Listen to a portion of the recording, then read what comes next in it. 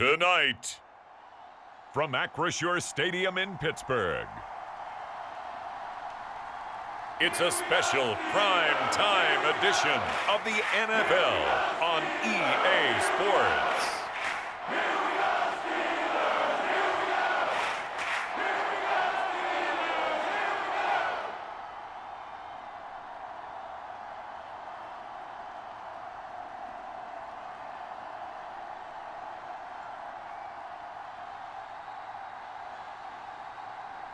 We'll see Kenny Pickett and the Pittsburgh Steelers taking on Tom Brady and the Tampa Bay Buccaneers. EA Sports coverage of the NFL brings us to Acrisure Stadium on the north shore of the Steel City, Pittsburgh, Pennsylvania. Coming up, we've got a good matchup on tap between the Tampa Bay Buccaneers and the Pittsburgh Steelers.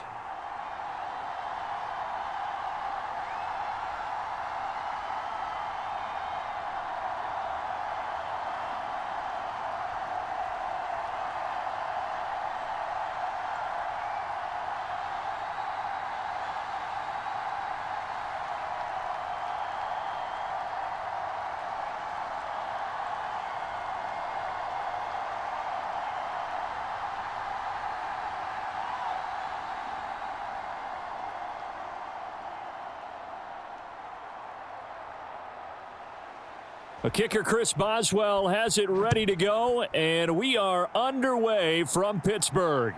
This fielded right at the goal line. And he'll be stopped right around where he would have been had he gone down to a knee, maybe a yard shy of there at the 24. Always fun to get a peek at Tom Brady as he gets in place to command this offense for Tampa Bay. And at one point, he announced to the NFL world that he had accomplished everything he needed to and was going to retire, but then reversed that decision. And I think everyone who likes football loves the fact that he's still out there throwing it around and still at the top of his game. In a career that's seen and accomplished just about everything, he figured there's always room to add to that legacy.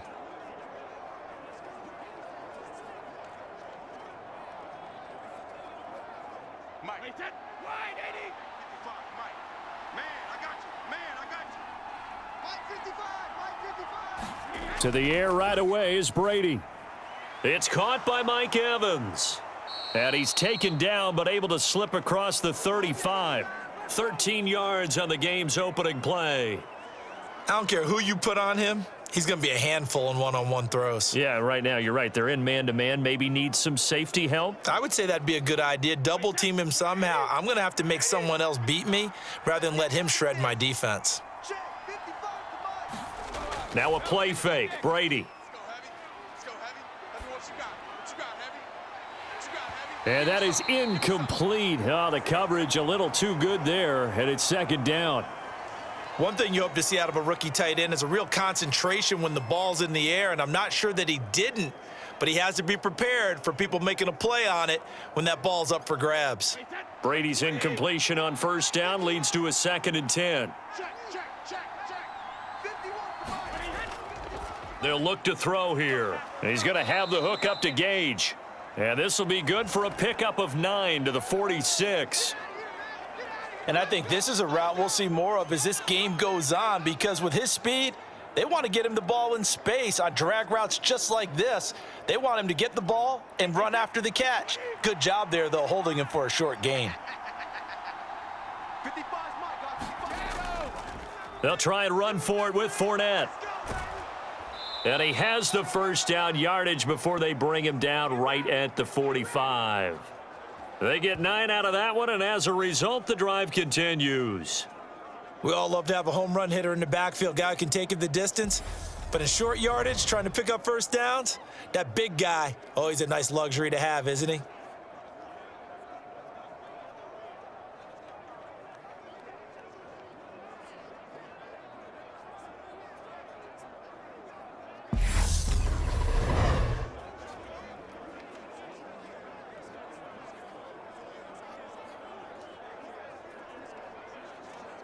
So a good run by Fournette. Now another 1st and 10.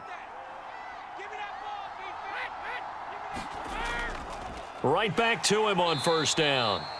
And that play going absolutely nowhere as he's belted before he could get out of the backfield. T.J. Watt, always a disruptor, there to blow that play up. With his size, he's a tough man to bring down, but they do a nice job there stopping his progress and not allowing him to get back to the line of scrimmage.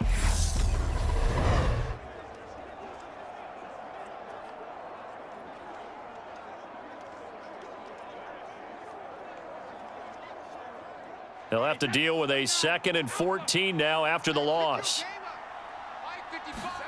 Fakes the give to Fournette. Now Brady. Being chased. And he's going to have to eat this one as down he goes. T.J. Watt causing the disruption. He gets the sack. Now that was a passer's nightmare. The front door totally shut down by the defense, so he kept going backwards, hoping to find another avenue of escape. It didn't exist.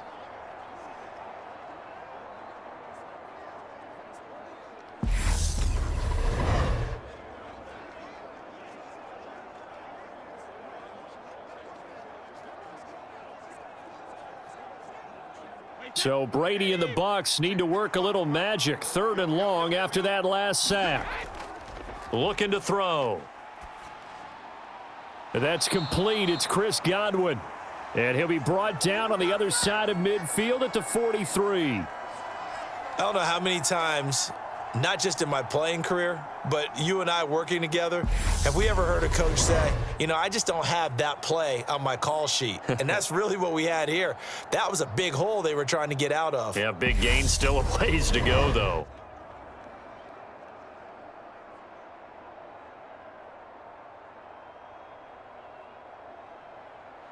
Fourth down, so Jake Camarda is out there. Back deep is Gunnar Olszewski. And now where will the side judge stop his walk? That's the question. He says it crossed out of bounds at about the 17-yard line. So out come the Steelers now for their first drive. And they will be led out by a guy certainly still trying to prove himself here in the league, the young rookie quarterback.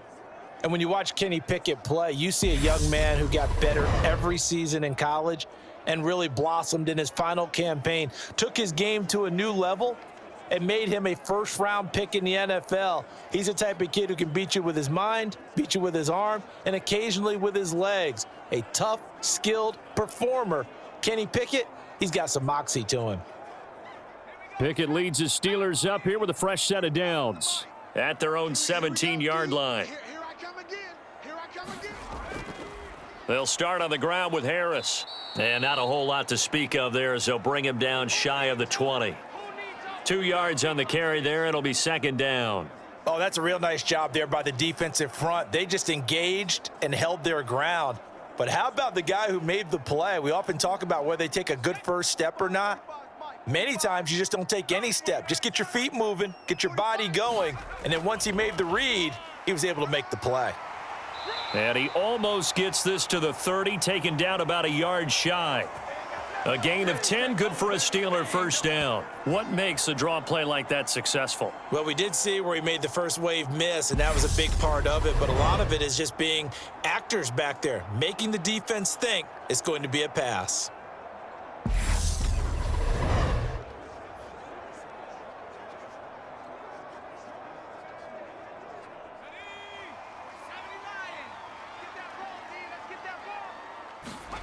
On 1st and 10, it's Pickett. Flush to his right. That ball caught by the former Toledo Rocket, Deontay Johnson. A good pickup there, a 22. Somebody missed an assignment. He was waving his arms saying, hey, I'm wide open. They found him. You think? You think? I mean, he was so wide open. Did you see he was just windmilling like he was Don Quixote or somebody out there? And then they found him for a really nice gain.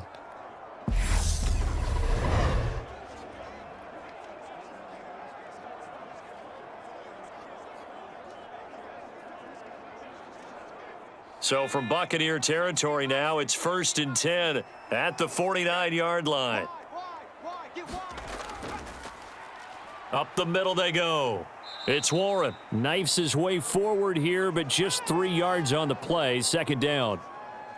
Not a huge carry there on first down, but not all of them will be. But still, all in all, a positive play for the offense. It's all about picking up at least a few to set up what you're going to do here on second down. 3 yards on that last carry. Here's 2nd and 7. Pickett, he'll look to throw it. Oh, hit as he throws there, incomplete. One of the great coaches said football is really a simple game. Rush theirs, protect yours. And he's talking about those guys throwing the football. In this situation, the rush won, hitting the quarterback and forcing him into an incompletion.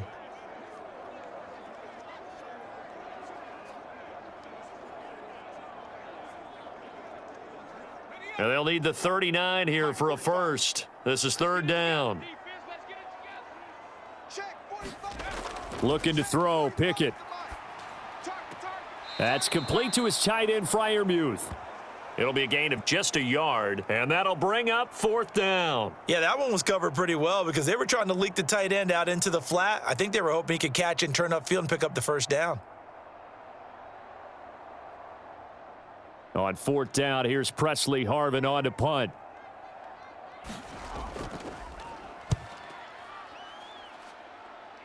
And no return here. Where will they spot it?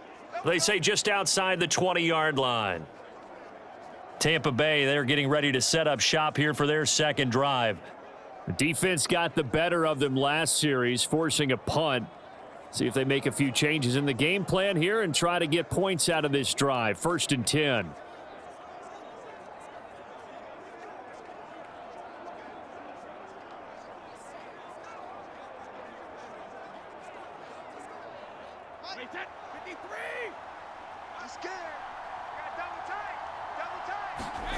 Play action. Now it's Brady.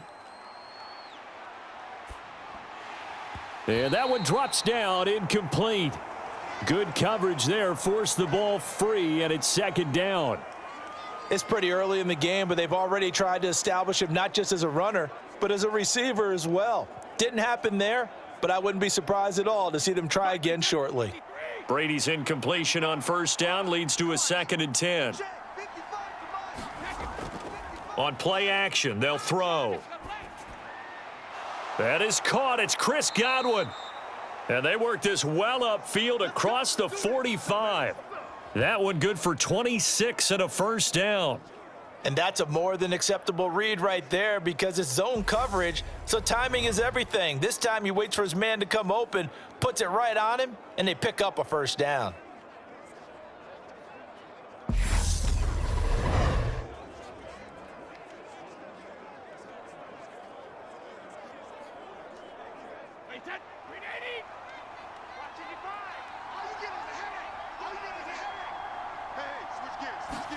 Brady now on 1st down.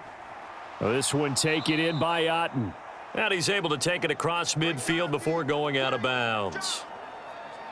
I know sometimes we can get fooled when we watch him make catches, as we just saw him do there, because he really looks like a wide receiver the way he goes about his business. Yeah, 230, 240 range. Yeah, not super huge. Maybe not counted on to be that inline point-of-attack blocker that we used to have in the good old days.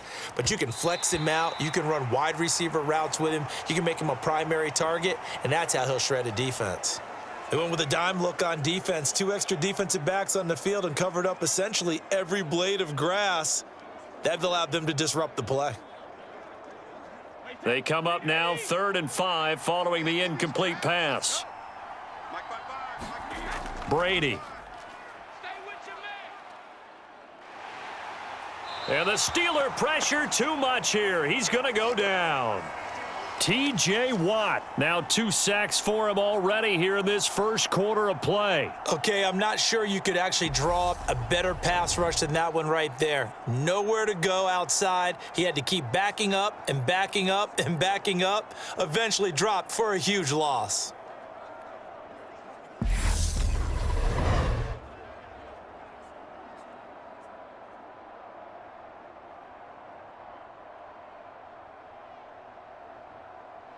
Jake Camarda sent on now to punt this away. He steps into this one, and this is a rocket. And a bit of a mistake there. This is well into the end zone for a touchback. So Pittsburgh retakes the field for their second offensive possession. The last series for them, a little disappointing, forced a punt. And now they'll try to do better here and come away with some points as they begin this drive, 1st and 10.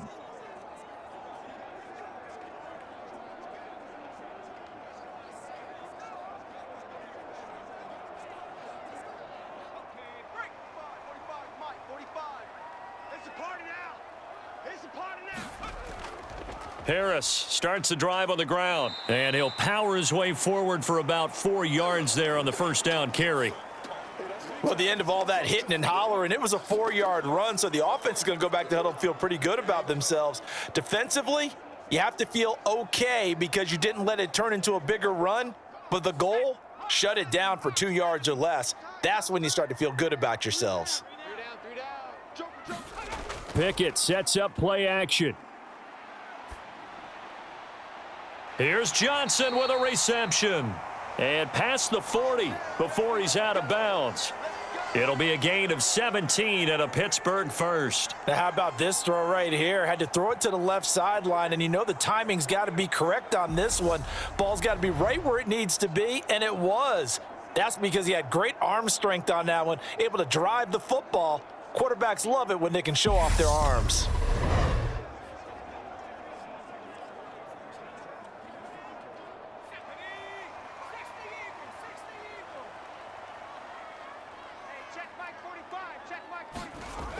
Now a first down carry for Harris. And he'll manage to pick up about 4. It's 2nd down.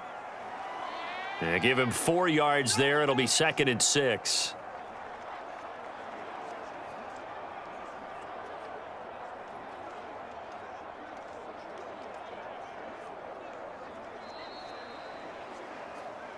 No score after 1 on EA Sports.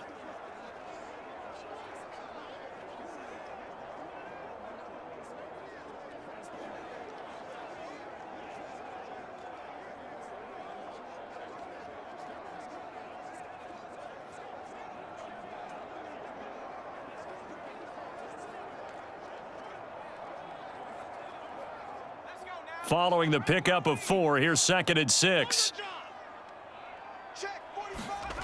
Pickett. That'll be caught at Steven Sims. And this is going to lead to another first down as the tackle's made at the Bucs' 44-yard line.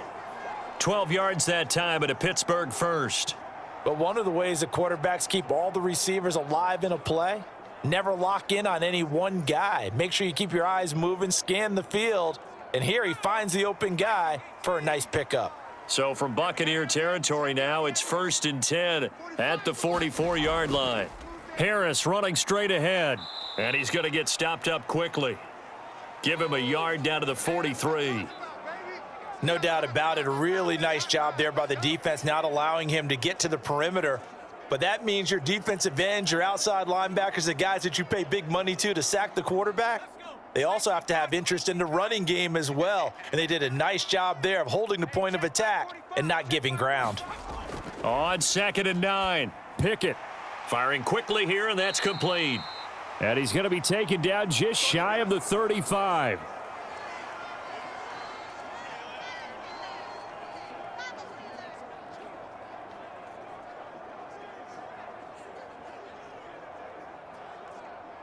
Trying to keep the drive going here. This is play number 7 on 3rd and 2.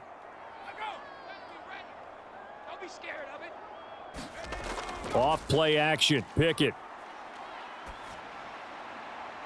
Able to find his man. It's Pickens. And he's going to be taken down right at the 10-yard line.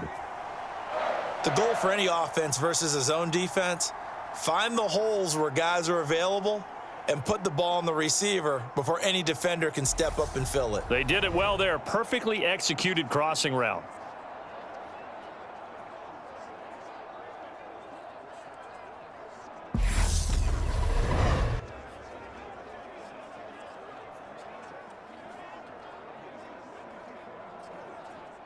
Two minutes gone by, second quarter. 1st and 10, here's Pickett. forced out to his left. And he slides and covers up at the end as he's going to be able to pick up decent yardage. He'll get 8 on the scramble there. It'll be second and a couple. Certainly not the way they drew it up in the playbook, but that's why they love this guy back there. He sees things breaking down, and he's more than capable of finding an escape route and still getting a decent gain. It's a 5-receiver set, 3 to the left, 2 to the right. It's just me and you.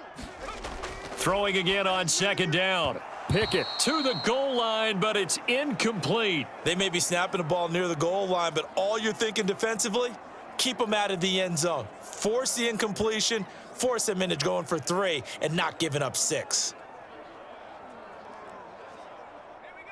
After the incompletion, here now, 3rd and 2. Trying to pick it up on the ground with Harris. Boy, no chance as he was met and dropped behind the line there. The defense stiffens to force 4th down following that first down gain of 8. That's a really alert defense there because they saw the heavy look come in from the offense, countered it with extra linebackers who brought a little bit of speed and heft, and able to really make a big-time play for their defense.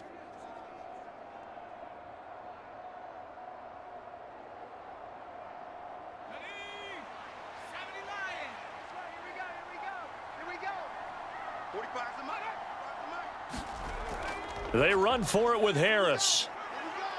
And he's in. Touchdown, Steelers. Najee Harris taking it in from 2 yards out. And the Steelers post the first points of the ball game as they take the lead here in this second quarter. So 4th and goal, their head coach gave that offensive line one more chance to punch it in, and this time they were successful. They certainly paid off the coach's confidence, didn't they? And how about the fact that they stayed with the ground game? Because a lot of times in that situation, partner, we see teams try and roll the quarterback out, give him a little run-pass option, and treat it like a 2-point conversion play. In this case, they went with a little bit more power and got it done. Chris Boswell now for the extra point.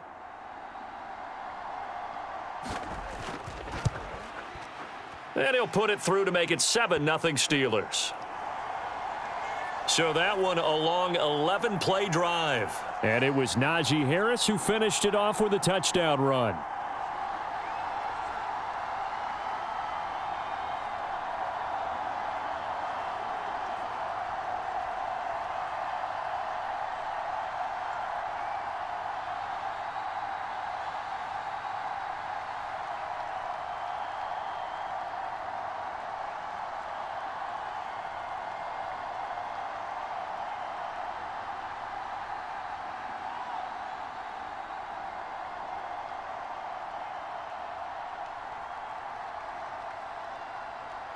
Boswell now to kick it away after the touchdown. Taken at the goal line. And taken down just past the 20 at about the 21-yard line. And now this offense comes back out onto the field. They'll be looking to match that touchdown from a moment ago. 7-0 is the score as they begin with a first down.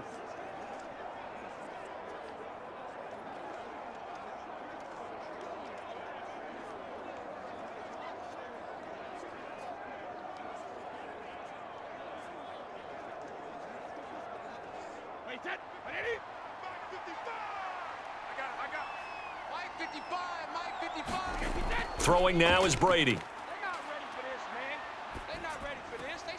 A fight for the football, and it's intercepted. It's Devin Bush, the linebacker, who picks it. Well, look, we're watching a quarterback here that's obviously been around for a long time. That's a throw he wishes he had back. He certainly does, but as you well know, this is a guy that's used to taking a few chances, used to fitting it into tight windows. These are throws that he's made before. Didn't happen to get it completed in this case. And Pittsburgh getting set to take the field. And they'll have good field position here following the interception and a chance to build on their lead as they start with a 1st and 10.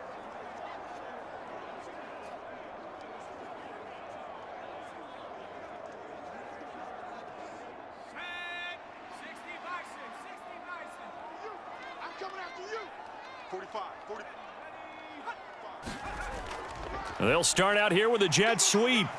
And the result here, a pickup of 8. Leaves them with 2 to go on second down. Now that's the way you want to start a drive. Talk about a tone setter as well as a playbook opener. Now if you want to take a big shot over the top, you're all positioned to do so.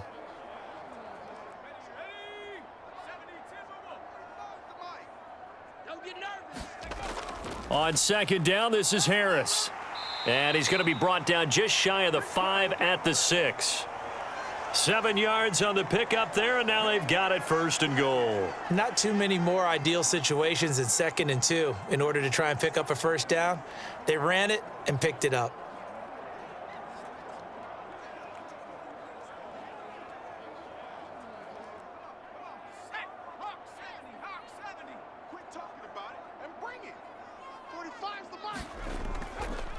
First down, and they go back to Harris. And he is going to lose yardage here. It's a loss of 2 there, bringing up 2nd down. This defense has really flown around in the first half. They've gotten to the ball carrier before they can really get started. Offense got to come up with something else in order to try and get this running game going.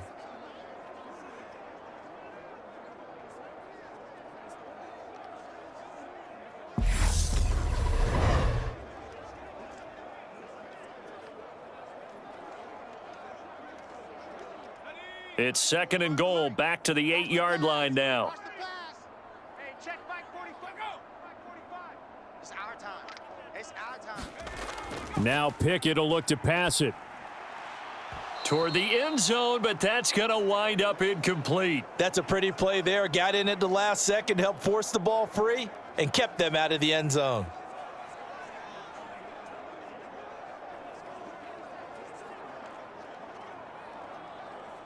Now, they'd really like to make the short field pay off. We'll see if they can, but this is 3rd and goal. Now Pickett. And down he goes. Pressure gets him back at the 14. William Golston in there to drop him for a 6-yard loss, and that will lead to 4th down. A good scheme and an early win for this pass rush. They got back there before he could work through his entire progression and ended that play early.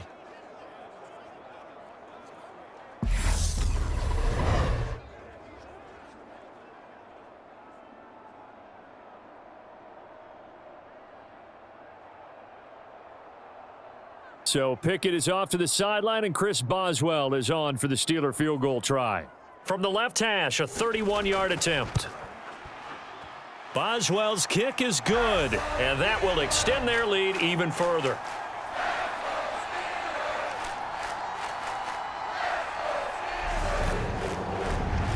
So, Charles, they get to them with their first turnover of the game and then make it hurt a little bit extra with a field goal. And anytime you give the ball up, what's the first thing a coach tells his defense?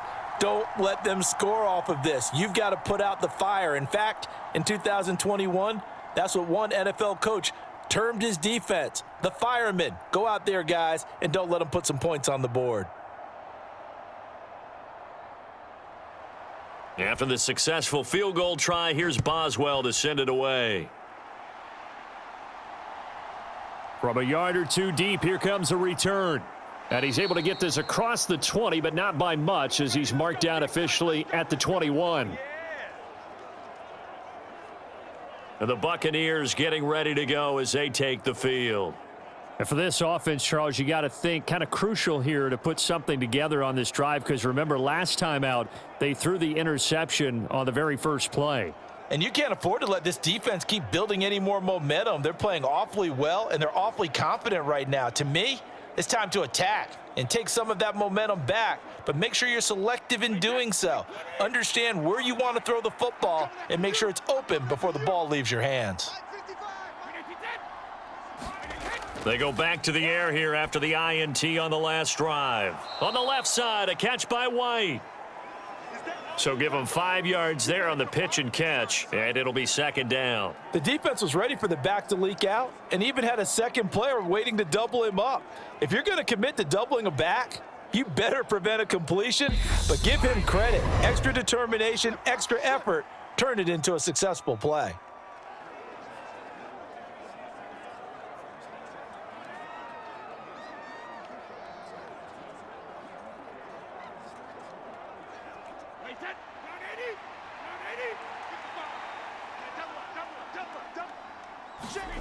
Looking to throw again on second down. Brady. This one complete to Scott Miller. And he'll be out of bounds across the 30-yard line. 7 yards there and a first down. A little football 101 there. You just see the receiver try to run down the defender, meaning he goes right at him and really trying to move him a little bit towards the center of the field so he can put his foot in the ground and break to the out, to the sideline, and make a catch.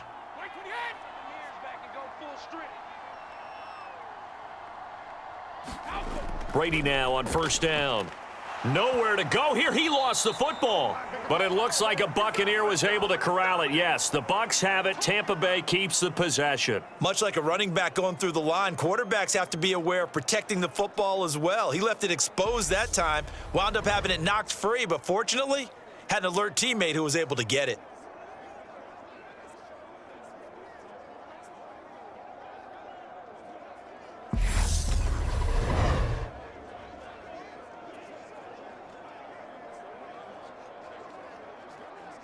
Sacks, a growing theme in this first half. This is second and long. Here's Brady to throw. Over the middle, complete. It's Evans. They get 16 out of that one, but they'll still need to convert on third. That's a good bounce-back play right there after taking a sack on first down. Didn't quite get it to the marker, but now they're in a much better spot for a third and short yardage call. If you're the offensive coordinator, you like looking at that section a heck of a lot better than trying to figure out third and long. Now Brady again. He's got Otten. And he'll be taken down, but he does have first down yardage. Now a timeout called for by the offense as they'll stop it with just over a minute to go before halftime.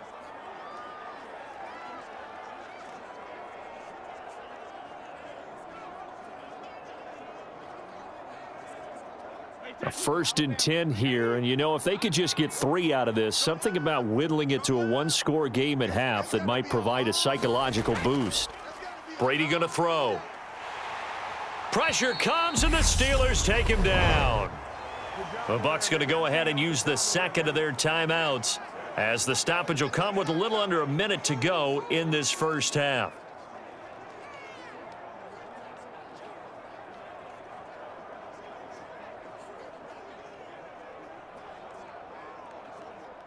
Pass protection has been a problem all night long as they come up facing second and a bundle.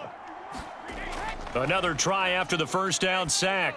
Brady, he completes it right side to White. Give him a gain of 5 on the completion. And they're going to face an uphill battle here on 3rd and long. That might feel like a little bit of a lost opportunity there for the offense because the defense brought pressure that time. And sometimes against that, you can get it out to your running back, and it could turn into a big gain downfield. But what a nice job they did getting to him quickly and holding him to a short gain. And they're going to mark him down short, maybe by about a yard, if that. It's a pickup of 13, but they're still a bit short, and it'll be 4th down. I think that we all figured when he caught it that short of the marker that the defense almost relaxed and said, we've got this covered. And then all of a sudden, space to run after the catch. And now they're screaming, somebody get him down. Fortunately, they got to him and forced the 4th down. And no return possible here as they angle this one out of bounds. So we reach halftime here in a 10-point game. As we'll head down to Orlando, that's where we find our man Jonathan Coachman at our EA Sports Halftime Report. Coach. Okay, Brandon, thanks very much. Back to you guys in a bit. But first, we welcome everyone to our EA Sports Halftime Report. This game's had a little bit of everything thus far, and certainly plenty to look forward to, as the teams are right back out there for the second half. So we'll get right back out there as well, as we'll turn it back over to Brandon Godden. All right, Coach, thank you, and we welcome everyone back for quarter number 3.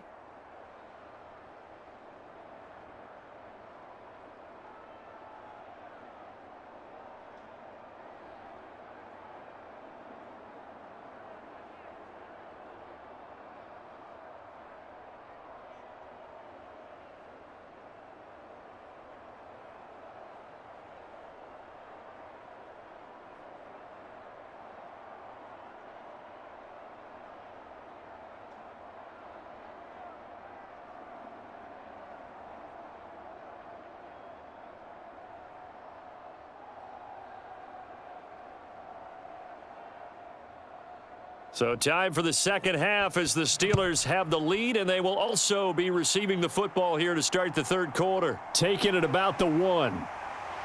And he'll be stopped up at the 25. Let's go. No pain, no gain. The Steeler offense now with a football first here to begin the third quarter.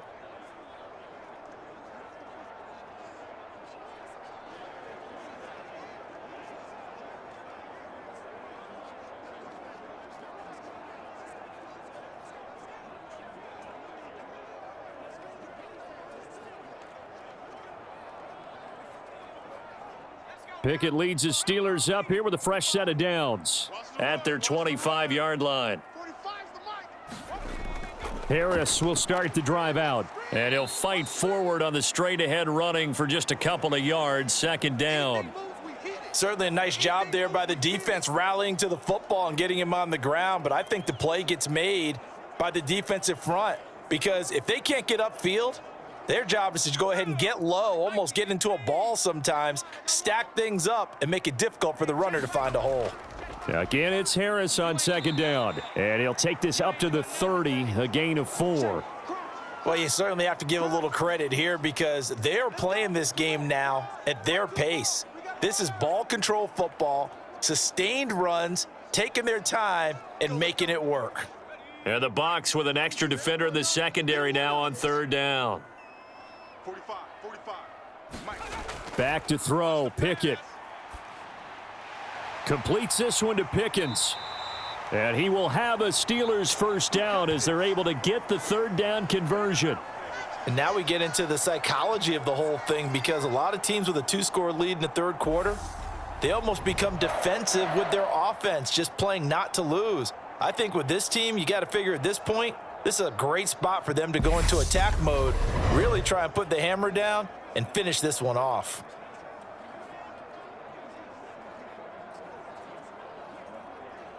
Let's go. 18 Cardinal. Oh, here we go. Oh. 45, Mike. 45. To the air on first down with Pickett. Let's go, defense. Open man, that's the tight end Freiermuth. And he'll be tackled on the other side of midfield at the 46-yard line. And there's a completion to the tight end. And look at the size of these players nowadays. At that spot, 6'4", 6'5", and up.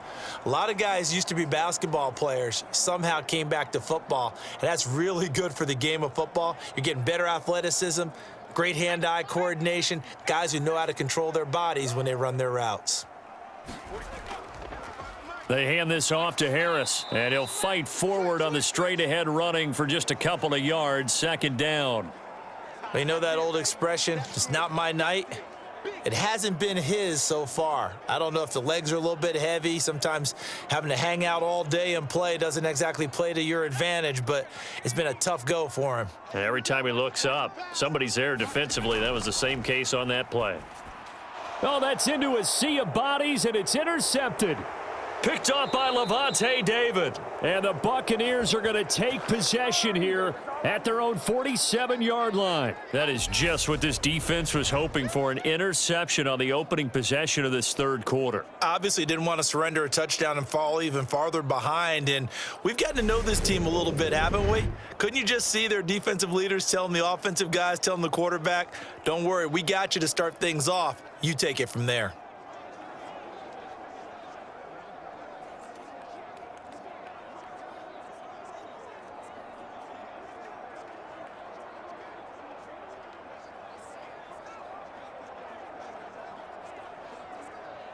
They've got good starting field position as they come up here first and 10 on their side of midfield at the 47.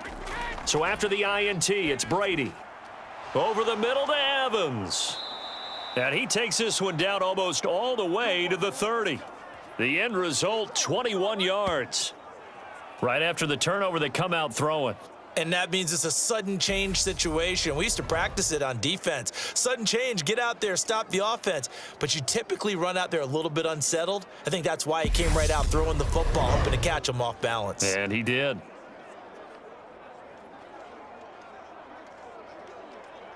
From the 32 now, here's first and 10. Ain't no such thing as a loss. We taking wins home. Brady gives this to White. And he's going to be met at the line of scrimmage and taken down. There to stop him, Terrell Edmonds. And that run was memorable for only one reason. There was absolutely no place to run with the football. No gaps, no creases, no gain.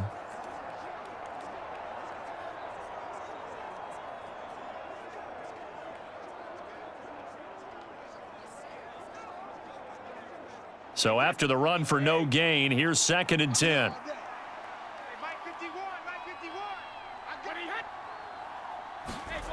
Now Brady.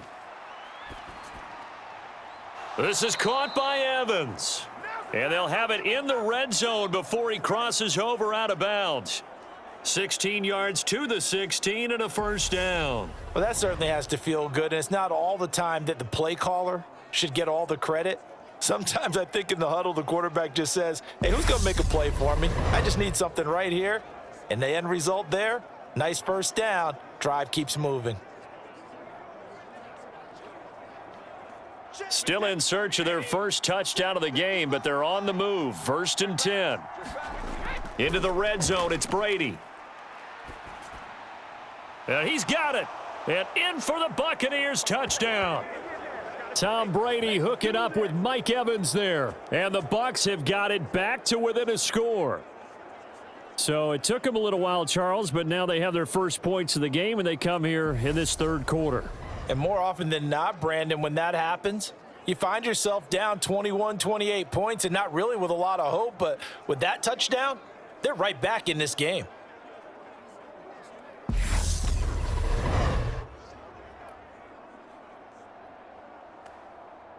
Ryan Suckup on for the point after.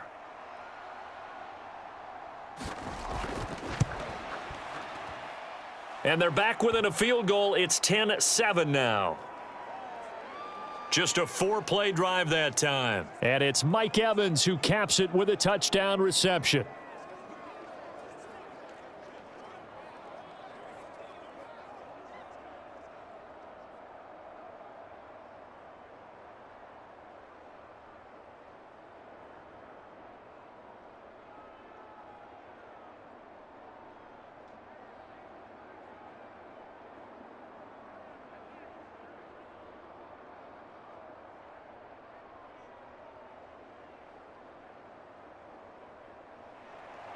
The Bucs ready for the kickoff. And here we go. It's in the air.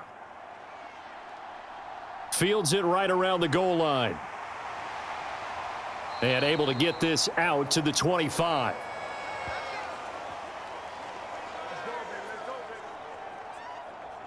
And the Steelers set to take the field. As this offense takes the field against CD, remember last drive they were moving the football, but then they threw that costly interception, so we'll see if they can right the ship here on this drive. And doesn't that just sum up football? We see it all the time, don't we? The defense goes from losing the battle to making a huge play and stealing the momentum. So you know they're riding high right now, and they're ready to challenge this offense and that quarterback one more time. And we'll see if the offense is up for that challenge here as things start to get more interesting here in this second half. A handoff to Harris to begin the drive. And he'll take this ahead for about 4. Second down coming up. Nice chunky yards on first down. It really opens up your options for what you want to do on second. You can go right back to him and hope he explodes, or sucker the defense in before throwing over the top.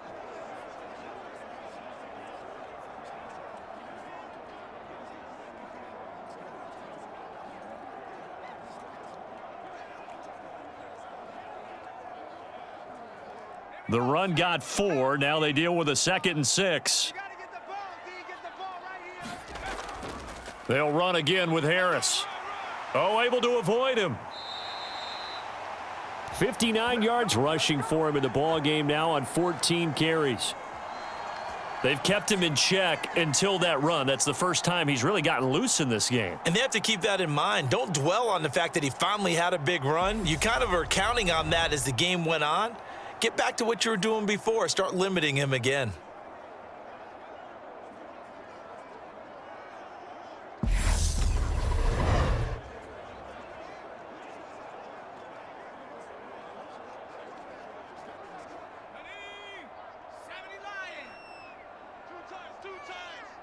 Three down.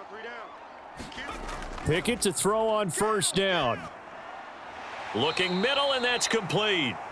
And he's going to be taken down right at the 40-yard line. Well, coaches always talk about finding balance on offense. I don't think you can get much more balance than this. Big-time run, big-time pass. A 1-2 combination. Looked pretty good. How about that? Let's see if they can continue to take that kind of a punch, though. On the give, this is Harris. And they'll be inside the 35 now at the 34-yard line. 5 yards is the tally on first down. That brings up 2nd and 5. Brandon, 5 yards on that run. Let's get back to the huddle and make sure if you're a back, you spend time with your offensive line and give them credit. Hard to move those 300-plus pounders at the line of scrimmage, and they did for a significant chunk of yardage.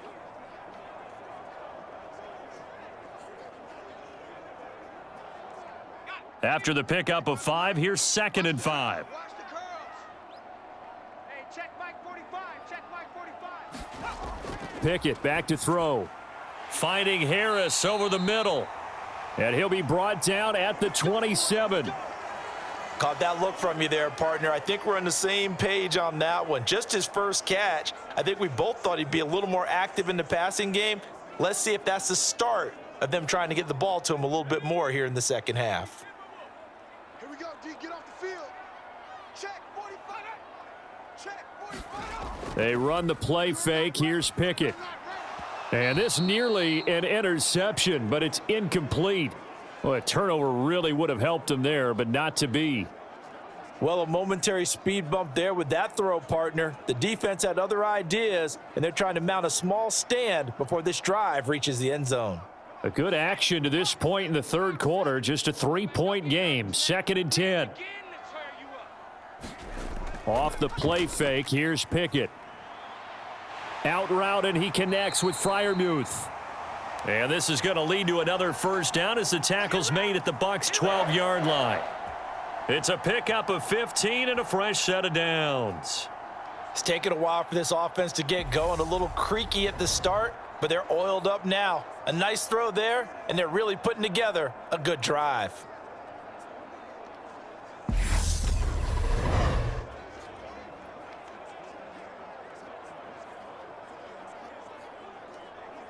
Under a minute to go in this third quarter as they come up 1st and 10. Hey. We got three. Three down. They run with Harris, and they go the wrong way on this one. Losing yardage back at the 12. Officially, it's a 1-yard loss. That's going to bring up 2nd and 11. That was well played there defensively. 2 tight ends in the formation, which essentially gave them 7 blockers up front.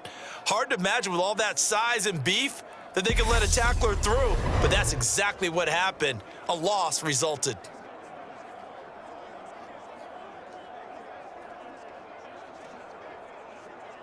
Maybe just a slight detour on what's been a strong drive. Here's 2nd and 11. Alert.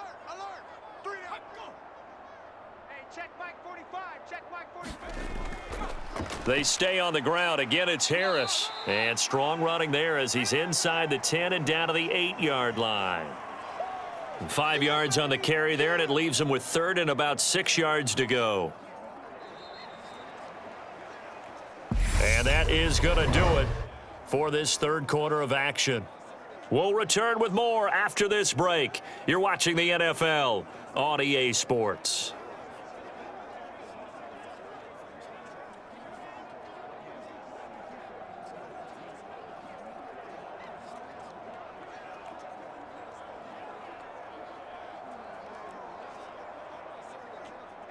The offense on 3rd down tonight, 2 for 5 to this point. This will be 3rd and 6.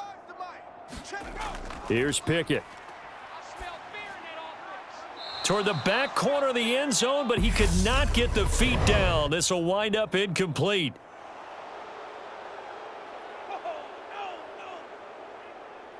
Now, the offense knew it. They were already starting to walk back as that one is accepted.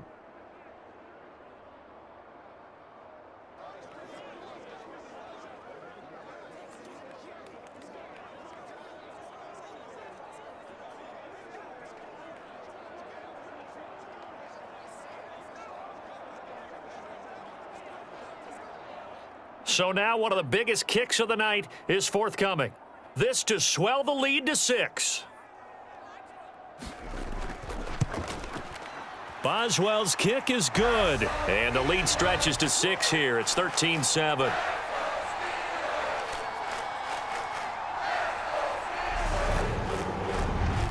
So they get the 3, but you wonder now, is that going to be enough? Excellent question, because when I look at the smiles on that side of the field, they're a little tight, aren't they?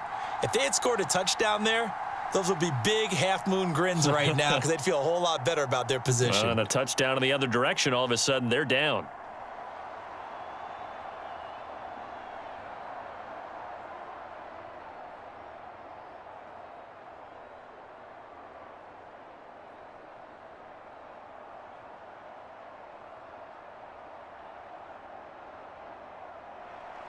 After the successful field goal try, here's Boswell to send it away. This taken in at the goal line. And this return will net positive as he gets past the 25 and up to the 27-yard line. And Tampa Bay trots out there now. This drive here beginning probably with a pair of motivated groups. Remember, the offense scored a touchdown on their last time out, looking to repeat that in Charles's defense. They were very frustrated after giving up 6 the last time on the field. And frankly, it's just a battle of wills in a lot of ways because you know they're both motivated. They both game planned for this drive, and they both have specific outcomes in mind. To me, it just comes down to who can execute better and which side can step up and assert its will over the other. Throwing on first down is Brady. And the Steeler pressure too much here. He's going down. Alex Highsmith making the nice play and getting the sack. My man, it's been a rough night for that offensive line, and it's only getting rougher. 5 sacks now that they've given up in this contest so far. It feels like the witching hour out here, doesn't it? Okay, stupid question. What's the witching hour? Yeah, the witching hour. That's when everything goes haywire late at night.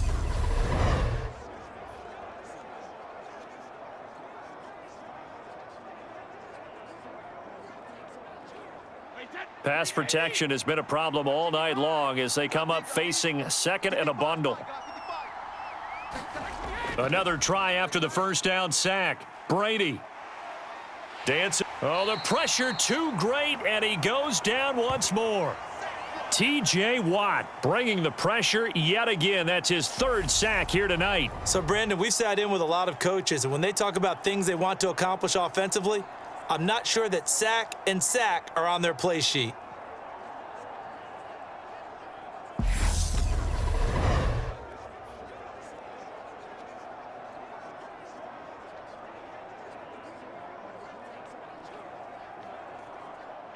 Back-to-back sacks have this place in a frenzy as they line up again 3rd and long now.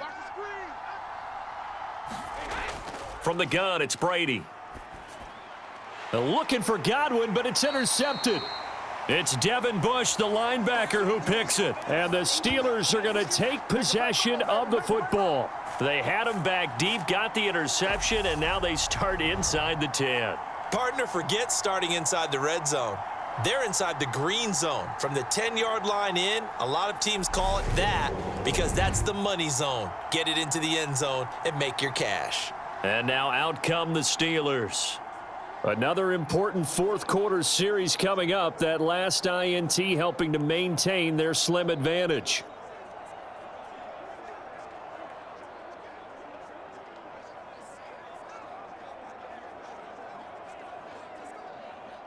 So 1st and goal, 6 points here would go a long way toward wrapping this one up. Here's Harris, and he is met at the line of scrimmage, and he goes down right there. They'll say no gain on the play, and it'll be 2nd and goal. His carries tonight, they're getting up there, so maybe one of those every now and then is understandable. I would agree with that. Understandable every now and then. Sometimes you come back and you fake it to him and go play action. But other times you say, okay, they got him on that one. We'll come back to him in another carry. Now a 2nd down throw for the end zone, but it's incomplete. As defensive coordinators around the league tell me all the time, That throw is not for every quarterback because you've really got to drive the ball downfield. It's going to be a tight window for him to fit that one into. In this case, unsuccessfully. A lot of tired bodies on that field, but this is a big play, 3rd and goal. Pickett will look to throw it here. Eluding the pressure right. Oh, no, he lost the football, and it's picked up by the Buccaneers.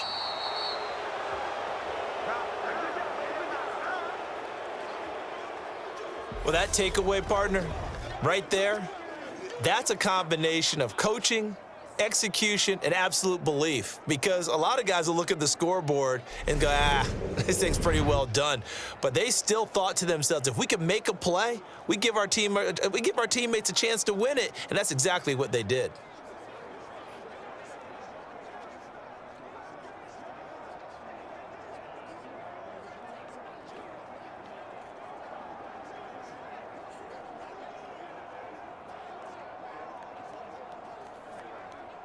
A few better down a score in the 4th quarter than Tom Brady. This is 1st and 10. Try to shake off the interception. He'll look to throw. He completes it to Julio Jones. And they work this well upfield across the 45. It'll go as an impressive 31-yard gain. Well, this is where an offense needs to show what it's made of, and in fact, where a quarterback needs to show what he's made of, trying to engineer a 4th quarter comeback, and he hits a big one right there.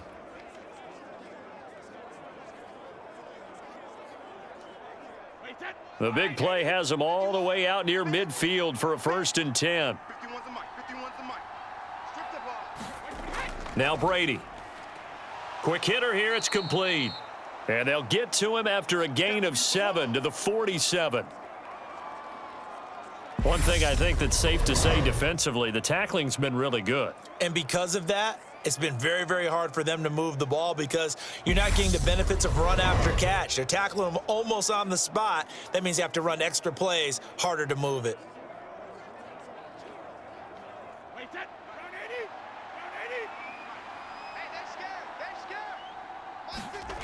To throw again on 2nd down. Brady got his man complete over the middle. That's Jones. And they'll get this down to the 42-yard line.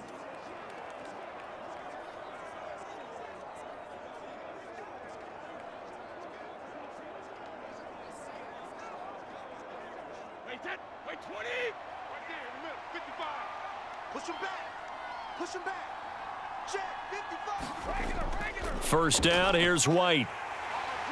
And he sneaks his way forward only for a couple here. 2nd down. You've got to be impressed by that defensive front on reps like those. They were not being moved off the line, kept their shoulders square, and gave their teammates time to fight to the ball and limit that gain.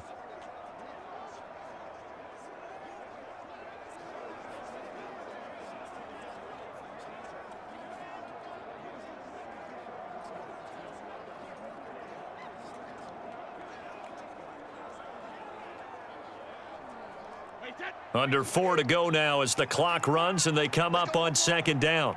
55 is mine, guys. 55. To throw is Brady. Over the middle, and it's incomplete. His back has been a dependable safety valve all game, so he went back to him when his first read was covered. Just unable to connect, so the play results in no gain.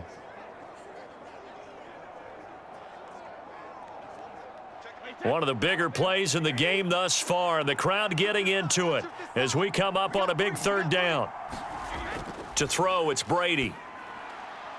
And that will be incomplete. Well, how about the coverage we just saw him break out on 3rd down? Dime defense, blanketed the field with extra defensive backs and speed, unable to find an open hole to complete that pass. So on 4th down, out trots the kicker in a big spot here. They'll spot it at the 47, so call it a 57-yard attempt. That's running out of steam, and it won't get there. He left it just short, no good, and the deficit will stay at 2 field goals.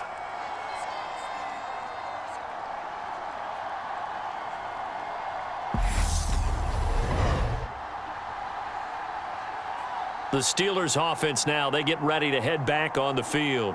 Right now clinging to a one-score lead, Charles, and I think operating within that 4-minute offense with a little less than 4 minutes to go applies here, right? It certainly does, and that means the playbook is still wide open.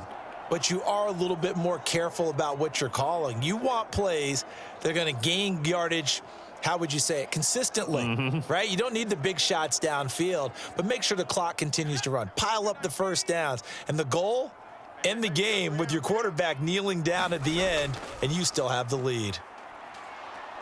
And he'll lose yardage on the play back at the 45-yard line.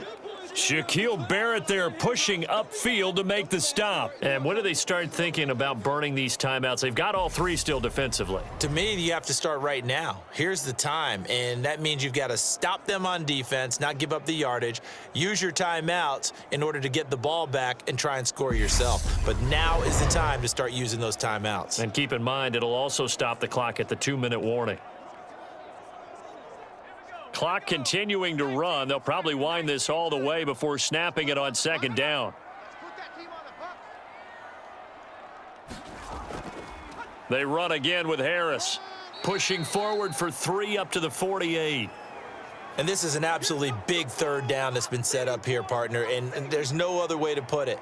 The defense has to get a stop here if they have any hopes of winning this game. Has to. You said big third down. I'd put the word big in capital letters here. The offense on third down tonight, they've converted just 2 for 6 thus far. This is 3rd and 9. Who that? Who that? 45's the mic. 45's the mic. Coming for you, son. Go. Coming for you, son.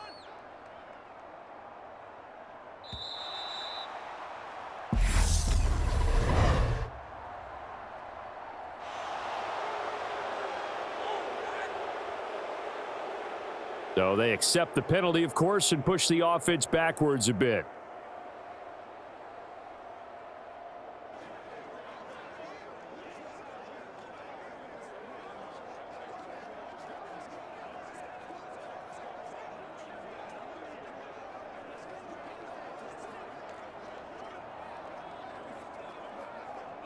After the delay, they're backed up even further for 3rd and long.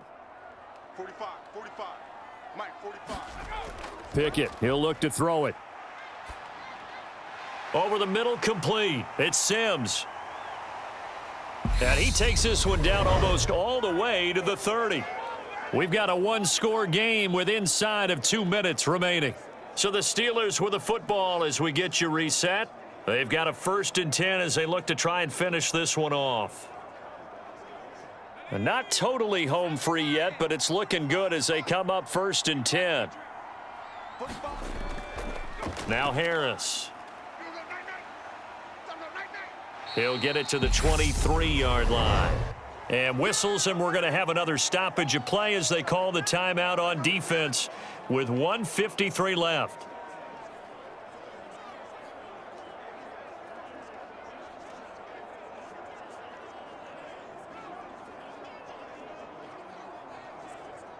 Another yard would probably put this thing in the books. It's 2nd and 1. You got 3 down. 45's the mic. 45's the mic. Hey, come on out here. They'll run with Harris. And he's going to have to protect the football and take his lumps here at this stage of the game as they stop him behind the line.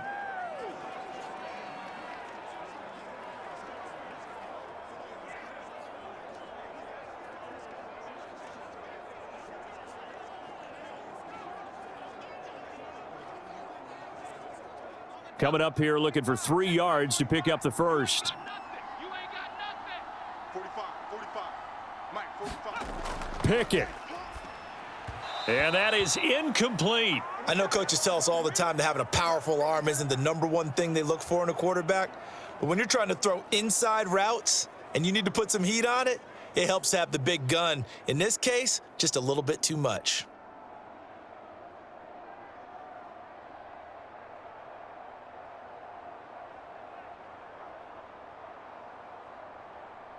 So the field goal unit is on the field as this is a big spot right here. This to perhaps salt this one away. Boswell's kick is good. And now it's a 2-score game at 9, 16-7.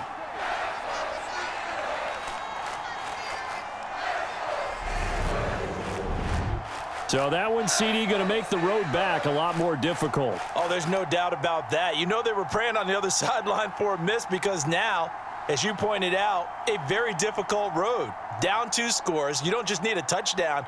You need a chain of events to go your way. You've got to score, somehow get the ball back, and score again. The odds of that happening, not great in your favor.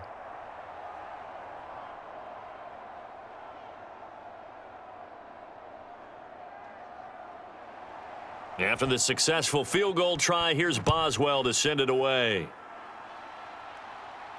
Taken in at the 3. And up to about the 26-yard line, just across the 25. Tom Brady in the offense. Down by 9. A minute 39 to go. Their offense has struggled all night, and now they need to find 2 scores late to try to pull this thing out.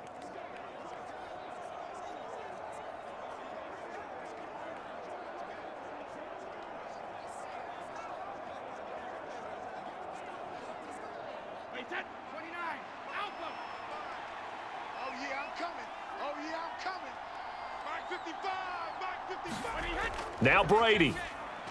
Pass caught. Miller. This will be stopped about 2 yards shy of the marker. 8-yard gain, 2nd and 2. Well, if you do read man coverage, Brandon, the drag route's a pretty good one to run against it because you're running away from people on it. Clock running. The Bucs try to go quickly and get set. Back to throw. Brady. Finds White. And he'll be out of bounds after getting this one across the 40. That one a first down pickup of 8. Well, they certainly had success throughout this contest, getting him the ball in the passing game, and there he picks up another first down. Whatever they saw going into this one, they've been able to capitalize on it, and no adjustment has been made to take it away. Brady to throw. Got his man complete over the middle. It's Evans. And that's good for a gain of 6, and it'll be 2nd down. They like going to him in the slot. He catches another one. I think this comes under the heading of until they stop him, why not go back to him? He has something going really well. Great working relationship with the guy throwing the ball, and they keep making the connection. To throw is Brady. And he'll get that to Fournette, complete. And he'll be taken down, but not before they work this to the 45. Well, that was a pretty favorable situation there. What would you call that? 2nd and manageable? Smart play, too. Didn't force it downfield when he didn't have it. Just checked it down, let him get the first down, and that's exactly what he did. First down now, but that clock rolling. Brady now to throw. And this is intercepted, and that should do it. Picked off by Cameron Sutton. And the Steelers are going to take possession of the football. All smiles and high fives on that defensive sideline. That interception will cap off what was truly a tremendous performance. Yeah, if you can hold a team to 7 points in the NFL, that's the kind of day that you feel really good about. Now, I do know a few guys are going to think to themselves, held them to 7. If we'd made one more play, could have had our shutout.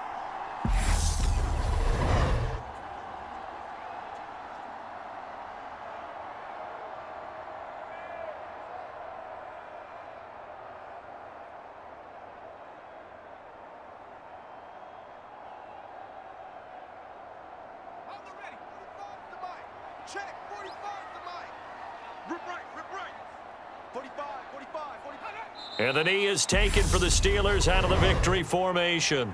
The Bucs forced to use their 3rd and final timeout, as it'll come with 15 seconds to play in the ball game.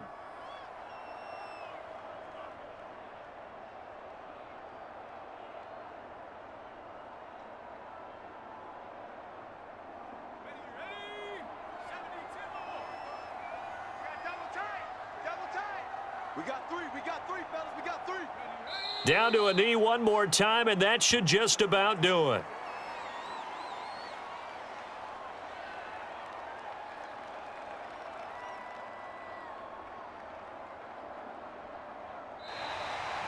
So this one in the win column for the Pittsburgh Steelers. And they were spurred on by a strong performance in that fourth quarter as they held their opponents off the scoreboard. Everyone wants to pitch a shutout for the entire game, but when you throw one in the fourth quarter, that tells everyone that you're getting stronger and dominance is starting to take over, right? The way that you close, the way that you finish, that gets preached to you from the time you're playing Little League football all the way up through. And they closed them out with a big-time performance down the stretch.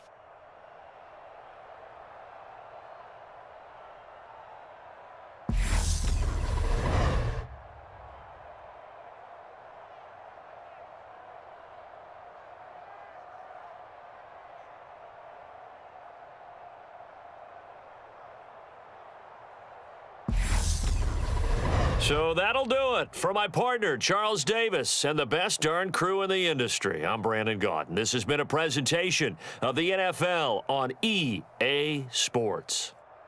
The Steelers earn the win at home as we say so long from Pittsburgh.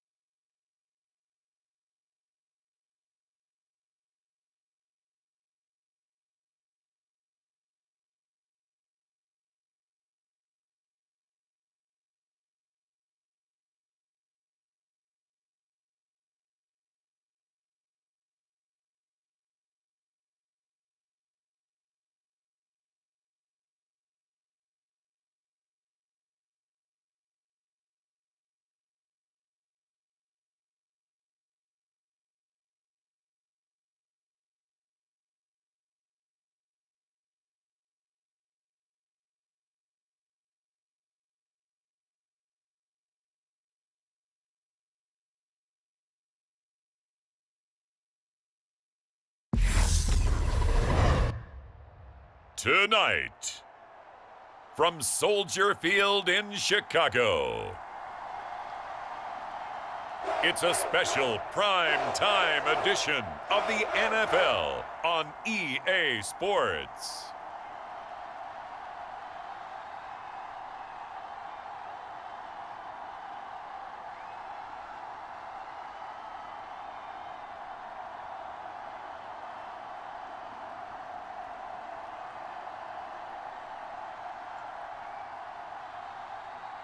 We'll see Justin Fields and the Chicago Bears taking on Josh Allen and the Buffalo Bills.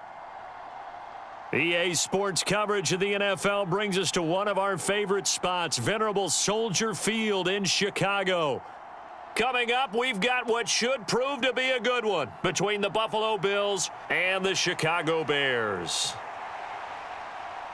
And hi again, everybody. Alongside my partner, Charles Davis, I'm Brandon Gaudin. And, Charles, when you and I were going through our final run-throughs at breakfast, we kept thinking tonight we're going to get to see a couple of very good passing offenses. And we're talking about both sides having multiple receivers that can have an impact on this game. It's not just one guy that's going to make all the plays. If you take him away, maybe number 2, number 3, they make the big plays that impact who wins the game.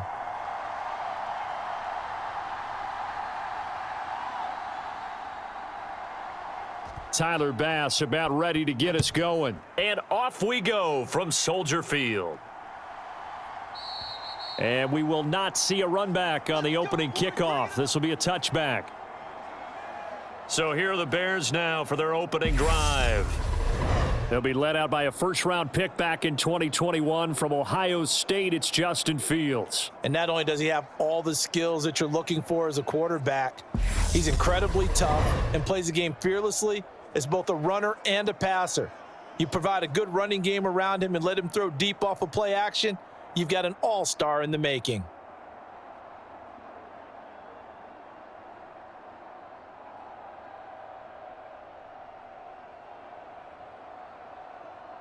Here we go. 69. Let's go. 49. 49's the mic. 49's the mic. They'll start on the ground with Montgomery. And he's taken down but able to slip across the 35. Just like that, it's a gain of 12 and a first down on their first play. CD, always more eyes on these night games, and they started it off nicely there on that run. Yeah, and you're exactly right. Don't think for a second these players don't know and understand that. They want to impress their peers across the league. They also want to win the ball game. That's the way to get things going.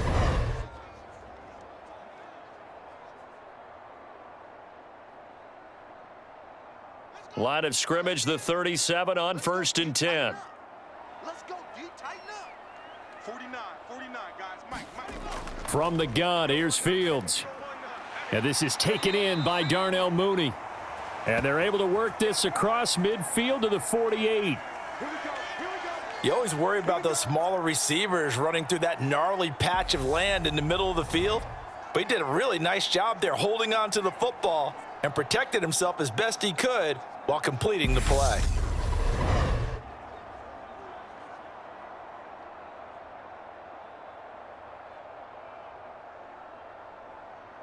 So 1st and 10 now in Buffalo territory at the 48-yard line. Here's Fields. This one swung out to Montgomery. And he'll be brought down, it looks like right at the 40. Got the defense on their heels. 2 first downs in a row and now a pickup of 8. I like it. Get everyone involved in the passing game, and you know you can create those great mismatches throwing it to your guys out of the backfield. And on the first drive, that can also help establish some rhythm, right? I think so, and gets everyone involved. They feel like they're part of it and really gets them amped up as they go forward. And they run the option on 2nd down. He has enough for the first down on the keeper, a gain of 6. So that was all you're looking for on a play like that. Get the first down and keep the drive moving. Yeah, it just looked to me like he just said to himself, I've got this. I'll take it. I'll pick it up, and let's keep moving. Get the first down, get a new set, and let's start over. First down, here's the run with Montgomery. And he's going to get 7 out of this before being taken down at the 27. Well, that run right there was an offensive line coach's dream, wasn't it? Guys picked up all of their assignments, created a nice gap for the running back to get through, pick up 7 yards. Yeah, he's probably chortling on the headset right now saying, we got it going, boys. Let's keep it going.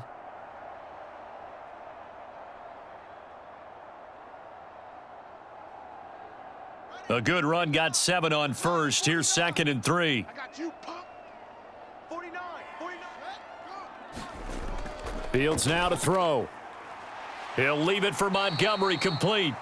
And they're going to move it down inside the 25. And they're getting him involved early. You feel like they saw something on tape, or they just have a sense with him because he's had a good week of practice or something in that area that they want him involved. Just as you said, they want him to touch it either in the running game or the passing game, but they must like the matchups they're getting. On first down, it's Fields. Open man, he finds Komet. Touchdown, Chicago. A 24-yard touchdown. And the Bears put the Knights' first points on the board as they take the early lead. You know, as a head coach, you can't hide everything from your team. They know that people think that they're not supposed to be on the field with them. So they designed a heck of a game plan, didn't they? Nice fast start, get out after them, and maybe let everyone know that they're here to compete. And get this home crowd behind them early as well. Yeah, that's a huge part of it, isn't it? Because if you can get the home crowd involved, sometimes you can ride that wave, and that gives you a little added pep. Santos able to tack on the extra point, and it's now a 7-0 game. So the drive winds up going 75 yards in 7 plays. And it was all capped off by Cole Kmet with a touchdown catch.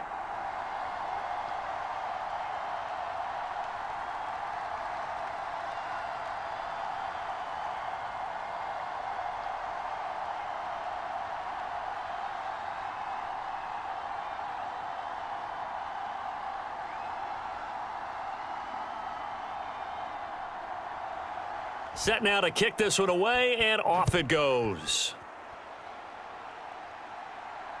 This fielded right at the goal line. And the tackle going to be made right there at the 25-yard line. Out comes the offense for the Bills, led by their quarterback at 6'5". That's Josh Allen. And in this league, there are many quarterbacks who have their most success running the ball, while there are others who have big arms. But there aren't too many guys who can do both. And at the end of many games, this guy leads his team not just in passing, but in rushing as well.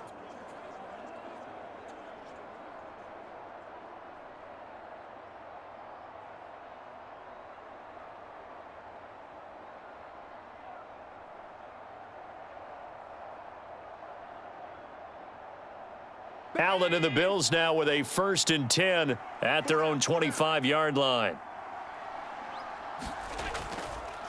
Here's Cook as they begin on the ground. And he's not going anywhere to start the night. They stop him at the line of scrimmage. No gain on the play. It'll be 2nd down. As usual, the hallmark of a good run defense, linebackers making plays near the line of scrimmage. Absolutely nowhere to run there. Officially nothing on that last run. They'll try again, 2nd and 10. On play action, Allen. And he'll protect himself at the end here as he winds up getting pretty decent yardage. He'll end up getting 5 out of that, but now they're looking at 3rd down. I certainly like what he did right there because he smartly wanted to avoid forcing anything downfield because nothing appeared to be open. Nice harmless slide there to avoid the big hit, and he gets a small gain on the play. Here's Allen to throw it. Oh, he shifts past him, and he'll be taken down, but he does have 1st down yardage. 9 yards on the pickup there, and it keeps the drive alive. He's a talented runner, and that means he's always looking for bigger and bigger gains when he takes off. Certainly found some bonus yards there beyond the 1st down marker, and this early drive will continue with that extra jolt from his legs.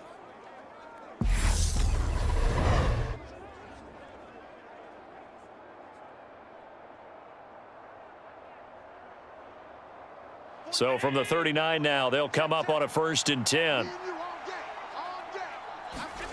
And now they'll throw with Allen. Allen, nifty footwork. And this turns into a nice gain with a slide at the end. The escapability in evidence there as that one good for 15 and a 1st. This early in the game, it's all about making steady progress downfield, hoping to lead to early points. And you can do it with your actual play calls or sometimes something a little more improvised, as we just saw there.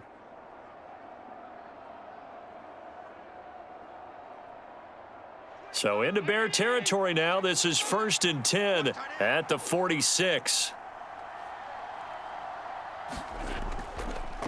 Now the first carry for Devin Singletary. And a pretty big hole as he's down to about the 40. It's a 6-yard pickup, and it gets him to 2nd and 4. A quick burst there, and he nicely bit off a pretty decent gain.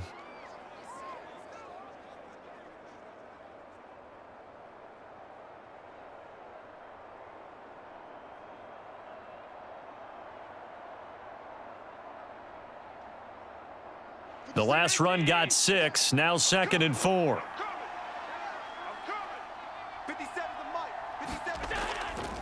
Singletary again, and little room to maneuver there. He gets it down to about the 39.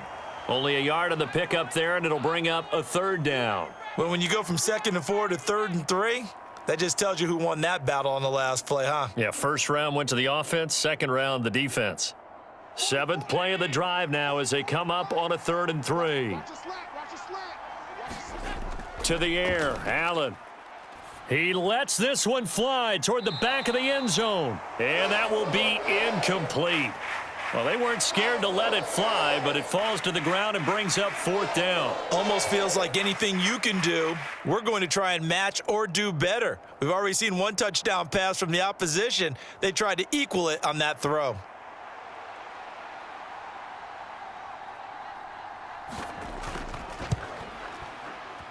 And this is off target to the left. Didn't get there anyway. It's no good, and this will stay at a 7-point game.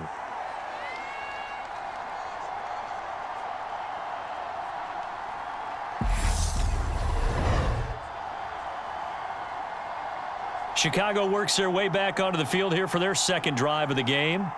They've got the 7-0 lead. Now they've got the football back after their defense got the stop, CD. And you get the feeling if they could score here, they really have all the momentum on their side. And you just wonder right now, is the quarterback and the play caller totally in sync? Are they of one mind that, hey, what worked last time, let's keep doing it until they stop us? Or do they go to a different section in the playbook, show them something different?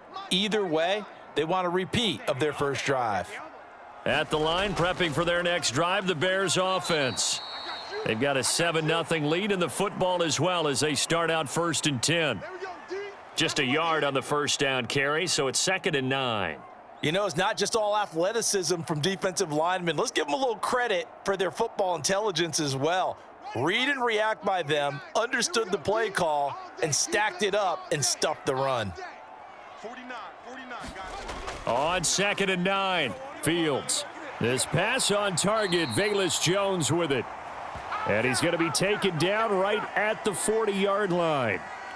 Someone sharp in this game. I mean, a touchdown pass on the first drive and comes right back, and he's flinging it around really well here. Really nice throw there to pick up the first down. You kind of just feel a laser focus and confidence about him, and I think we saw that this week, didn't we? Talking to him and the coaches, they felt good about his performance coming up. Yeah, I was really impressed with that last practice we saw when they went through 2-minute drill, when they went through all the different situations. Ball hardly hit the ground, and I thought, yeah, he might be locked in for this one. Call it a gain of 4 on first, and that'll make it 2nd down. I feel like I could see what he was thinking on that carry. Wanted to follow that big tackle through the hole. Ended up only getting 4 yards on the carry. I think he had designs on that one being bigger. Back to Montgomery on 2nd down. And he'll be upended at the 33 following a gain of 3. And guess what? It brings up 3rd down. After one, 7-0 on EA Sports.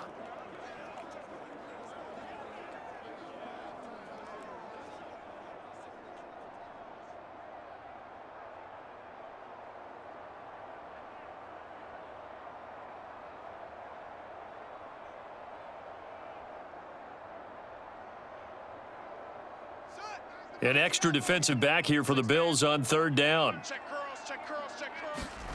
Now it's Fields. Open man is Kmet, the tight end. And he's got a first down as the tackle made at the Bills' 13-yard line. Nice 3rd down conversion and even 20 yards. Normally on 3rd down and short yardage, you're thinking of throw to your tight end. It's just going to be a simple chain mover. But this time they let him roam down the field, and a nice dart picks up the first down and then some.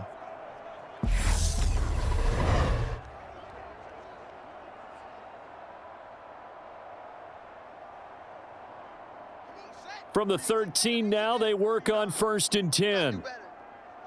Come on, QB, come on. Inside the red zone here, they'll look to throw. And he can't find anywhere to go with it, and he goes down. Credit the sack to Von Miller. Remember, they had the nice gain on the previous play, but they just gave a lot of it back right there on that sack. Yeah, they get the sack, get back some real estate. Felt like the type of play that can spark a defense and swing some momentum. Almost felt like a take that type of a play, didn't it, partner?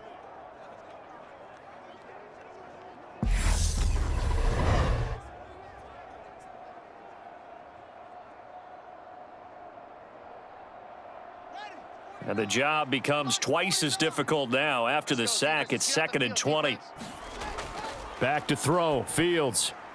The throw for Claypool is intercepted. Picked off by Jordan Poyer. And the Bills are going to take over once again at their own 37-yard line. So this defense coming up with a takeaway, and maybe that's something that can bring a little life to that sideline. Well, I don't want to say that they've been sleepwalking through this first half because that's simply not true, but you're right. We haven't seen a lot of fire from these guys, really, on either side of the ball. So maybe that's the catalyst that they needed to get them back into this game.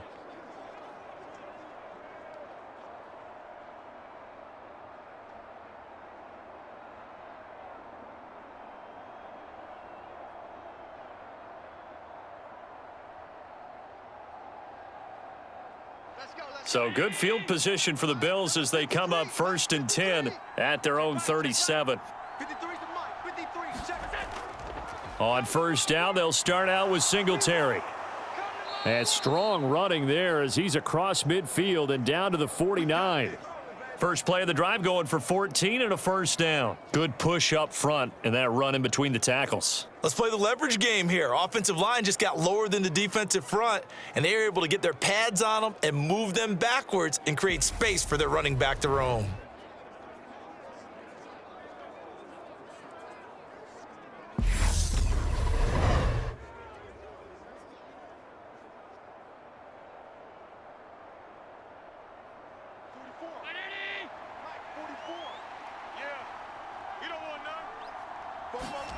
First down, and they're going to throw with Allen. Able to slither by. And they're going to get this down near the 35-yard line.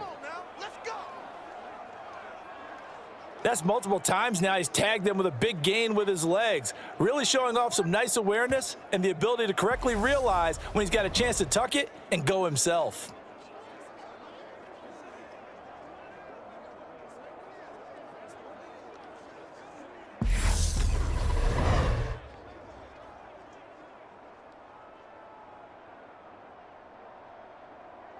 Back-to-back good plays have them on the move on first down. Play action. Now it's Allen. And he's going to be marked down just inside the 35. His running ability has been an extra dimension of their game plan thus far. For once, though, he doesn't create any magic against a front that was prepared for him to try and take off.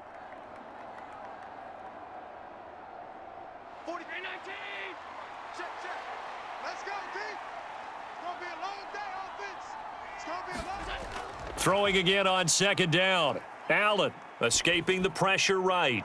The throw on target to his receiver, McKenzie. And he's brought down, but not before he reaches the 8-yard line.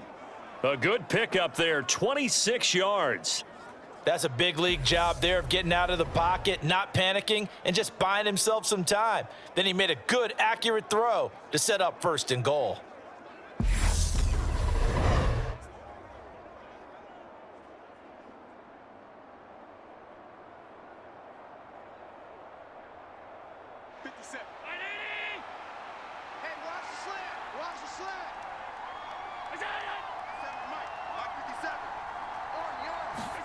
Allen now looks to throw. And that is incomplete. Oh, the coverage a little too good there, and it's second down. Down near the goal line, things really get physical. You're always anticipating a running play, but when they do throw it, things happen quickly. A little bit of a bang-bang play there that falls incomplete. Nothing on first down, so the ball remains at the 8-yard line, second and goal. Now Allen.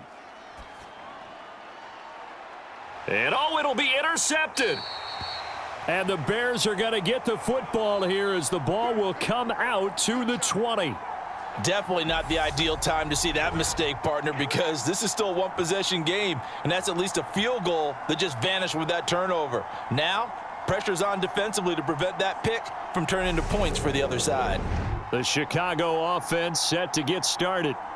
As the offense comes out here, Charles, remember they threw the interception last time out, but they were moving the football down the field. Looked like they were going to have a sustained drive that ended in points, but then the pick ensued. And because of that, there's no way you can call the last drive a success. Yes, there are things to build on because they found some play calls that worked. Now, they've got to build another drive and find a way to avoid the turnover that plagued it on the last one. They go back to the air here after the INT on the last drive. And he'll get this up to the 30-yard line. Give him 10 yards there, and about by the nose of the football, he's going to have a first down. When an offense reads blitz, doesn't matter where it's coming from, tight ends know that they become a big part of the passing game because they should be an easy outlet when all those extra bodies are trying to get to the quarterback. A hot route, so to speak. On 1st and 10, here's Fields. He'll get just a yard on the scramble. It's second down. They made a nice effort to stick him with a loss for that play, but it's going to take more than that to keep him from advancing the ball. Should be an entertaining battle anytime he tucks and runs over the second half of this contest. Now it's 2nd and 9.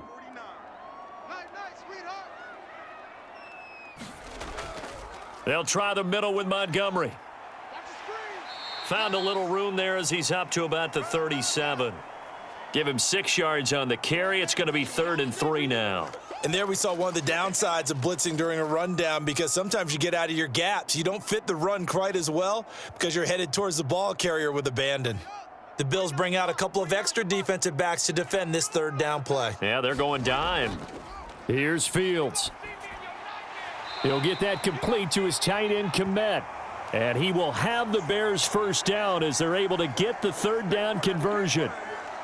That was a route run not just with dexterity, but with intelligence. Found the hole in the zone, made sure the quarterback saw him, and was able to make the sure catch and flip the down marker back to 1.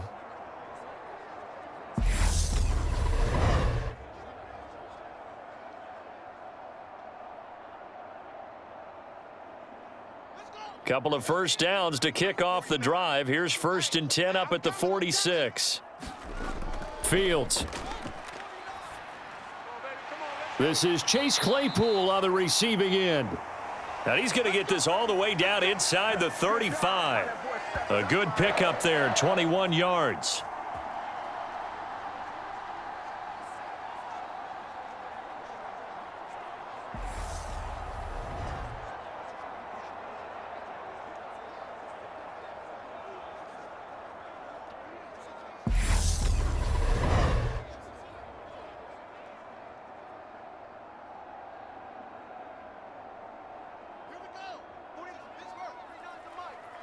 Let's get a sack lunch. 2 minutes on the clock, 2nd quarter, 7-0 ball game. Let's go! Let's go! Let's go!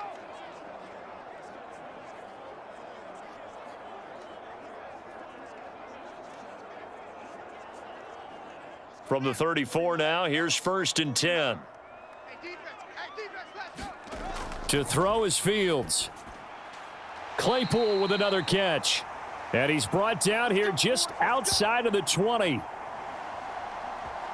That's now 4 completions in a row. A good bounce back following the interception last drive. Certainly not letting it affect him, that's for sure. And we all know interceptions are going to happen. So the big trick, don't let it affect you going forward. Most of the good quarterbacks, they just tell the ball boy, get that one out of the rotation, give me a fresh ball, and let's go. He's got his offense moving again. Now a 1st down throw, Fields. And he fumbled it. It's on the ground. Now this is picked up by the Bills. And a big turnover there as his guys will get the football back. Had some good yardage there, too, before he fumbled that football, Charles. Yeah, and just think about it this way. Running backs, as a general rule, they kind of know when the end of a run is near, and you notice how they cover up, right? They protect the football. Sometimes quarterbacks forget that out in the open field. After a while, you start to wonder, does the running back coach visit the quarterback coach and say, hey, I can help you with this. We can protect this and make sure we keep the ball.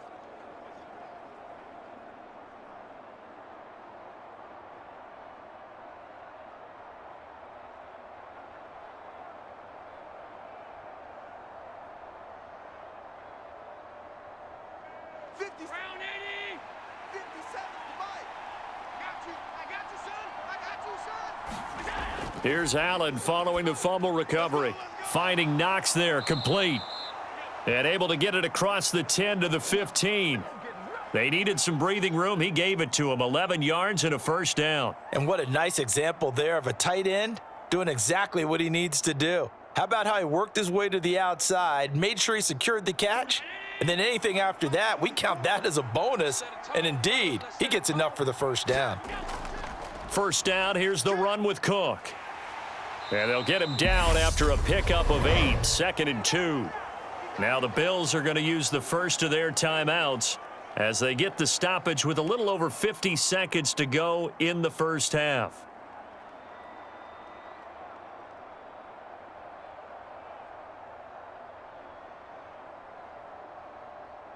Mike. 8 yards the gain on that last run. Here's 2nd and a couple.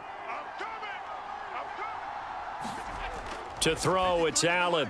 Out to the left, he's got his tight end, Knox. Now another timeout called for by the offense as they get the stoppage with just under 50 seconds remaining in half number 1.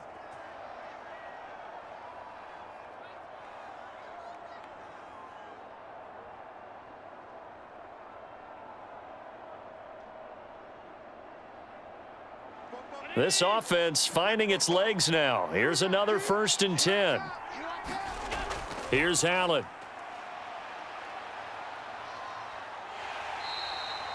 Give him a couple on the scramble. It's 2nd down. So many times we talk about having good eye discipline when you're playing defense, making sure your eyes are in the proper place on a given play. Looks like that discipline came to the front there, didn't it? They were able to hold him for a short gain when he took off running. Now the Bills will hustle to the line. Looking to throw again on 2nd down. Allen swinging this out wide here for Cook. And they'll get it up just short of the 45 at the 44. The Bills are going to go ahead and use their final timeout as they stop it with 16 seconds to go in half number 1.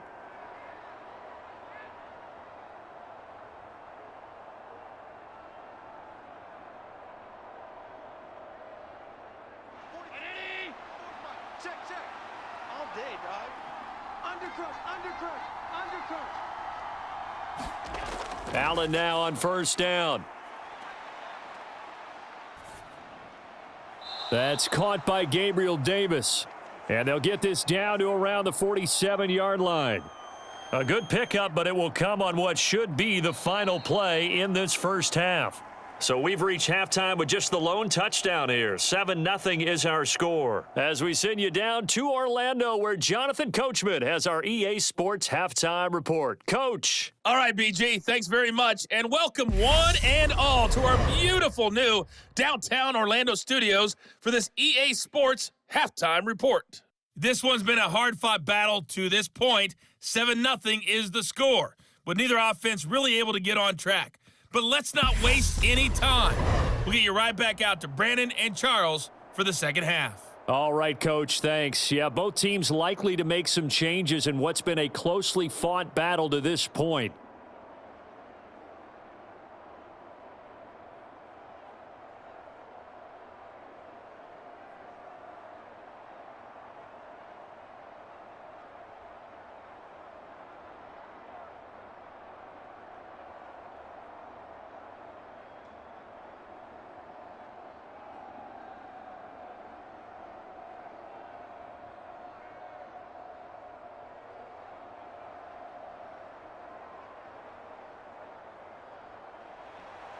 The Bills trail here, but they will get the football first as we are back underway on EA Sports.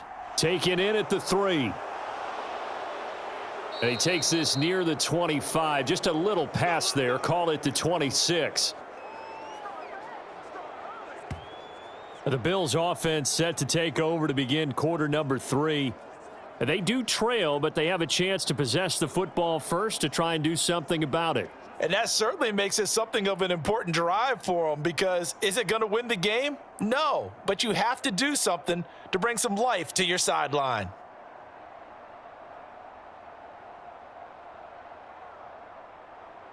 Man, I just love being in this stadium. So much history, tradition, so many great teams and games, and we're seeing a pretty good one right now, hotly contested in the third quarter. Here's a throw out wide, complete to his running back right side. And he'll be taken down, but not before they work it across midfield. A really good pickup of 28 yards. And not that the coach asked me, but I do like the call there to start the drive, looking for something maybe to jumpstart this offense. And they decided to run a little screen play, maybe give their running back a little bit of space.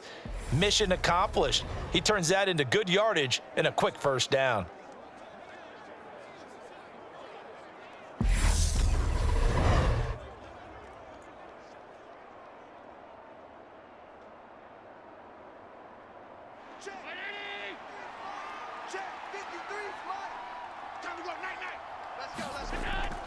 They'll run on first down with Singletary. And that play will go nowhere. Losing yardage back near midfield at the 49. And there's Jaquan Brisker getting to him behind the line. Great play by the safety. Well, we saw a lot of negative plays that resulted in plenty of lost yardage in the first half, and that trend is continuing here.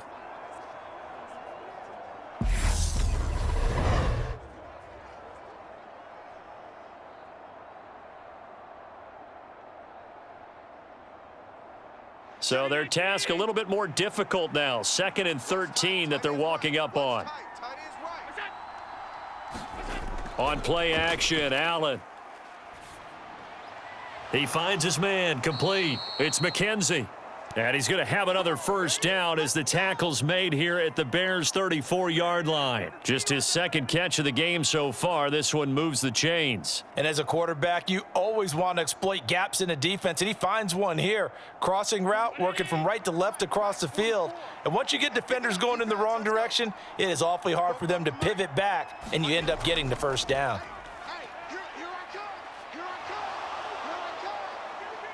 And they'll work this down inside the 30. Well, this has certainly turned into a showcase game for what he can do on the ground, because they're just continuing to give him chances to run it, and he's earning every additional carry by putting up positive yardage on each run. Second down at 4. Now Allen. And complete right side to Cook. And they're going to get this down inside the 20. I don't know what they talked about at halftime. Whatever it was, it worked. They looked like a different team here in the third quarter. Yeah, I doubt that there were very many trash cans that got kicked over, that type of a speech. I think what they did was they analyzed what worked in the first half, what didn't, and figured out a better game plan. Silver. Mike, 53. 53. Mike. Watch the run.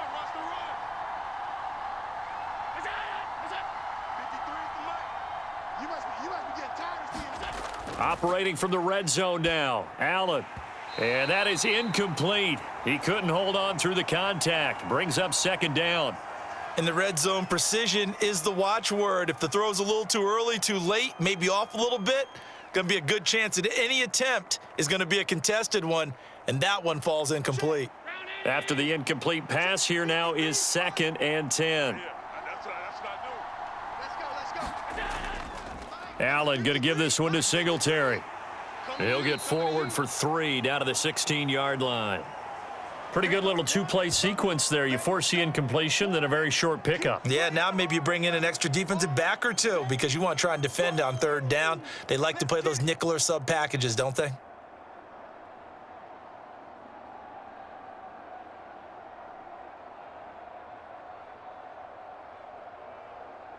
This will be the 8th play of the drive. It's 3rd and 7. Allen. And the throw there going to be incomplete. I think that was a good job there defensively. They did allow him to drive all the way downfield, but once they got their backs to the goal line, they really turned up the pressure. Yeah, they let him get all the way down here. Now the field shrinks. They've struggled to convert, and that last incompletion brings up 4th.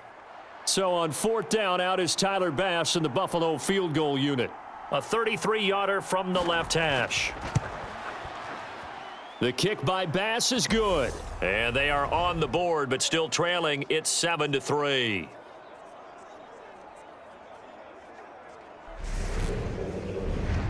So they were facing the deficit coming out of the locker room at intermission, and at least they're able to get the field goal to cut into that deficit. Yeah, now your offense feels pretty good about itself, right? A little bit more up to speed coming out of the break. You turn to your defense now and say, hey, we got 3 there. We're chipping into the lead. Can you help us out? Hold them. And let's get the ball back for us. So after knocking through the field goal, here's Bass to kick it away. Fielded just outside the goal line. And he'll take it up past the 25 to the 26-yard line.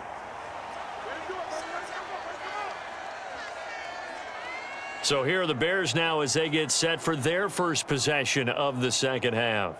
Their defense has done the job. Now it's the offense's turn as they've got it 1st and 10.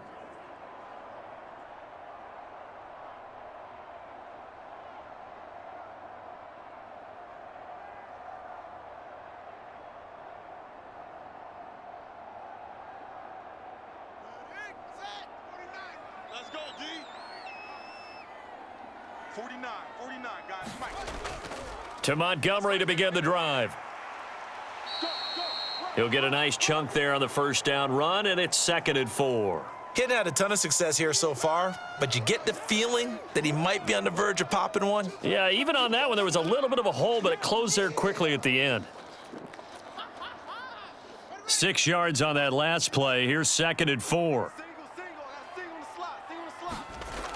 Now Fields. Looking left side, and he's got a man. That's Montgomery. And he'll be brought down right around the 37. 6 yards the pickup, and that's a first down. One of my old teammates called me the other day when he was watching the game. He's like, man, trying to watch an NFL game and trying to account for their passing game, that's difficult. And just when you think you get everything covered, here comes a back out of the backfield. And in this case, he picks up a first down. Now Montgomery running right. And that play went nowhere. Losing yardage. It'll be back at the 36. He'll lose a yard there, and it's 2nd and 11. I like the strategy. Extra tight ends, extra beef. They want to run the football, but that means they probably want to run it inside. If you get strung out on the perimeter, you're in peril. Yeah, we saw the result, negative yardage.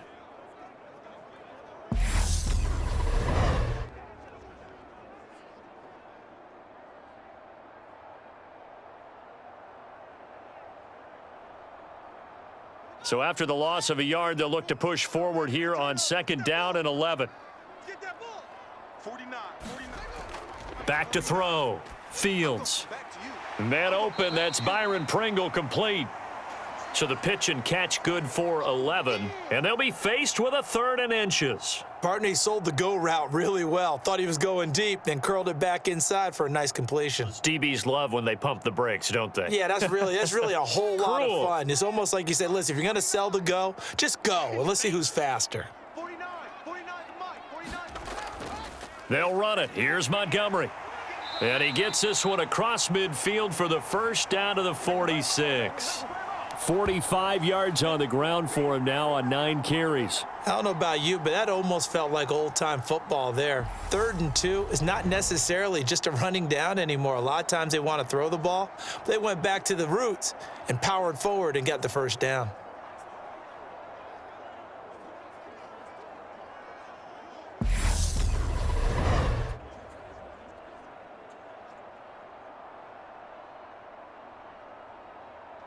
So 1st and 10 now in Buffalo territory at the 46. 49, Looking to throw. Fields. Oh, he tries to force it in, and it's intercepted. And now off to the races down the right side. And he is going to score. It's a pick 6 and a Bills touchdown. So this whole game gets flipped on its ear right there. The interception, return for a touchdown, and this lead changes hands here in the 3rd quarter. And it certainly felt like this defense had a read on what was going on the offensive side of the ball and said, let's cut down our coverage a little bit. Let's be in a position to make a play on the ball. And, boy, that sure turned out well for them.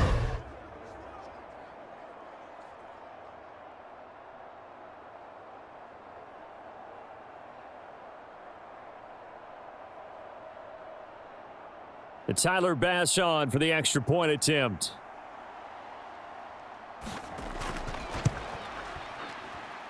And it's through, and that makes the lead 10-7. A heck of a play there defensively, getting the interception, navigating his way into the end zone for the touchdown.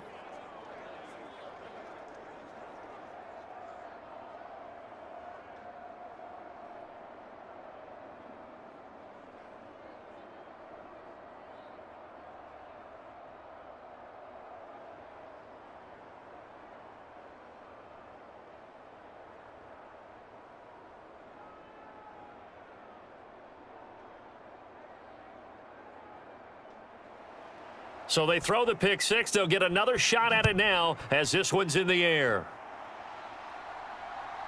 On the return, it's Tristan Ebner from his end zone. And they'll get him down right at the 25-yard line, so the same result had he opted for the touchback. And now the Bears coming out as they get ready. They are looking to make a bit of a 180. They are sputtering right now. And frankly, I think it's time to call your playmakers together and say, all right, guys, we're going to lean on you through this patch. We need you to get us back on track and get us going in the right direction. So you're calling plays geared to them. Not necessarily what you look at your plays, oh, this hurts the defense. I want the ball in the hands of X, Y, and Z and see if we can move forward. So don't get too cute. Go to the playmakers. Pick 6 last drive. Here's Fields again. Completion here to Claypool.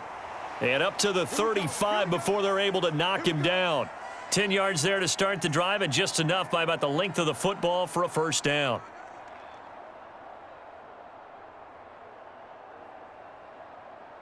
On the ready. 58. 58 is Mike. Defense wins championships, baby. 58 is Mike. 58. 58 is Mike.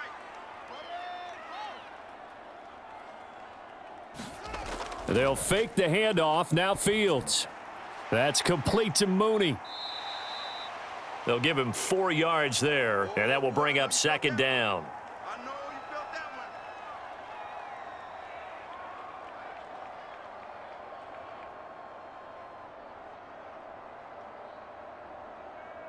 Ready? It's 40. Wait. Mine's 49. Not today, you are. Not today. 49. 49 is mine.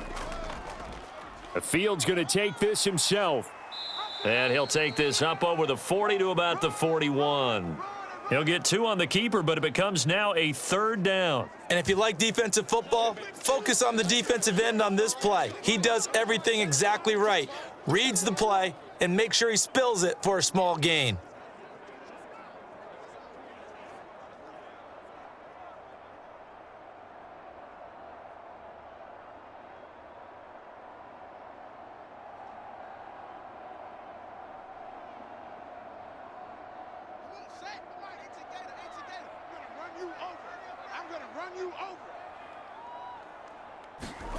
From the gun on third down, Fields. And that would not to be. It's incomplete.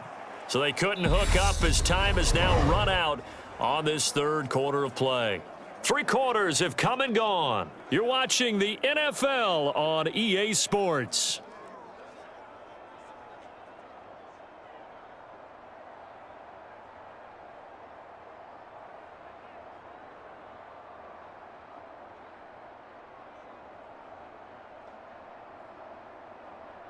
Here comes the Bears punter now. And surprisingly, this is the first punt of the game for either team.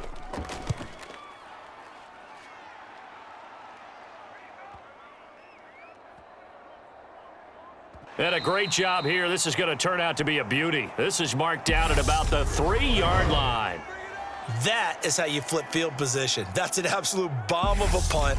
Downs it inside the 5-yard line. Absolutely ideal. And from that position, you're hoping to get it down inside the 15, inside the 5. Superb.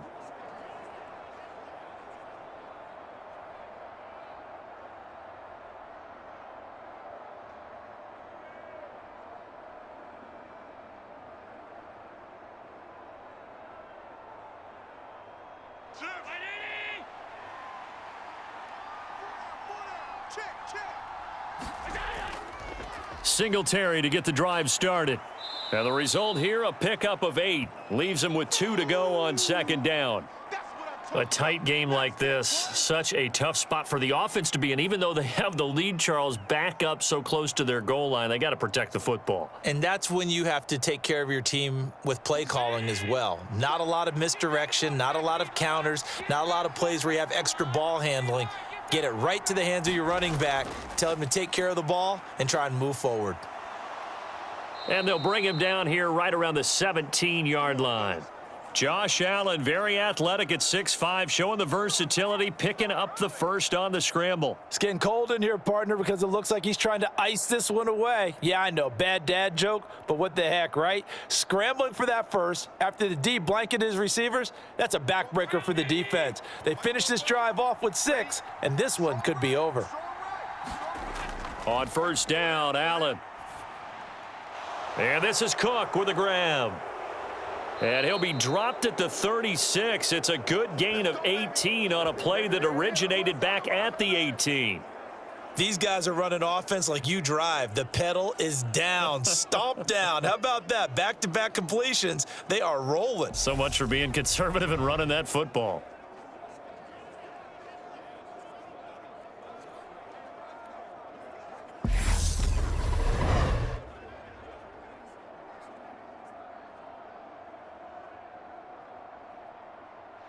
So from the 36 now, 1st and 10. Allen going to throw. And that throw behind his man. He missed him. Incomplete. Offense was moving it a little bit, had them back on their heels, but they earned a brief pause by forcing the incompletion. That gives them a quick chance to regroup and try and mount a stand before they're backed up even further. An incomplete pass on first down. That leads to a 2nd and 10. A give up the middle to Singletary. And he'll get about 3 out of that up to the 39-yard line. That's it. That's what you want. Straight ahead positive gain. Just keep that clock ticking.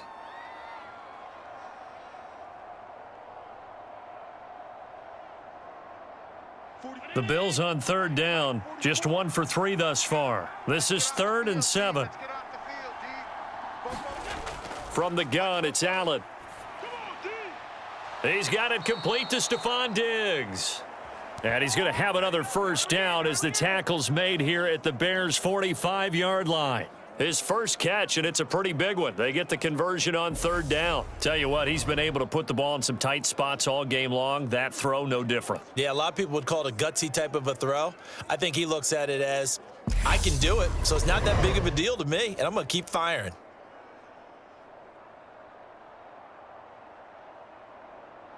So into Bear territory now. This is 1st and 10 at the 45-yard line. Throwing now is Allen. And this will be incomplete. Physical play on the football there, and it's 2nd down. This has certainly been a physical game so far. Limited scoring opportunities for both sides. And there's another chance that goes unfulfilled.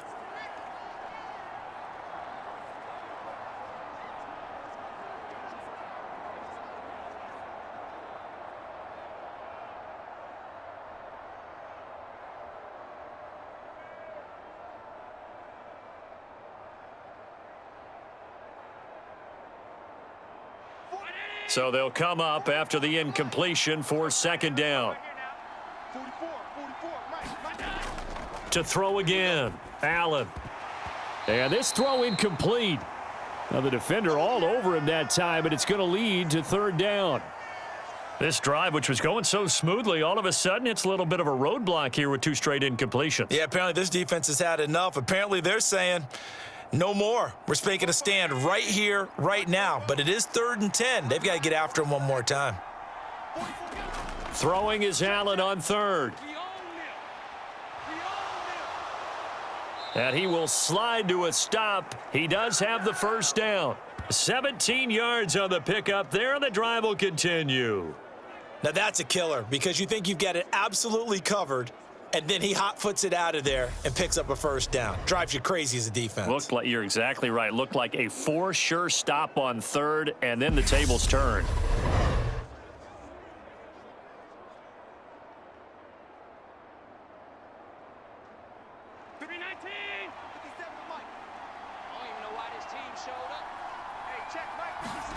Here's Allen on 1st and 10. Completes it to Davis. And they're going to get this down to about the 17-yard line here. And a good quarterback facing zone coverage. If he has just a little bit of time to survey the scene, that's what's going to happen. No doubt about it. If there's no pressure, he's going to continue to pick them apart because he'll have all that time to find someone open downfield. You can only cover for so long. So maybe they want to go to a zone blitz scheme, get a little bit more pressure. Remember when Carolina did that against Denver? They lost the game ultimately.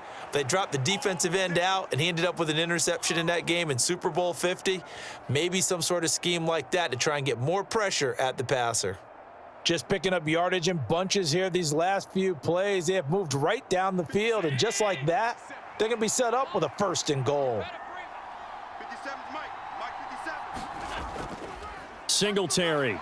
He is going nowhere in a hurry as he is going to lose yardage here in a big way. That's going to wind up a loss of a full 3 yards on 1st down. So with your team leading in the 4th quarter, you know you've got to run the football. They know you've got to run the football. Sometimes that means there's nowhere to run the football.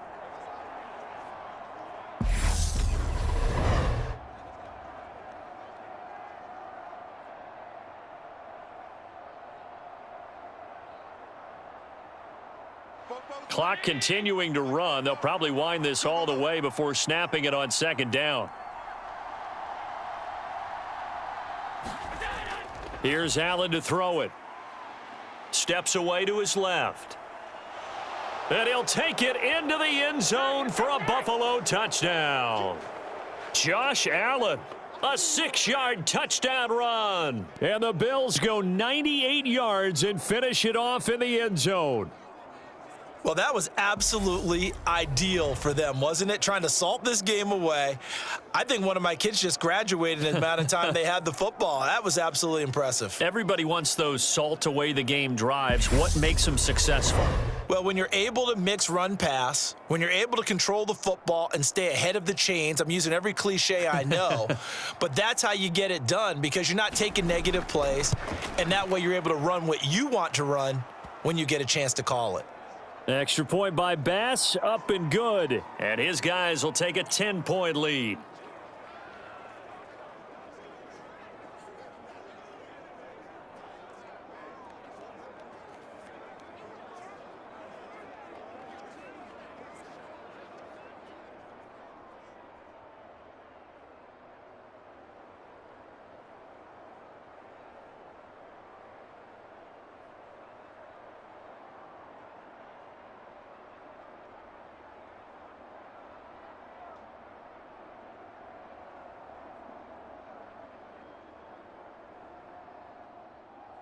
After the touchdown, Bass to kick it away.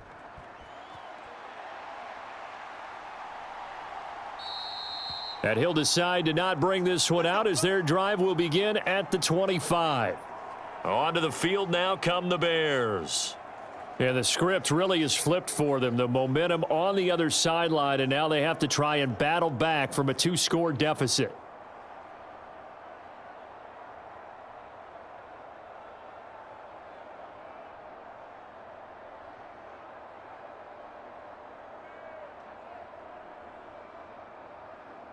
Fields and the Bears now with a 1st and 10 at their 25-yard line. Here's Fields. Here we go. Here we go. Here we go. And they work this well upfield across the 45. No one there to help out downfield, but no problem. Scrambling for 22 and a first. It hasn't been the cleanest game for him, but there was a sign of improvement as he looks towards the next one. Nice bit of scrambling to move the sticks, and even more importantly, he didn't risk adding another interception to his ledger.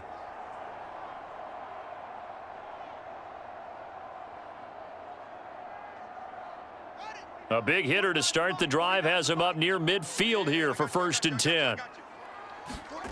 Fields now to throw. Wide open receiver complete. And he's going to get this all the way down inside the 35. It's another first down on what will be a gain of 21 yards. 2 minutes left to play in this football game here on EA Sports.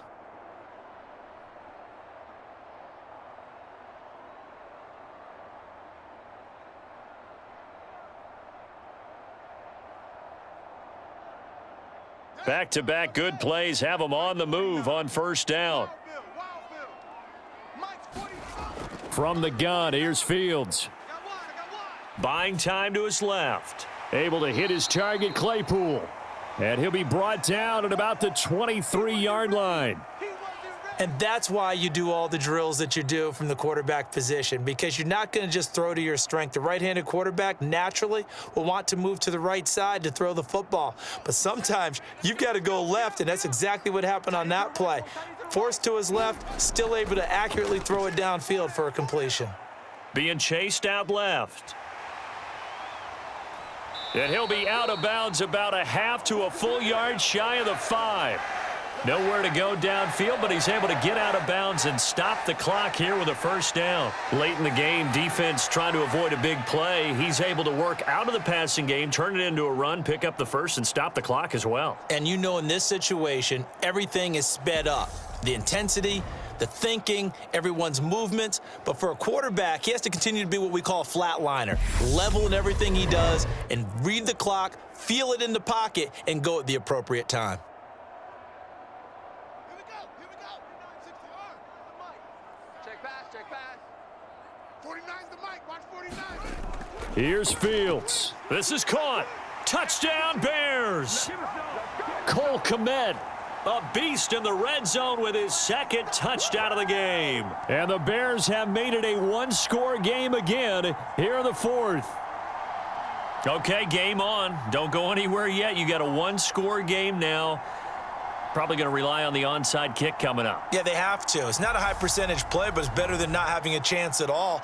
And that's when you put your leapers and your flyers on one side, get that high hop, and hope that one of the guys can come up with it. And on the other side, you get that hands team ready. No doubt about it. Now the point after try for Santos.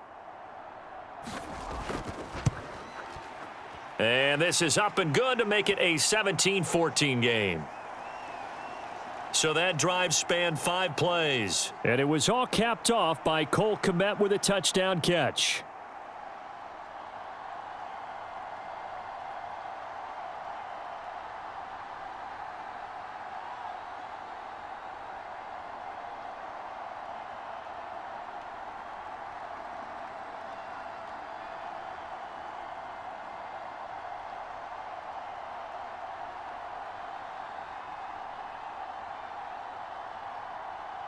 So they got their touchdown, now down a field goal. Here comes the onside kick. And the Bills are going to recover. A tough one there. They certainly wanted that when they needed it, but they didn't absolutely have to get it. They still do have 3 timeouts. You're exactly right. They had to attempt it. But even though they didn't get it, as you noted, with 3 timeouts, if they can get these stops on defense, all hope is not lost. Here's the Buffalo offense now as they get set to take over here.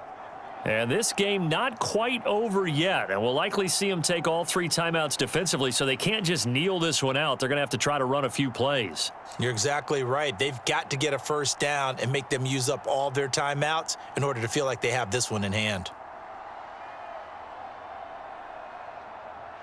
So from the 39 now, they'll come up on a 1st and 10. Singletary, they'll go up the middle. This will be stopped about 2 yards shy of the marker. 8-yard gain, 2nd and 2. Now the Bears going to call the first of their timeouts as they'll talk things over prior to this upcoming 2nd down play.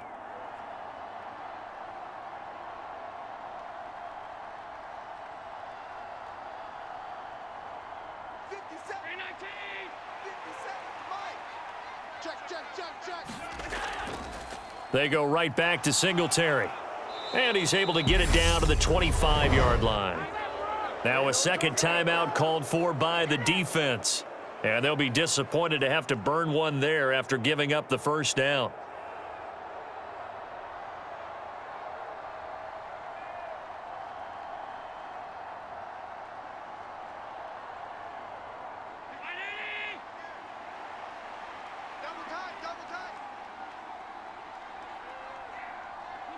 The Bills on their way to victory now as they take the knee.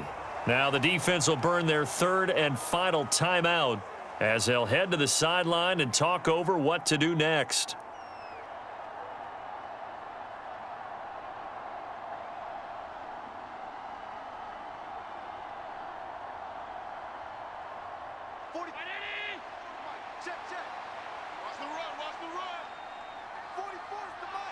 The Bills on their way to victory now as they take the knee.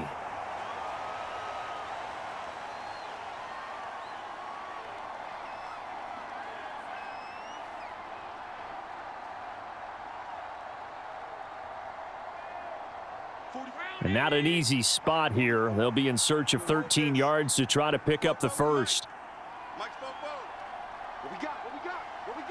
Allen down to a knee, and that should just about do it. Yeah, it's fun to kneel down in front of your home crowd, but when you go on the road, that band of brothers attitude, right, just us against the world, and get it done, how happy are they? I remember a coach at a previous stop telling me, you get a win on the road, doesn't matter the opponent, get out of there like you stole something, and they did in this one.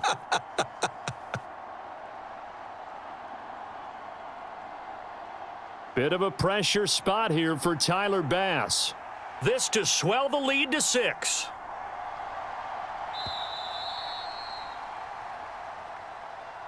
What a finish in this one, Charles. You know, this group, they come in, they have to fight a hostile atmosphere every snap.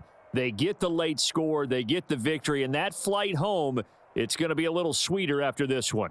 And Brandon, just like you, I was fired up for that last sequence. How about that? Wouldn't you have loved to have been in the huddle when they were mounting that game-winning drive? Big-time moment. No one shied away from it. They tuned out the crowd, kept their heads, and executed the way they needed to earn that win.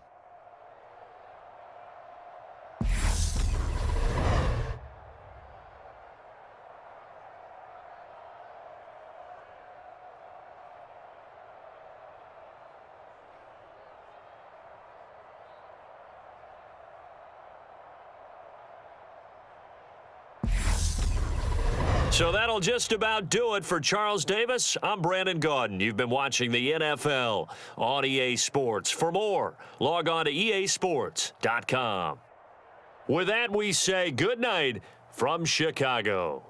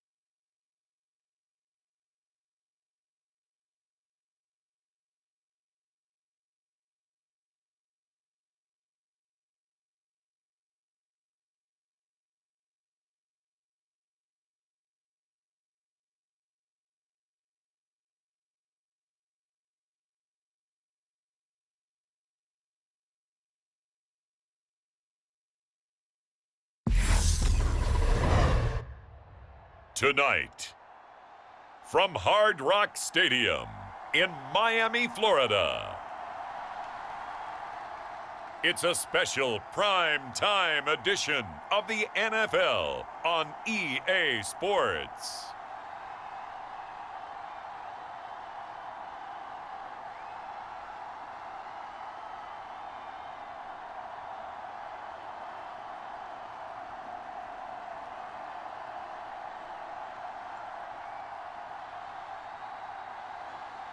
We'll see Tua Tagovailoa and the Miami Dolphins taking on Kyler Murray and the Arizona Cardinals. From beautiful South Florida, there's a look at Hard Rock Stadium in Miami. Straight ahead, we've got a good one on tap here between the Arizona Cardinals and the Miami Dolphins.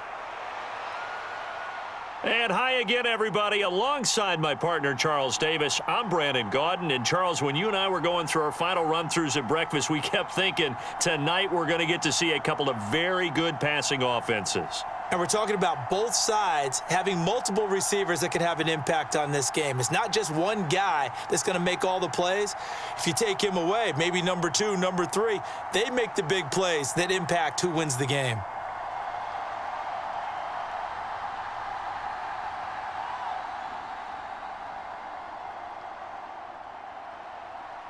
Now the big leg of Matt Prater ready to get this one started. And we are underway from Hard Rock Stadium. And no run back here on the opening kickoff as we'll start at the 25. The Dolphins take the field with Tua Tagovailoa, their quarterback from Alabama, at the helm. And when you watch him play, everything just looks like it comes so naturally to him. When he's dialed in and finds that zone, passes are crisp, he sees the field really well, and he takes charge as the leader of this offense.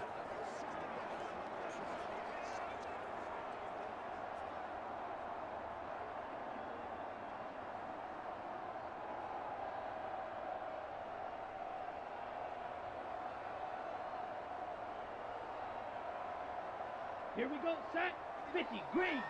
Here we go, here we go. Mike's 5'9", Mike's 5'9". They fake the handoff. Now Tua. Got a man complete to Cedric Wilson. And they get him down, but not before he takes it across the 40-yard line. An early statement on the game's first play. 18 yards and a first down. Certainly no settling into the drive there. They came right out on the first play and attacked the middle of the field for a big gainer and a first down.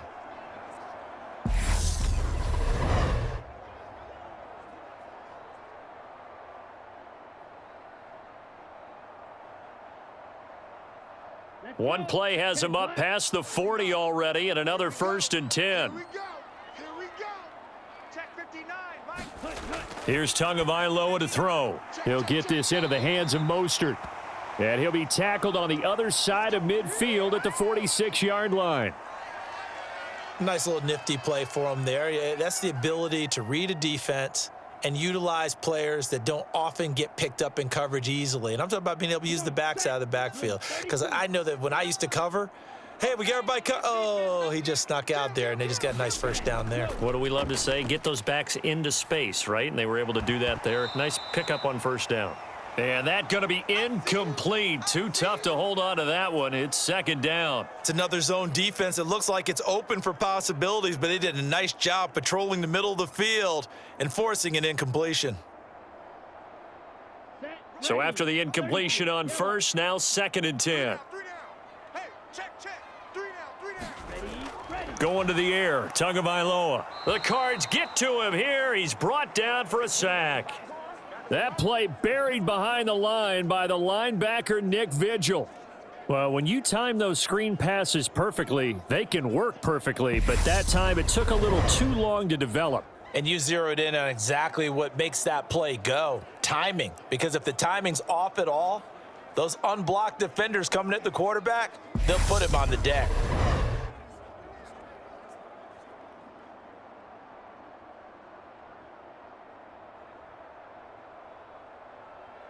So now after the sack, Tua and the Dolphins staring at a 3rd and long.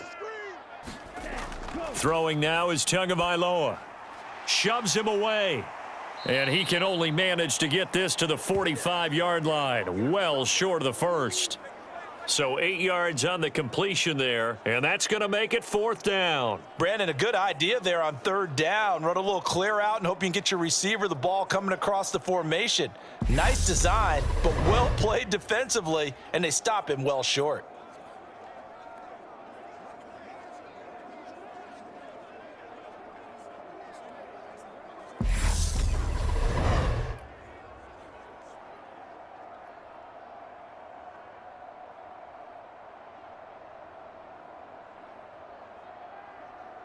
Here's Thomas Morstead on now to punt it away on 4th down.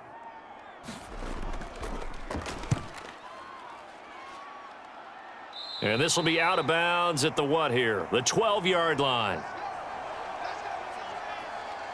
The Cardinals making their way out, and it's the #1 overall pick in 2019, Kyler Murray at the helm. And when you have a guy like Kyler Murray under center, it not only opens up your playbook, it allows you to draw up even more plays because he's among the best dual-threat quarterbacks in the league and a true playmaker. If flushed out of the pocket, he might even be more dangerous. The next step for him, being able to throw on rhythm and deliver from the pocket.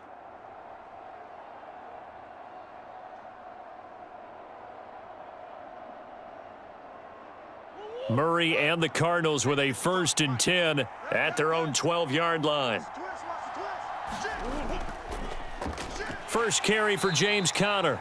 And he'll take this one only up to about his 13-yard line. Just a yard on the pickup there, and it'll bring up a 2nd and 9. That play reminded me a lot of a former teammate of mine. We used to call him the trash man. His ability to sift through traffic and make plays was uncanny. And that's exactly what you want from your Mike linebacker. On 2nd and 9, Murray finds his running back, James Conner. And they're able to bring him down at the 20.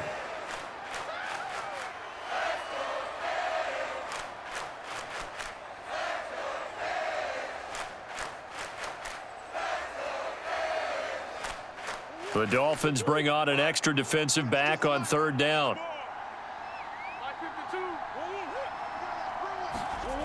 Murray going to throw. And this will be swung out here for Conner. And he is going to have a Cardinals 1st down, and he's going to have it by plenty. Able to get 8 yards there on 3rd and 2. Well, we know he can run the football too, but he's a good pass catcher, and that's been on display here, Charles, on this opening drive. And we certainly have seen the benefits of what he did in the offseason, which was spend more time with wide receivers, working on routes, working on cuts, in order to make himself a more complete running back and even more of a threat downfield.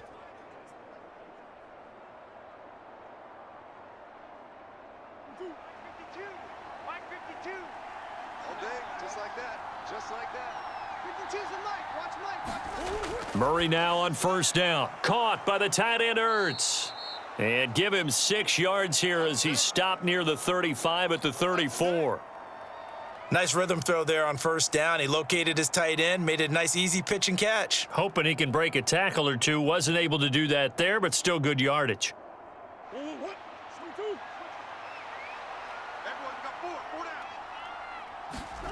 To throw again on 2nd down. Murray, and his throw here's incomplete. The coverage keyed in on him since that last completion his way. He earned a little more attention on that route, and that made it a lot tougher to get a clean throw his way.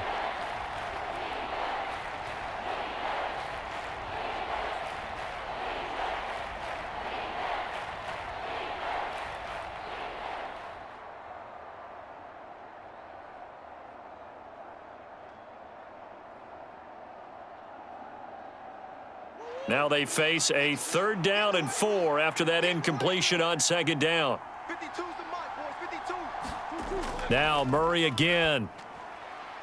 Catch is made by Marquise Brown.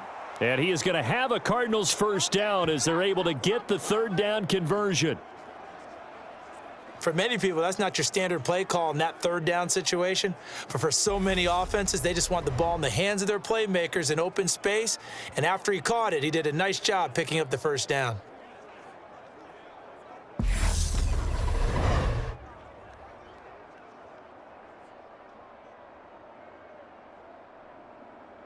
So after 2 1st downs, they get another here. 1st and 10 at the 45. They'll fake it to Conner. Now Murray. And he slides and covers up at the end as he's going to be able to pick up decent yardage. The improv on the scramble there gets him 6, and it'll be 2nd down. You know what I like about that play? He didn't try to do too much on 1st down. He took what the defense gave him, put together a solid gain to bring up 2nd and manageable. Now they have a couple of plays to pick up just a few yards and a new set of downs.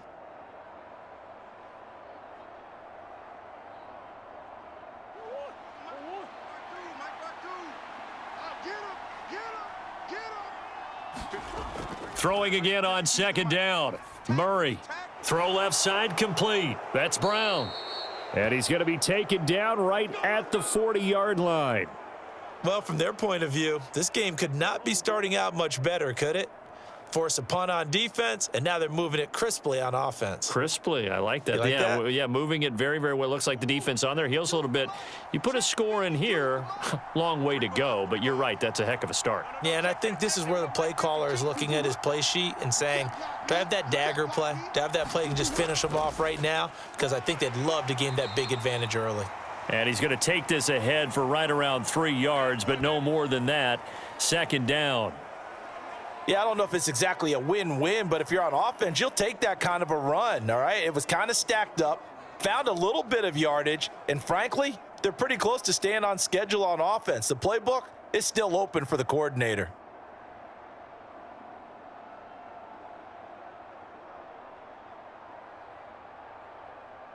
The last run got 3. Now here's 2nd and 7. That's the way. Where's 52? Watch 52. To throw, it's Murray. Ricky. Toward the left sideline, but it's incomplete. Well, he certainly thought he had an open look beyond the first down marker to his receiver, but they just couldn't connect, and that will send them back to the drawing board.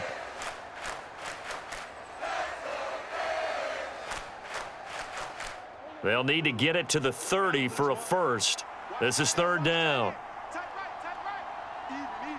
4 down. Even. Shotgun now for Murray. So no sack. He gets back to the line of scrimmage, but it'll still bring up a 4th down. But one of the things we talked about coming into this one is we were never going to question the fight that he's going to have for all 4 quarters of a game. But ideally, you want him fighting for big plays and first downs early, not fighting just to get back to the line of scrimmage, as we saw right there.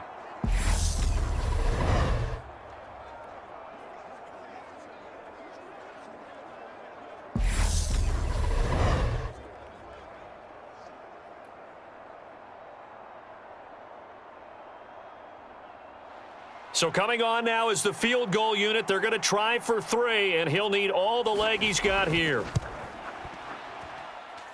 And he's going to miss this one. That is no good. Well outside the left upright, and this will remain a scoreless game.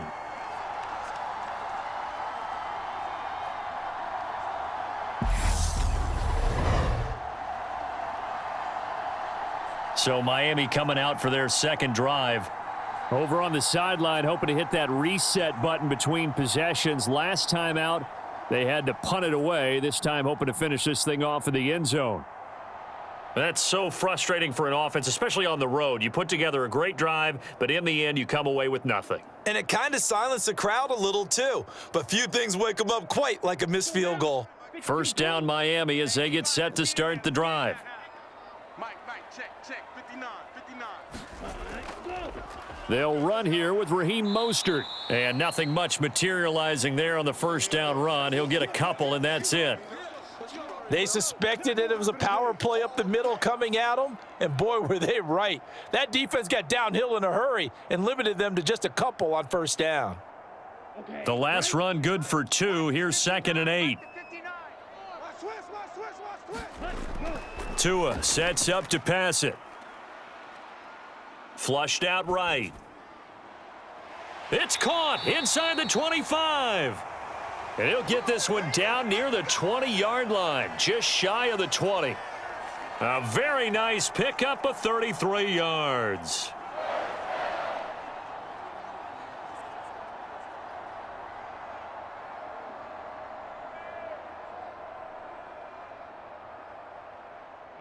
Here we go. 45. White. Here's Tagovailoa on 1st and 10. On the right side open is Gesicki. And he's going to be brought down on what will be the final play of this 1st quarter. We're scoreless after 1.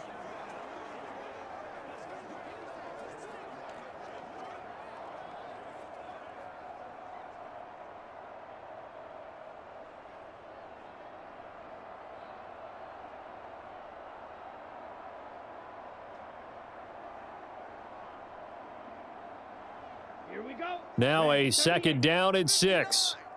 I got you, son. I got you. You're all mine. A run with Mostert up the middle. And he is going to be stopped cold behind the line of scrimmage. Now they're going to be dealing with a 3rd and 7. Is that one officially a loss of 1? They have 3 tight ends in that formation. That's almost a universal sign that they're planning to run the football. But how about the defense there? They met force with force and caused a stack up behind the line of scrimmage and threw him for a loss.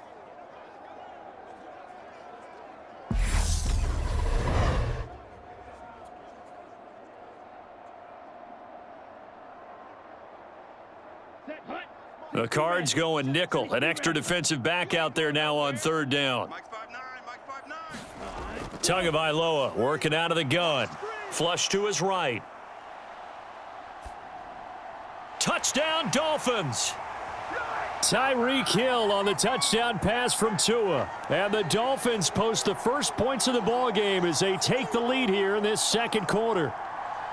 I know these wide receivers are about flash and dash and high-flying plays, but a good number of them played running back at some point in their career, and that's how they finish off a lot of their big plays, run after the catch. And this time he finishes off the big play in the end zone.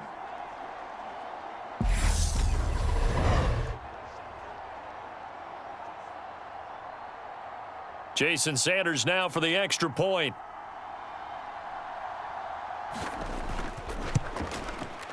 And that makes it 7-0 Dolphins. 5 plays there on that drive. And it ends with a touchdown pass to Tyreek Hill.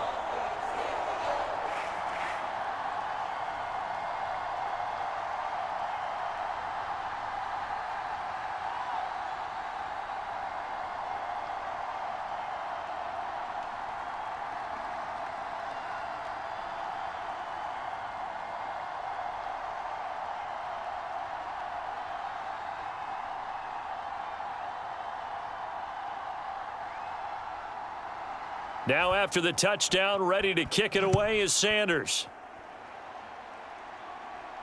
Taken in at the 3. And out a little across the 25 to the 27.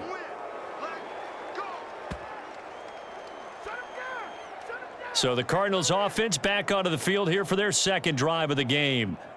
And the way their last drive ended, boy, it was frustrating. They had a pretty good drive going. It was sustained, and then it stalled out, Charles, and they missed the field goal and got nothing out of it. Is that insult to injury?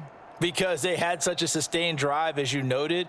So you know for the head coach, it almost felt like a little bit of failure to send out the field goal unit and then to not even see the ball go through the post. What a bummer on that last drive for them. Got to pick themselves up from that one.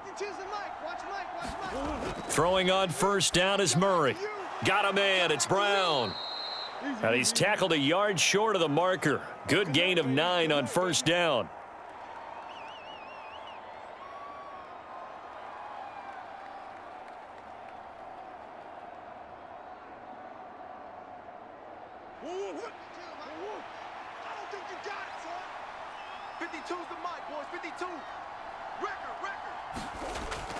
On second down, Connor looking for space. And space tough to come by there as he'll get maybe a yard to the 37. Pretty good job defensively. Thought he was going to get it, but they knew where that marker was, and they stopped him just short of it. What it does is emphasize that strategic football and situational football is not just played on the offensive side, is it? Defense understanding, as you noted, where the first down marker was and making sure they didn't get there. And that's knocked away and incomplete. Well, they've moved the ball okay here in these first 2 drives, but this one's going to, again, amount to nothing. They've got to start dialing up some plays that allow them to finish drives with points. On fourth down, here's Andy Leon to kick it away. Back deep is Tyreek Hill.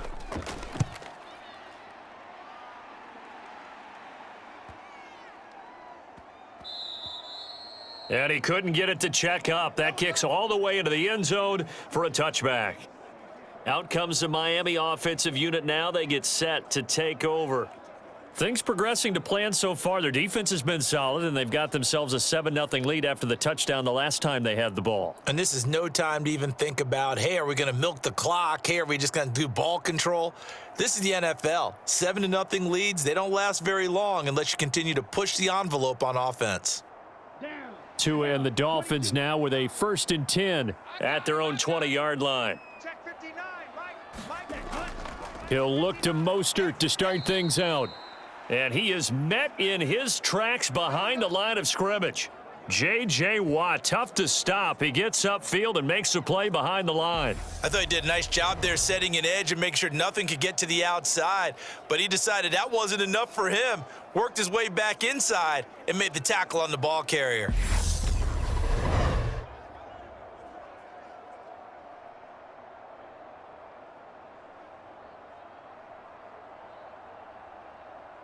First play of the drive goes the wrong way. Here's 2nd and 12. Tua going to throw. He's going to loft it deep right sideline. And this one taken in on the right sideline, but not in the field of play. They say it's incomplete. The throw led him a little too far. It brings up 3rd down.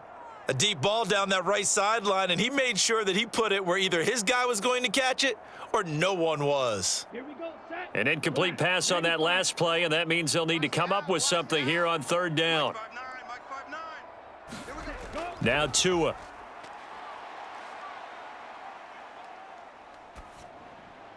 This one complete to Jalen Waddle. And he'll be corralled well upfield right around the 40-yard line. A well-executed 22-yard gain.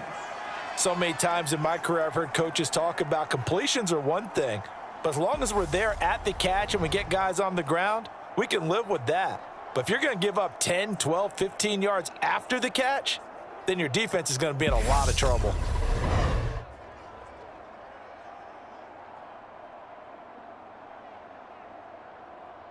Let's go. 50, green. You better be afraid of me. You better be afraid of me.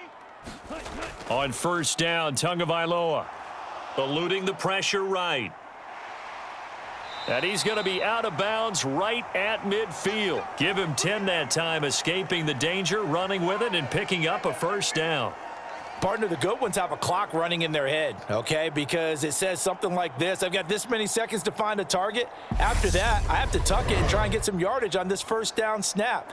He doesn't just get some yards, though. He gets a big gain, and they'll come right back with another 1st and 10. Come on, set. 10 black. 59, Mike to 59. Watch QB drop. From midfield, here's Tua. They complete it to Hill. And they're going to get this down near the 35-yard line. Hey, baby, let's go. Let's go.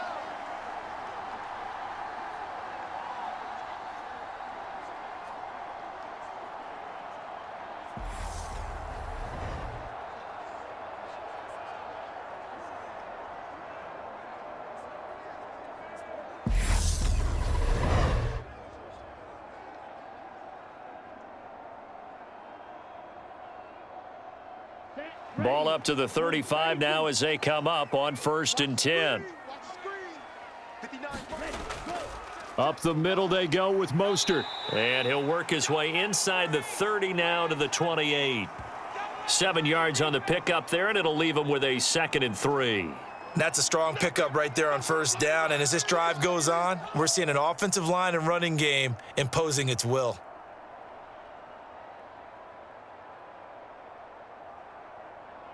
Ready. So they'll come up after the gain of 7 on a 2nd and 3. Mike, check, 59. Set. Ready, go. They'll stay on the ground with Mostert. And a hard-working run here as he's got it inside the 20, down to the 17. A Miami first down, that one going for a gain of 11. Absolutely love the run right there. This guy's known for his quickness, but also for his speed, and he's able to get to the 2nd level almost before you blink if you give him any type of blocking. Always talk about slot receivers, and they're usually known as quicker than fast. In this case, we've got a guy who's quick and fast, and he used it to great advantage.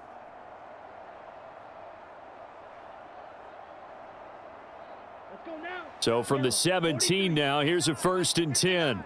It's been a long day for you. Inside the red zone here, they'll look to throw.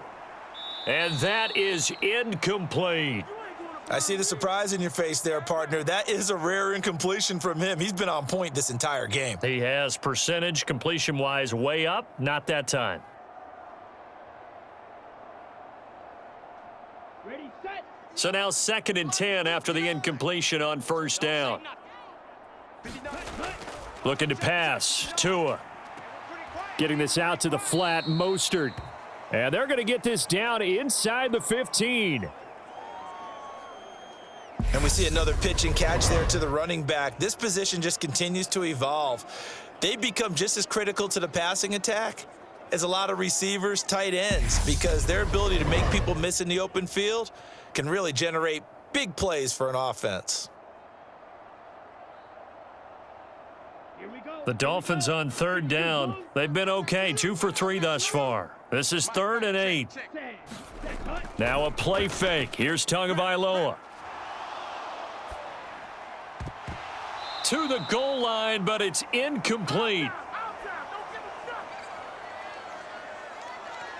I On that snap, he's the hero of his defense after the play he just made. A one-possession game, and his hit kept it exactly that.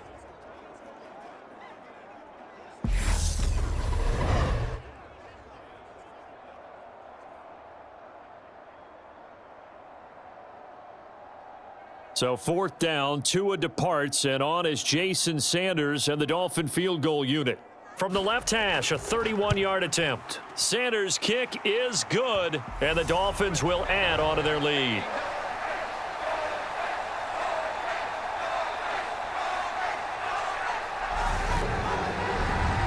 So another scoring drive there, Charles, and an early 2-score lead. You'd like the 6 there, partner, but you'll take the 3, and I think they have to be happy about the way they moved the ball in these first 2 drives. They have to feel good about their opportunities the rest of the game.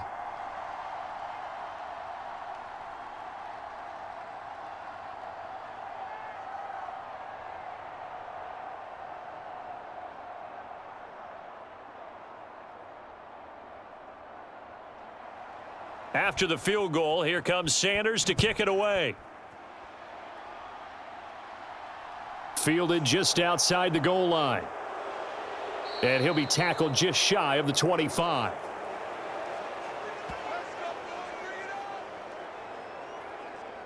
Well, the football back in the hands of the Arizona Cardinals. Nothing for them yet from an offensive standpoint, down 10-zip as they come up 1st and 10.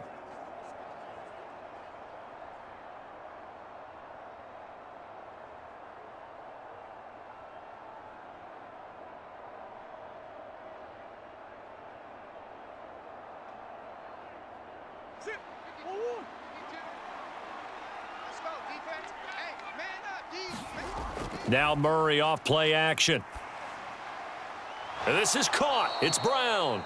And he gets this one just shy of the 40. They'll mark him down at the 39. Well, they may want to go back to that one. First play of the drive, good for 15 and a 1st down.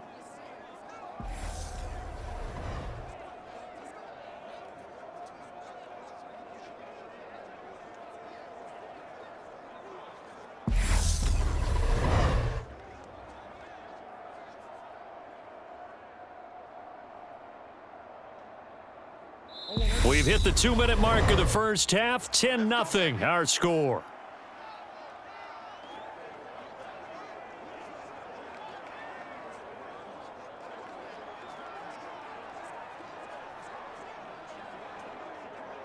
So from the 39 now, they'll come up on a 1st and 10.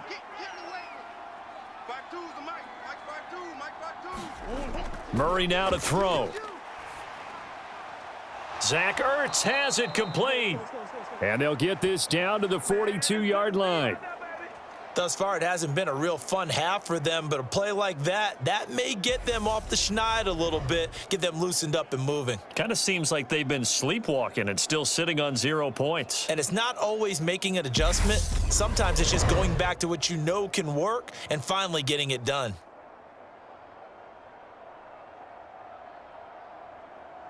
This offense finding its legs now. Here's another 1st and 10. To throw is Murray. He's got Brown on the out route complete.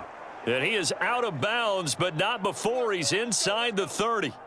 A good gain again. That's now 31 yards combined on those last 2 plays. Well, so far, little to no resistance by the defense on this drive alone. 3 passes, 3 completions, 3 first downs. They're taking it to him, and it's paying off.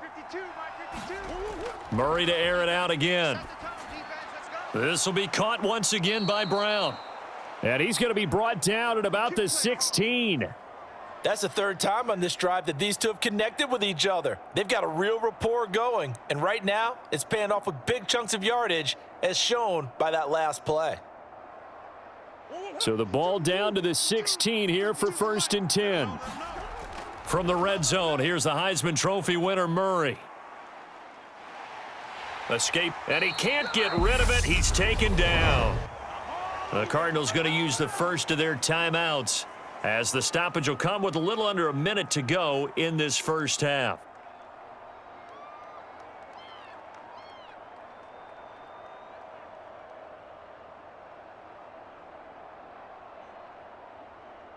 Got to imagine the pass rush will be equally intense here on second down following the sack. It's 2nd and 18.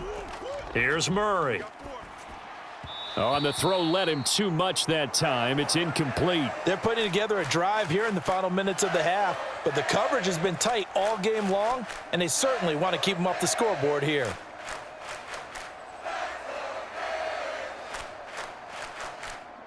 Seventh play of this drive coming up, but a long way to go on third down. Now Murray. And he's going to be taken down back around the 35-yard line. Jalen Phillips, the former first-rounder, getting in there for the sack. So not only do you not get the first down, but you've also made things a lot more difficult on your field goal kicker. Yeah, they're still in range, but you're exactly right because you know the kicker's over there saying, thanks a lot. You just made my job a little tougher because when he kicks it now, he'll kick it lower because he's got to get more distance. That means there's more jeopardy for the ball to get tipped or blocked. Fourth down, Murray off, and the Cards field goal unit and Matt Prater out there now. This will be kicked from the 42. It's a 52-yard attempt. Prater's kick is good, and they get themselves on the board here. It's 10-3.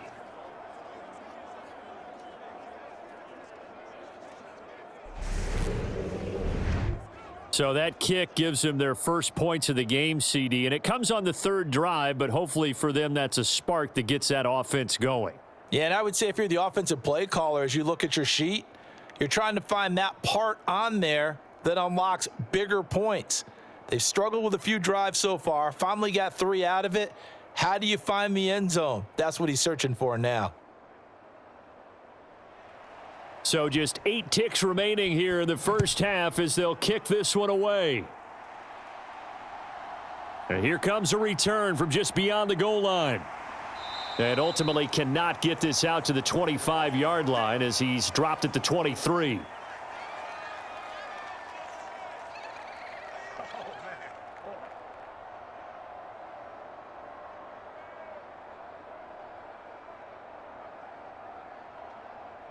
So time perhaps for one final kneel down before they take this lead to the locker room. And with time running down, they go down to a knee. So the two teams will head to the locker rooms here in Miami with the Dolphins on top. As we go up to Orlando now and hand it over to Jonathan Coachman with our EA Sports Halftime Report. Take it away, Coach. All right, Brandon, thanks very much. Welcome everyone to our brand new studios here in downtown Orlando in the EA Sports Halftime Report. This one has been a hard-hitting affair to this point, and you got to expect we'll see more of the same in the second half. And to bring the action your way, let's get it right back out to Brandon Godden. Okay, Coach, thanks as always. This one's still anyone's game as we welcome you back for quarter number 3.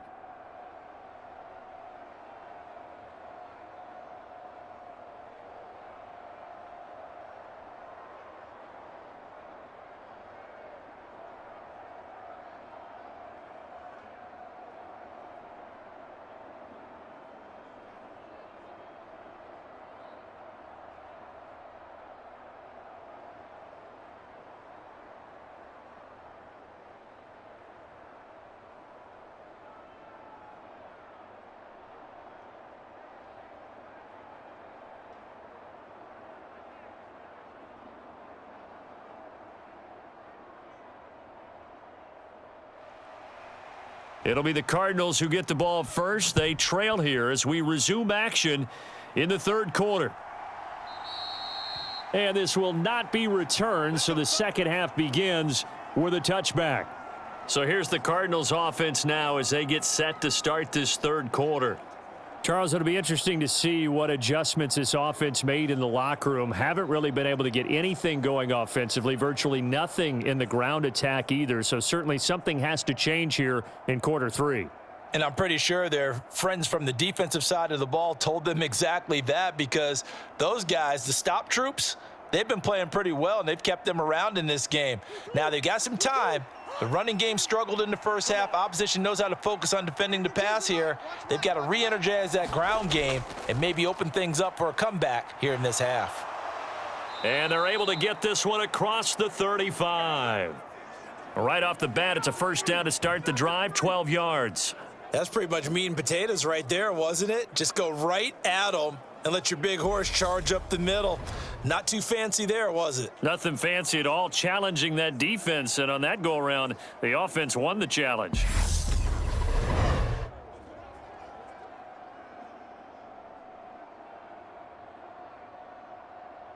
Line of scrimmage, the 37 on 1st and 10. Murray now. He'll get this to Connor underneath. And that'll be good for 8 yards to the 45. Just about every quarterback is trained to really look downfield first before you come back and make a nice, safe throw. And in this case, that's exactly what he did. Found his running back, let him create some space, and it turned out to be a nice play for the offense.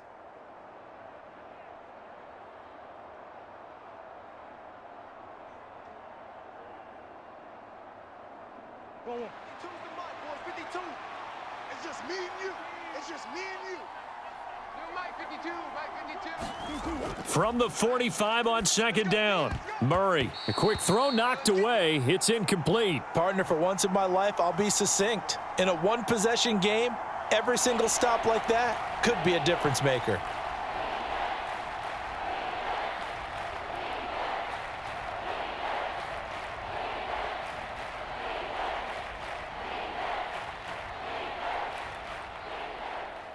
After the incompletion, here now, 3rd and 2.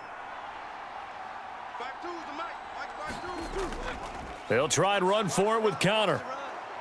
And he gets it down to the 48, enough for the first. Call it a gain of 7, and it gets him a new set of downs.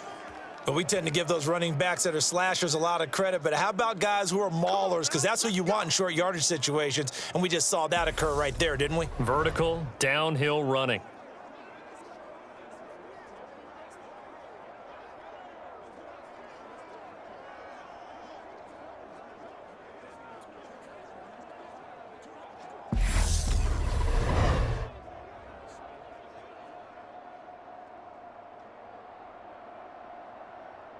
Still in search of their first touchdown of the game, but they're on the move. 1st and 10.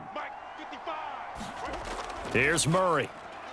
And this is Ertz with it, right side. And they'll get this down to the 42-yard line. And he's the epitome of what we call the move tight end, a guy that you can line up anywhere, in the slot, out wide, in tight, doesn't really matter because he has such great skills. You want to utilize him in all aspects of your passing offense. And there he was in the slot for the catch.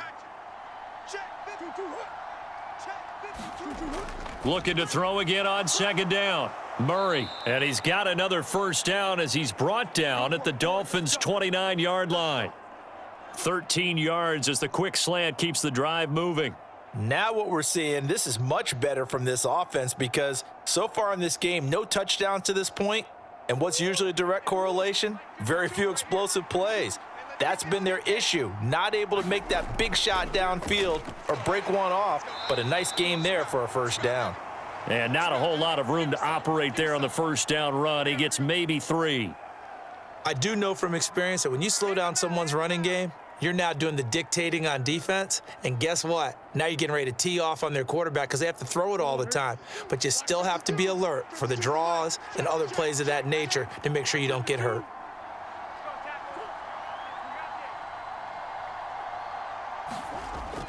Connor going to get it again on 2nd down. And only a yard this time as he's taken down right around the 26. Sometimes with the running game, you've just got to stick with it. Look, it's the 3rd quarter, no time to panic.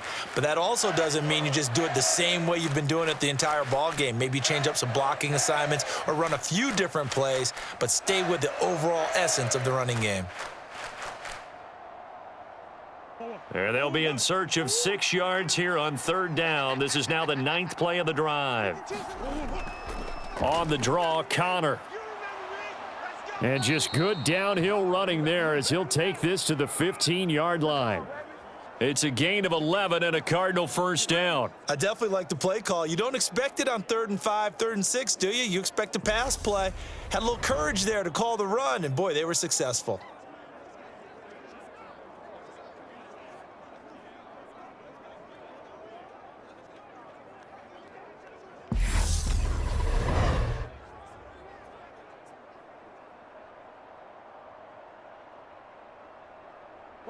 Inside 4 minutes to go, third quarter.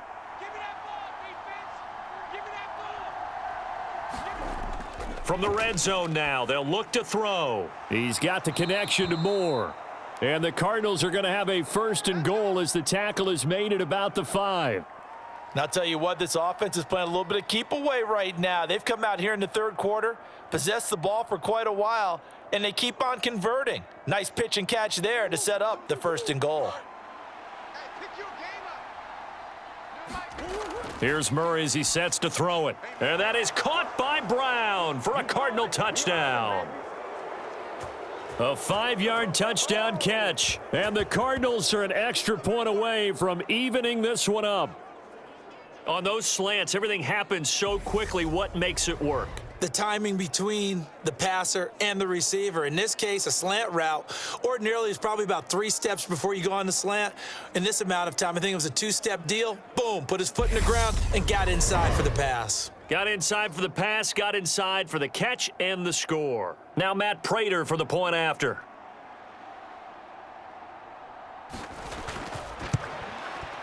And he'll put it through, and that evens us up at 10 apiece. A pretty long drive that time. 11 plays all told. And it's Hollywood Marquise Brown who finishes it off with the touchdown.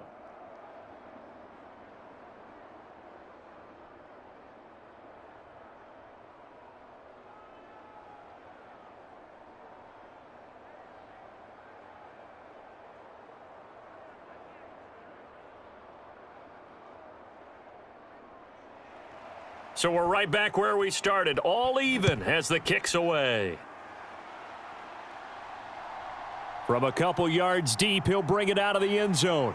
And they'll get him down right around the 25, actually the 26 officially, so a net gain of 1 there. So here are the Dolphins now. They get ready for their first possession of the second half.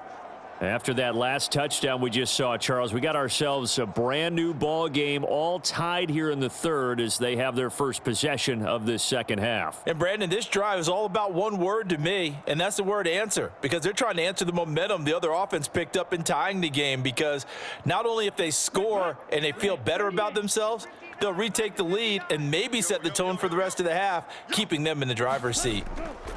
2 and now on first down. A quick reaction as he catches it off the tip. It'll go as a gain of 4, and it's second down. Sometimes it pays to be lucky rather than good. That was not even the intended receiver on that pass. But still able to haul it in for the reception. Coming up on a 2nd and 6. Here's Tua. And his throw's going to be incomplete. As a corner, you have to be able to run with guys step for step downfield in man coverage and make up ground quickly in zone. You have to put yourself in position to make plays, just like that one we saw there. So after the second down incompletion, they'll come up now against a 3rd and 6. They'll look to throw. He rifles one that's intercepted. Picked up by Marco Wilson. And the Cards are going to take possession of the football. Well, this had trouble written all over from the start. He's got 2 extra defensive backs in the game he's got to deal with. They're in a dime set. So everywhere he's looking, he's seeing a different color jersey. And sure enough, this one winds up being intercepted. The football going back over to Arizona now. They'll have very good starting field position here as they try to break our tie, and they start 1st and 10.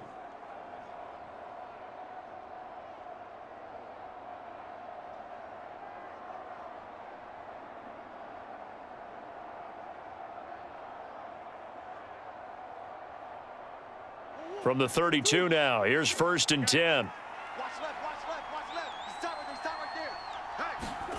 After the turnover, here's Murray. Complete on the quick throw to Moore. And finally, down he goes as they work it inside the 10 to the 7. Call that a very strong gain of 24. How about the way they're moving the ball down the field? They had a big play a moment ago. followed it up with another nice one here, and before you know it, they're already looking at 1st and goal.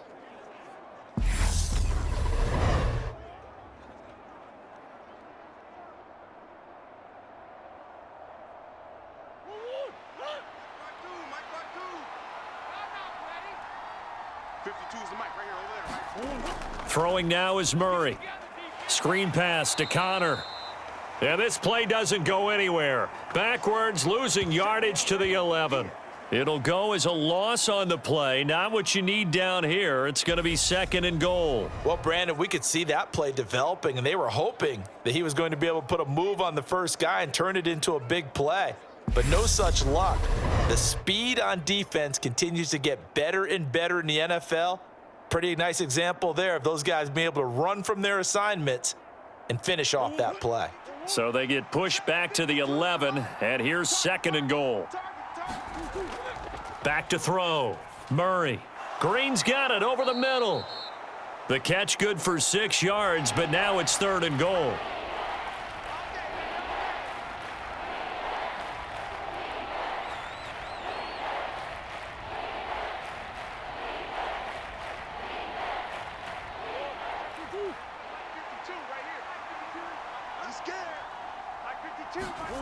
Throwing again, Murray.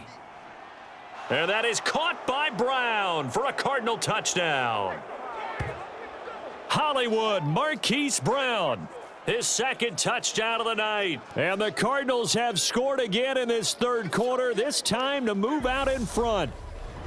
Well, this offense only mustered 3 points in the first half on that field goal. They picked up the pace now, 2 third-quarter touchdowns. Hey, you remember that appearance we had last week in front of that crowd, and they asked about halftime adjustments and all that was going on. And remember what I said, it's not always an adjustment at halftime. Sometimes just remembering the game plan and playing better, tuning it up and just working through it methodically. They got it done in this case. Of course, I'll always remember that appearance because I had on a brown belt with black shoes, and you pointed that out in front of the crowd. So thanks for that. I said that out loud? You did.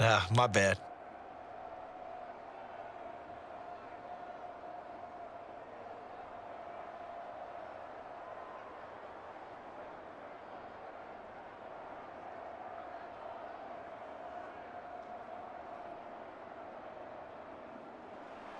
After the touchdown, out is Prater to kick.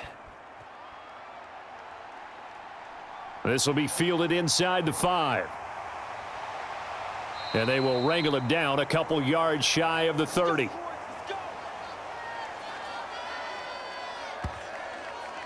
The Dolphins ready to take over on offense. So the offense back out now, coming off its first interception of the game the last time out, trying to reestablish some momentum here, Charles. But they're trailing defensively. Maybe these guys smelling the blood in the water a little bit. Yeah, I think that they probably are, but what they need to do right now is just make sure they don't force the action too much themselves. They've got them on the run a little bit. You just want to be in a position where if they make another mistake, you're there to capitalize on it and take it away from them. They go back to the air here after the INT on the last drive. And they're able to get this one across the 35. It'll be a gain of 10 to start the drive out, and by a few inches, that'll be a first down. Many different ways to create space, but on that play, he did it with that big, wide body of his. Didn't get a whole lot of yardage on the play, but it did what it was supposed to, pick up a first down. So here's a 1st and 10 at the 38. Going to the air, Tagovailoa. That's complete. Once again, it's Gesicki. And he'll be out of bounds up near the 45 at the 44. It'll be a gain of 5, and it's 2nd down. I don't care what sport you're playing. Everyone likes to build up a little momentum, don't they? And look at this, back-to-back completions to the big target at tight end. That one not as profitable as the other, but still a decent gain. To throw again on 2nd down. Tua. Throw left side here, complete to the tight end, Gesicki. So they'll get a little extra time to come up with his 3rd down play as we've played 3 quarters. You are watching the NFL on EA Sports.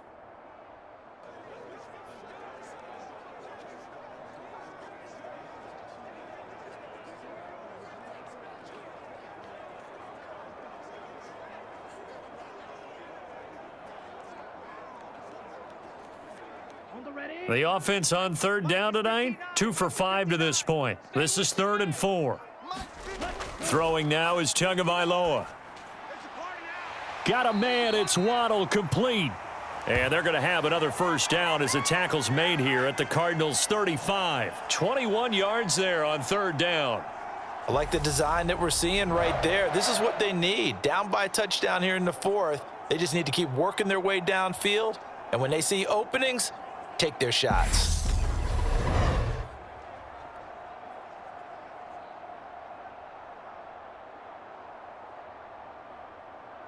Ready. The drive continues as they search for a tying touchdown. Here's 1st and 10. Cut. All right, T, let's all right, T. Ready, go. And again, it's Tagovailoa. He's going to drop this underneath to Mostert. And he's going to be taken down at the 28-yard line. And just in general, Charles, on a play like that, how tough is it for the defense to account for a running back essentially being a receiver downfield? It's very difficult, especially if the running back has skills like a receiver, and you're aware of that before the game even begins. So throughout your practice sessions, you're going to want to be aware of him. Where is he lining up? What can he do? What kind of damage can he do to us downfield? And who can match up with him without weakening our overall defense? You're exactly right. It's a tough task to match up to him. 25 yards that time. And this has been a nice answer to the touchdown drive against them a few minutes ago because they've come out and reestablished the tempo. A nice throw there, and they're putting together a very strong drive as a response.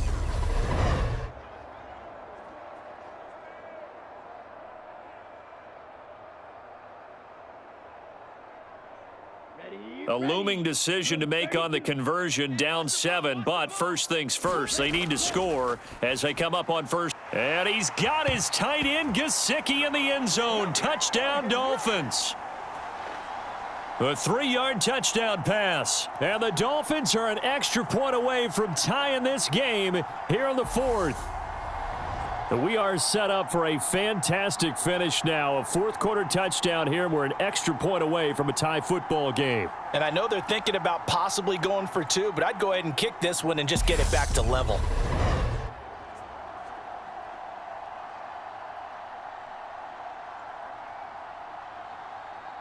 Sanders now to add the extra point.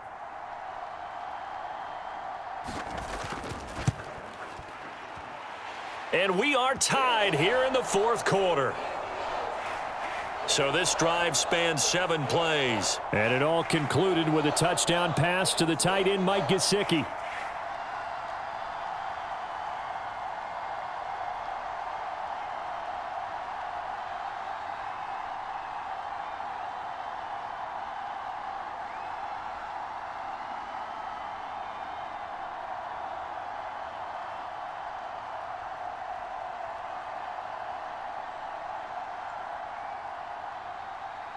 (17-17) the score. All even to this point as the kick's away.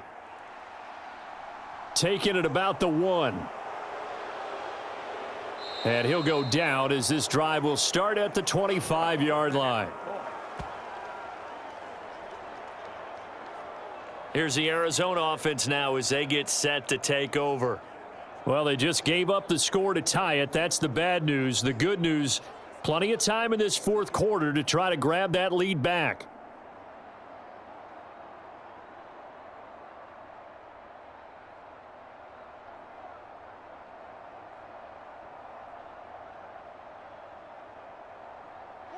Murray and the Cardinals with a 1st and 10 at their own 25-yard line. Check 26, check 26. They'll try and start this drive in the air. Out route, and it's complete to Brown. And he takes us beyond the 35 before going out of bounds. A gain of 11 to kick off the drive, and it's a quick first down. That's a pretty throw right there. That ball's in the air a long time, but it's right on the money on the right sideline. A really good route. Moving the defenders towards the middle of the field before breaking to the sideline. What a completion there. Big-time arm strength. Very nice route. Murray's throw here complete into the hands of Ertz. So 5 yards here, 5 on the play, and that'll bring up 2nd down. Completion was given up, but that's why you play zone defense, so that you can have people around the ball when it's caught, and you don't give up much run after the catch.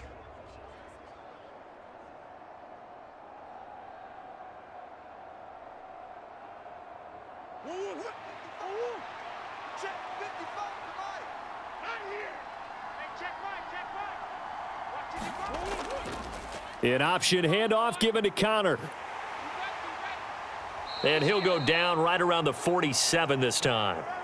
6 yards the pickup, and that's a first down. That's a good, nice, crisp run for a first down. I wonder if the defense might have been loosened up a little bit, maybe anticipating a pass instead of the run that they got.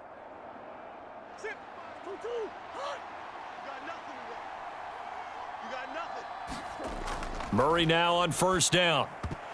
And that is incomplete. He couldn't hold on through the contact. Brings up second down. And that's one of those plays where it's hard to keep 2 eyes on the football when you know the contact's coming, let alone getting 2 hands around it, hugging it to your body, and absorbing the hit, even for those big tight ends who you would think could absorb that contact. It's just me and you. It's just me and you. It's just me and you. On 2nd and 10, Murray. His throw incomplete. Had an open man that time, but ended up putting a little too much heat on it, don't you think, partner? Absolutely. Just needed a touch more air under it. Instead, he fired an absolute bullet.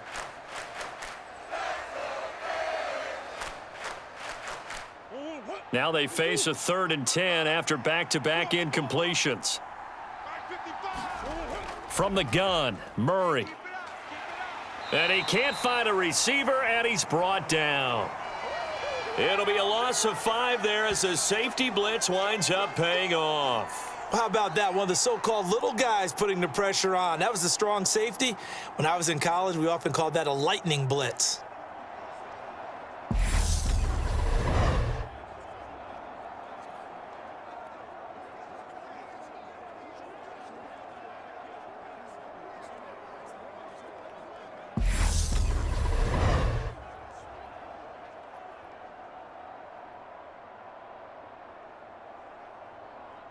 Here's Andy Lee now, as he'll punt it away for the 2nd time.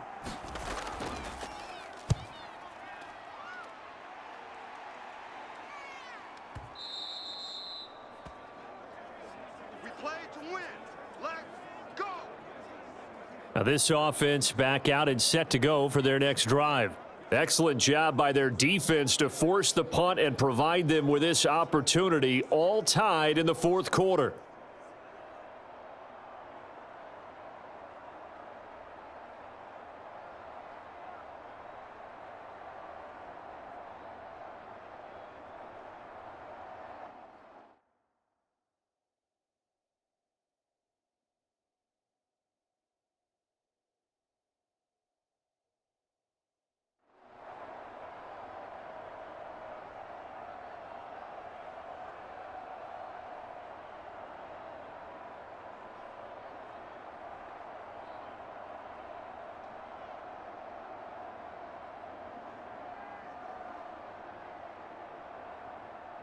Tagovailoa and the Dolphins come up 1st and 10 at the 20. Here we go. On the ground, it's Mostert to start the drive. And he'll just plow right into a host of tacklers.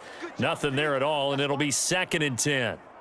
And Brandon, every running back wants to use their speed in order to get out in front of things. Sometimes you just have to be patient, let blocks develop. On that play, that didn't happen. Under 4 to go now as the clock runs and they come up on 2nd down.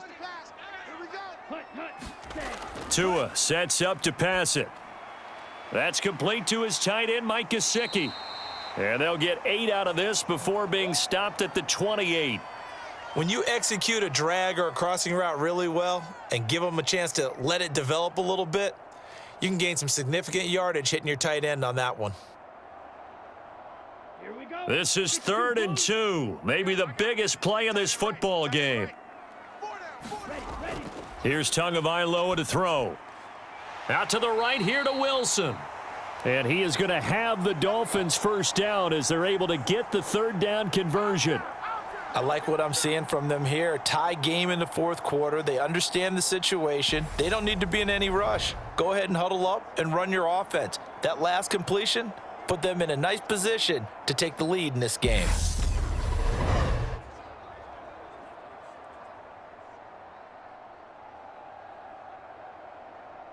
So from the 39 now, they'll come up on a 1st and 10. Tua going to throw. A quick throw there, going to be batted away and incomplete. But based on the play we just saw there, he might not be the guy you want to challenge in coverage on these all-important snaps. He certainly looks dialed in right now.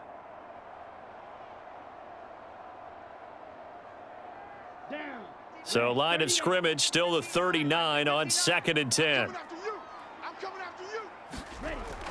From the gun, a run with Mostert.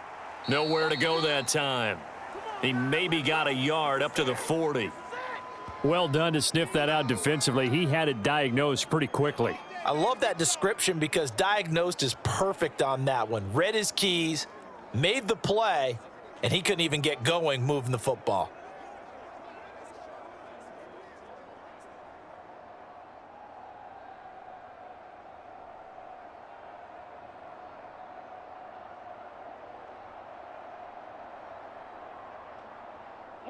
The offense on 3rd down tonight, they've hit 4 of 7. This is 3rd and 9.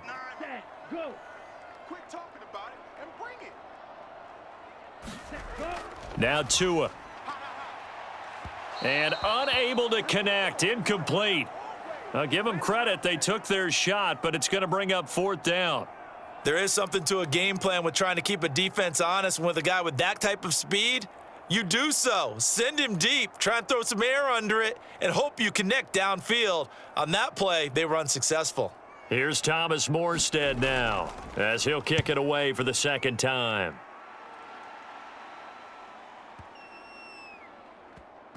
All tied up, less than 2 minutes to go.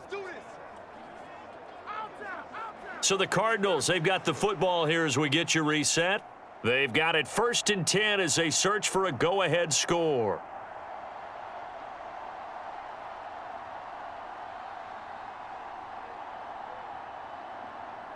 Ready to go with their next drive, and at the line, the Cardinal offense. Well, they're going to have to go at least 50, 60 yards here if they want to ensure that they don't have to punt the ball like they did last time. Yeah, so what you're saying is we're not playing to just get out of the shadow of your own goal line, right? You're playing to make sure the punter doesn't see the field again. So it's not picking up a couple of 1st downs. You want to pick up 5 or 6 1st downs and make sure you move the ball into their territory. Not in a position where they absolutely have to rush right now, but they definitely have to pick up the tempo a bit.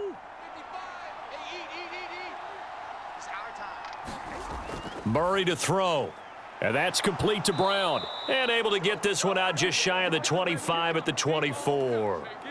18 on that one, and the Cardinals have a 1st down. But they picked up a little bit of yardage there, and now, in this situation, should be in no hurry to run a play really fast. Let the clock wind down. 1st down now, but the clock continues to move. Back to throw. Murray. He's got Connor, and he'll be out of bounds across the 30-yard line.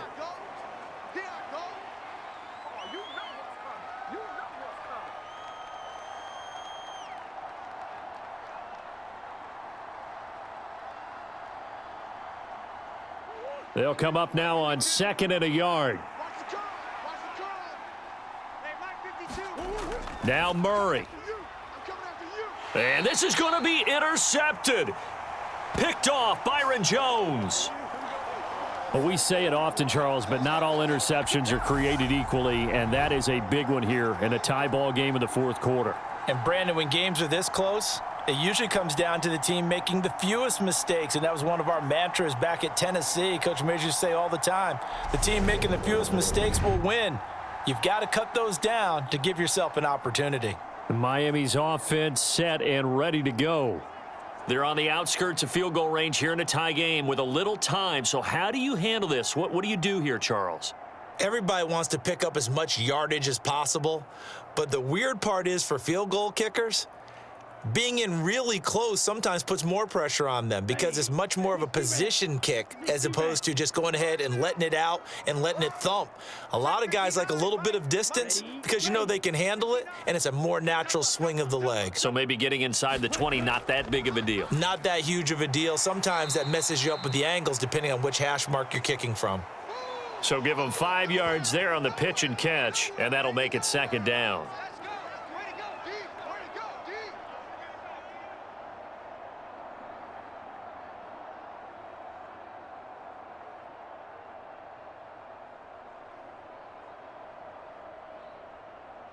Here we go, set.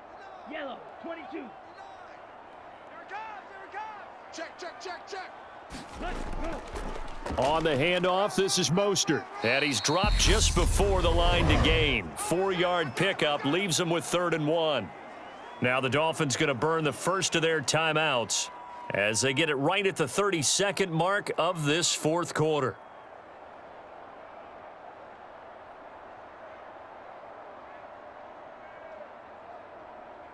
Let's go. A potential field goal, if you're thinking about that, almost 55 yards from here as they try to get closer on 3rd down. They'll try and run here with Mostert. And he's able to get it to the 33. Good enough for a first down. Now another timeout called for by the offense. That'll leave them with just 1 remaining in this fourth quarter of play.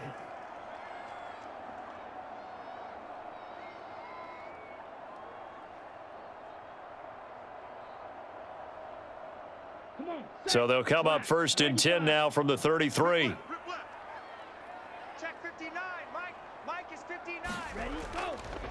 Once again, it's Mostert. And this will leave him a yard short. Nice pickup of 9 yards on 1st down. Good yardage there on 1st down. Exactly what you want. Get yourself set up to keep making 1st downs, keep the clock running. And if they're smart, you're starting to milk the clock. No hurry before you run your 2nd down play. And now we'll get a timeout here. They're able to stop it with 1 second to go in this game.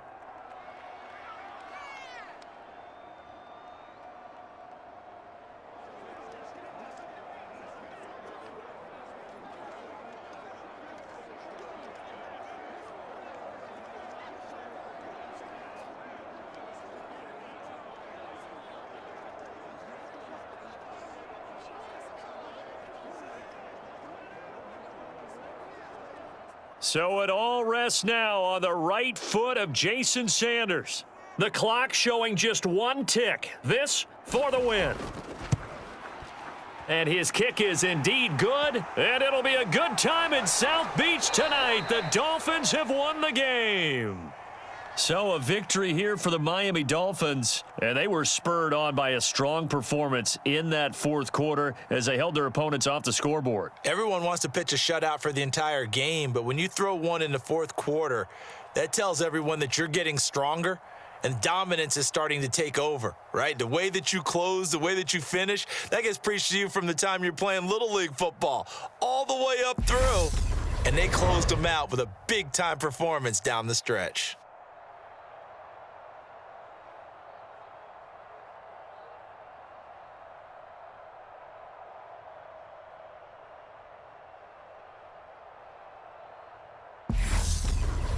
So that's a wrap for Charles Davis. I'm Brandon Gaudin. And this has been a presentation of the NFL on EA Sports. For more, check us out at easports.com.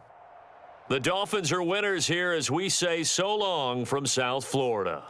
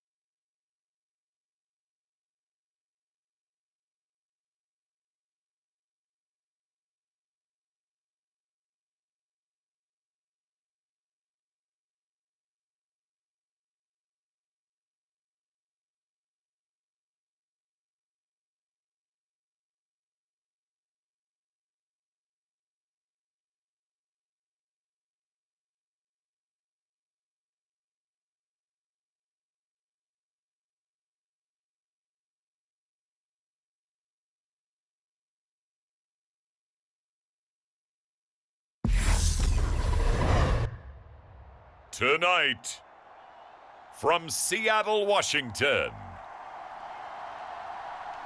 it's a special prime time edition of the NFL on EA Sports.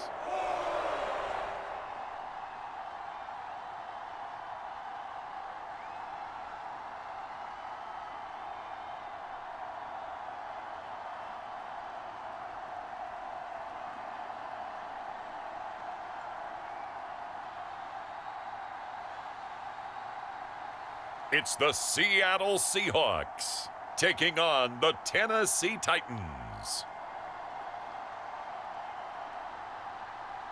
We are in the Pacific Northwest as we get set for football at Lumen Field here in the Soto District of Seattle. Coming up, we've got a good matchup on tap between the Tennessee Titans and the Seattle Seahawks.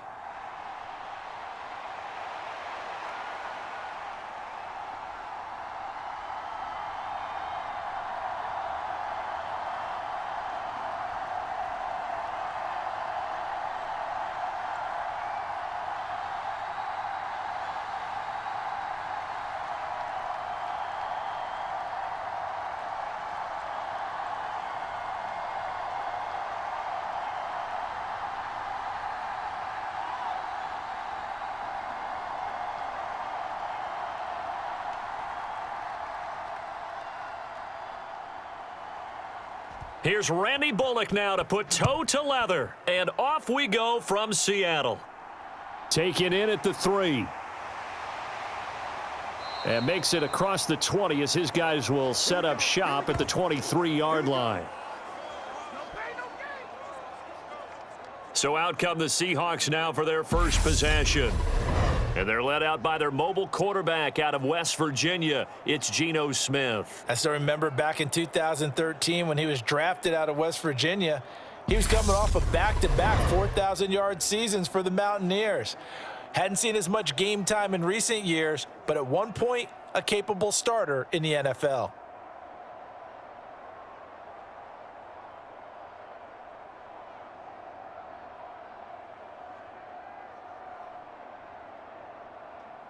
Ready. Mike, 41's the mic. Check 41. All day.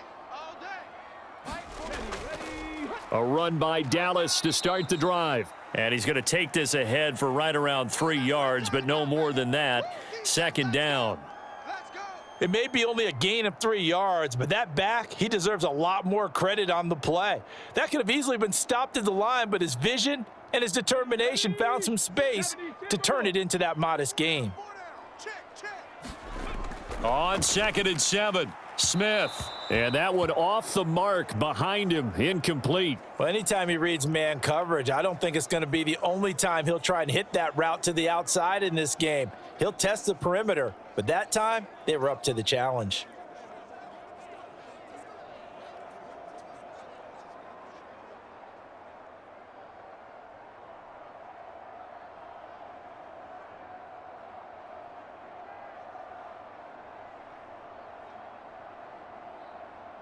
A tough spot here on their opening drive. This is 3rd and 7. Long day. That's gonna be a long. Now Geno. He's got his tight end fan. And he is going to have a Seahawks first down as they're able to get the 3rd down conversion. And that's well executed there on 3rd down, and I love the confidence that they had to let their tight end try and find some space in the middle of the field, right in their quarterback's line of vision. And QBs love to make that easy throw, and they hooked up there for a first down.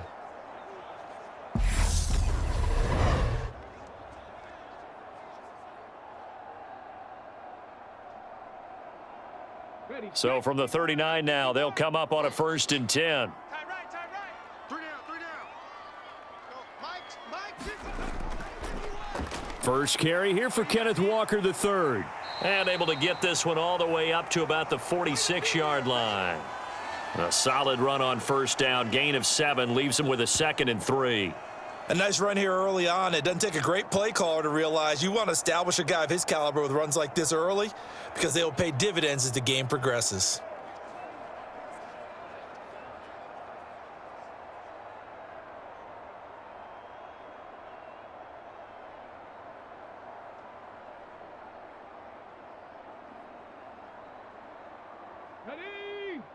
18 Cardinal, 18 Cardinal. Hey, we got to get to the ball, team. We got to get to the ball. Let's keep moving. Now it's Smith off the bootleg. Left side here, that's the tight end Fant. And he's going to have another first down as the tackle's made at the Titans' 38-yard line. That one good for 16, and the drive will continue. But give them credit for a good read right there because they read the man coverage on the right side and sent the tight end a few steps down the field and then angled him to the left on a crossing route. And he was able to get enough separation on this play to turn it into a nice gain.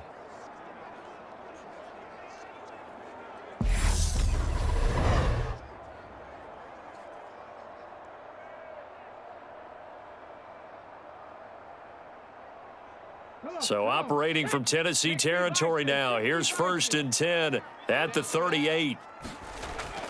Dallas up the middle. And they'll get him down after a pickup of 8. 2nd and 2.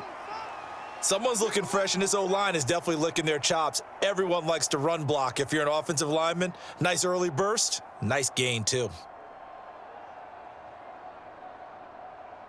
8 yards the tally on that first down run. Here's 2nd and 2. 51's the mic. 51's the mic. Smith. Throw out wide to Walker. And he's going to get this down near the 25. We got to like what you're seeing from this offense here on the first drive. A nice sustained series to begin the game, and it will continue after picking up another first there. Would you say the word methodical comes to mind? I love the execution. I love what they're doing on this drive. They're controlling the ball, controlling the game, controlling the clock. Oh, they're going to run a little pop pass here. This will be a short gain of 3 before he's brought down at the 22. You're going nowhere, son. You're going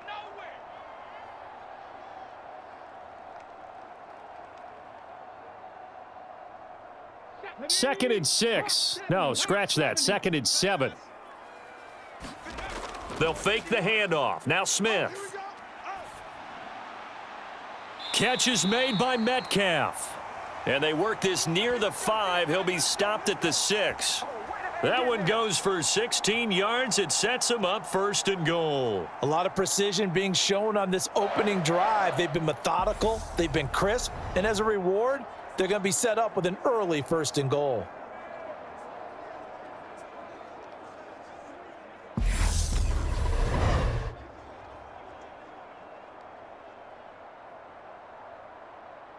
A terrific opening drive has them knocking on the door. 1st and goal. Here's Walker. A good display of power, but ultimately it gets him just inside the 5 to the 4 and no further. It's a gain of a yard, and it'll set up 2nd and goal. Here's where we need to see some tenacity from this defense because they've been pushed right down the field on this opening drive. They've got to find some way to push back, and that's a good first step. Let's go, defense. Let's go, defense. Walker once more. And good work there defensively as they're able to keep him out of the end zone. They get 3 yards closer, but still work to do. It's 3rd and goal. Driven it down the field nicely here on the opening drive, but now it's put up or shut up. No doubt about it, because to make that type of a drive and ultimately kick a field goal would feel very disappointing. But I'm just wondering, is the head coach thinking, is this 4-down territory? Might he go for it? Walker. And he gets halfway there down to the 1-yard line. Only a yard that time, so now a decision to be made here on 4th and goal. Defense didn't budge on 3rd down. Now what are we going to see on 4th? We are soon to find out, but does this feel like old school football or what, Oh, right? yeah. This is an old-fashioned goal line stand. I know what I would call on offense. I would go for it, and I want some type of a play where my quarterback has a chance to run it or throw it. I don't just want one static play.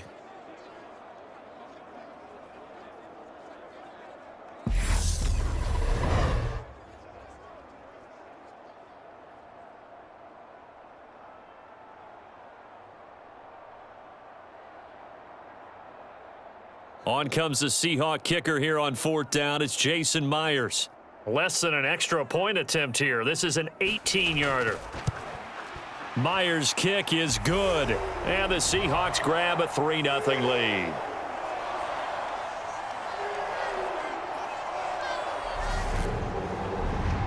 So 3 points on the board, as easy a field goal as you're going to get, but I can see you shaking your head. I love that peripheral vision of yours, partner, because to me, if it's the fourth quarter and you're up 6, I get it. But now, even if you run and don't get in, you're still setting them up to go a long field, 98, 99-yard drive. How do you look at your defense and not give them that opportunity?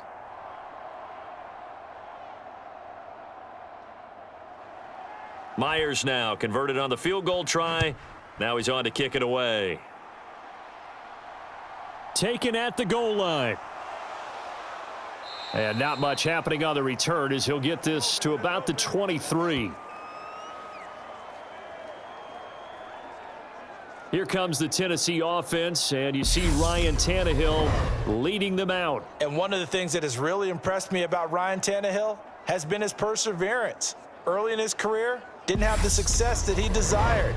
Had some injuries that slowed his development, but he kept working at his craft, and now he's a guy that I think you can put a game on his shoulders.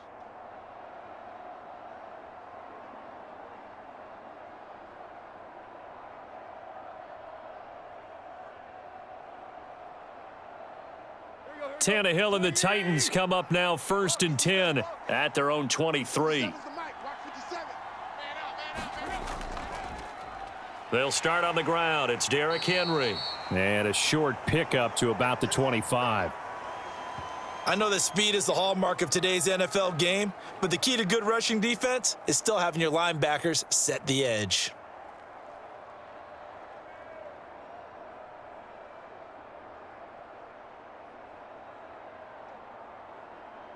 The last run got a couple. Here's 2nd and 8.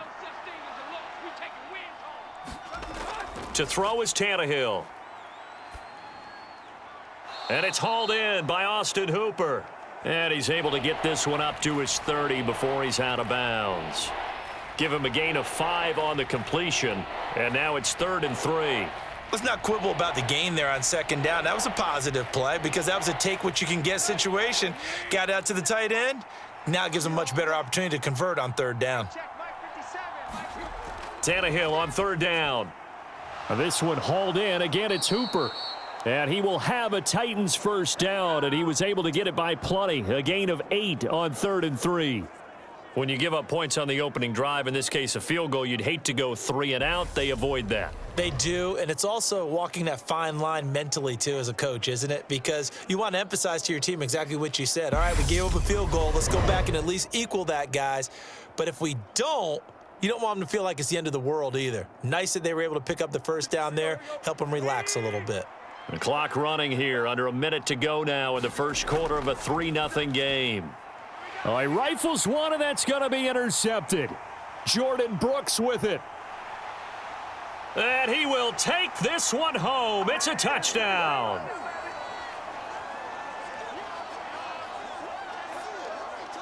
An excellent play there, CD, on the pick 6. And I think were they a nickel? Did they have an extra DB out there? Yeah, Brandon, I think they were in standard nickel, not the Buffalo, as teams like to call it, meaning 3 safeties for big nickel. They just wanted to take away the quarterback's throwing lanes, and that's exactly what they did and came through with a big-time pick 6.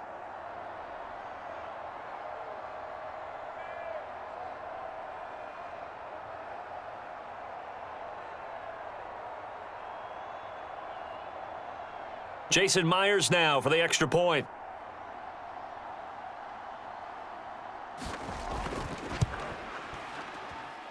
He's got it, and now it's a 10-0 lead here in the opening quarter.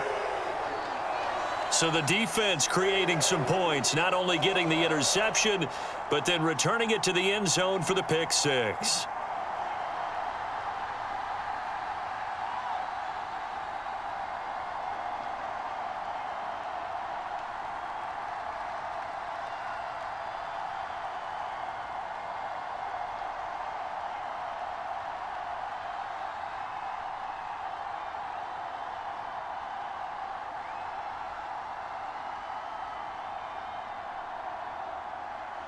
So an early 10-0 lead for them now as they kick it away. fields it right around the goal line. And he won't quite make it to the 25. Time to go to work. Let's go. The Titans coming back onto the field for their second drive. They'll look to get something started. They need to, down 10-0 early as they've got it 1st and 10.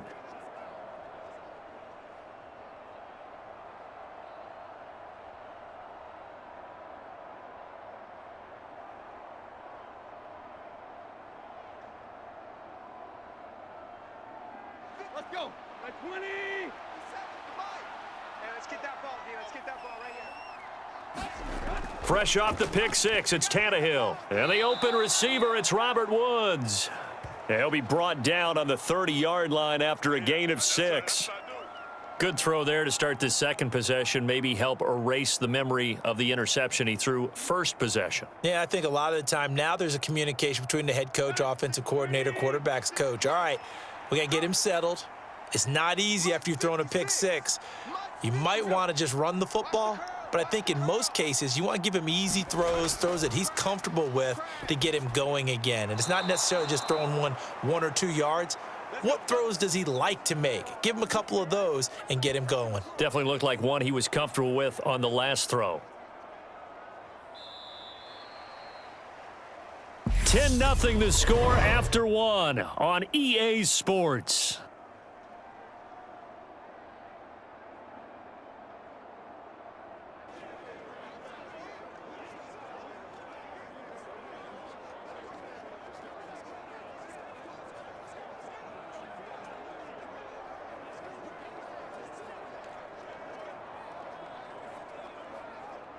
So from the 36 now, 1st and 10. Hey, 4 down,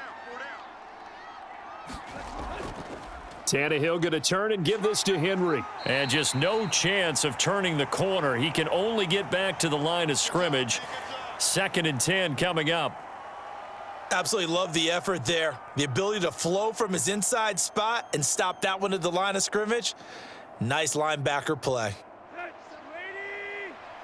No chance. 57 the mic. 57 the mic. Here we go, G. Henry again on 2nd down. And they will only muster a yard here to the 38. Just not a whole lot of room to operate there on that carry. No, not at all. They did a really nice job staying in their proper places and not allowing any lanes to open up. It'll be a nickel look here for the Seahawks on 3rd down. 57. Mike, 50. Tannehill now to throw. And finding the tight end Hooper. And he will have a Titans 1st down as they're able to get the 3rd down conversion. Yeah, these are the types of plays they're going to need to hit on if they're going to get back into this game. It hasn't been the greatest of first halves, but this is a nice throw here on 3rd down, and they keep the drive going.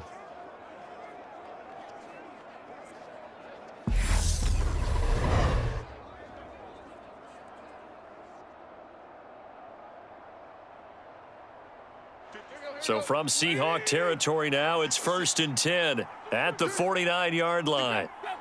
56. Check 56. Run it. Inside handoff, Henry. And they'll get him down as he's inside the 40. That'll be a pickup of 10 as they try to recover from this 10-point deficit. And that's the big fella's MO right there. Running through tackles, keeping the sticks moving forward. This defense, if you don't bring 11 guys to the ball to try and get him on the ground, he's going to keep making runs like that. I feel the press box shaking every time he touches the rock.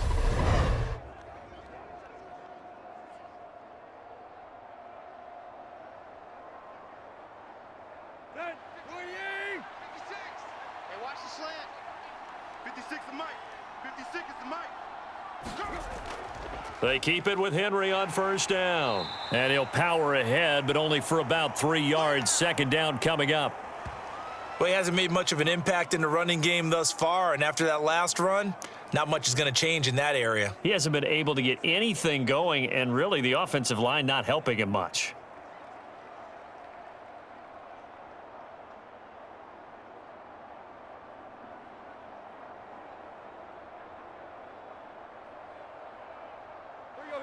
Coming up on 2nd and 7. I smell fear in that offense. Now Tannehill. A quick throw knocked away and incomplete. And that's a nice job there because you've got to play the ball, not the man when in coverage. That'll keep you away from a lot of needless penalties, and he's able to knock that one away.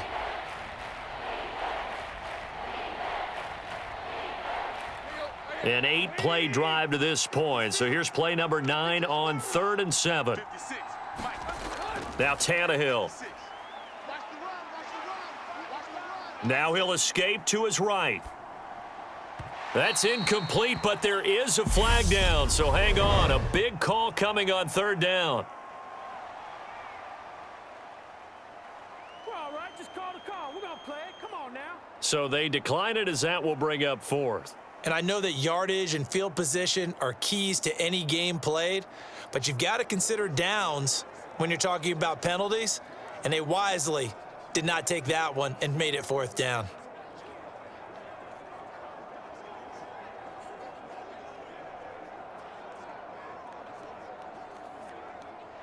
Tannehill to the sideline. Randy Bullock out now for the Tennessee field goal. From the right hash, this from 53. And this kick is not going to be close. It's well short, well right to boot, and they will not cut into that 10-point lead.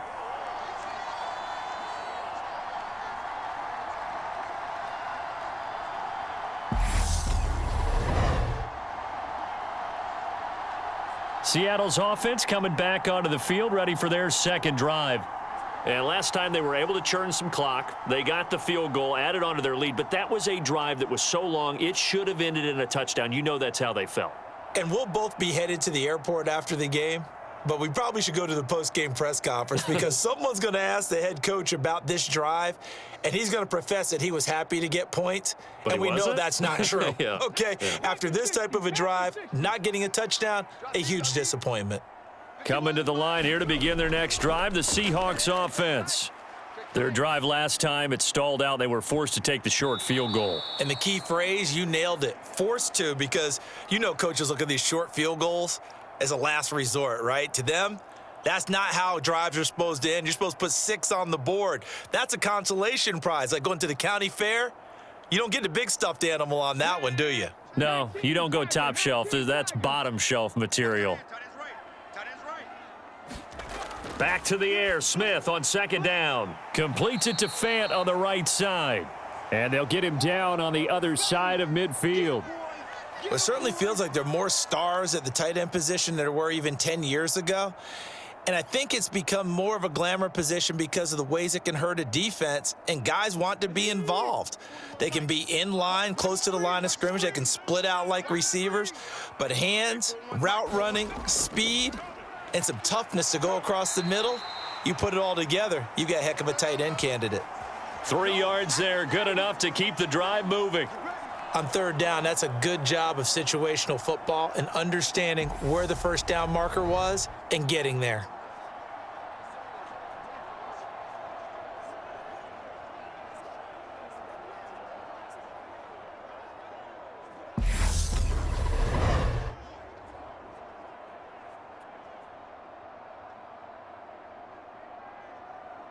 Here we go. Bronco 80. Defense, our time. It's our time. Right here, guys. Mike 51. Mike 51. Ready. Back to Walker on 1st down. That tackle by Jeffrey Simmons. Now, that was a quality play to start a new set of downs. That was simply an offensive line winning the battle up front and winning in a big way and giving their guy in the backfield a nice lane to hit.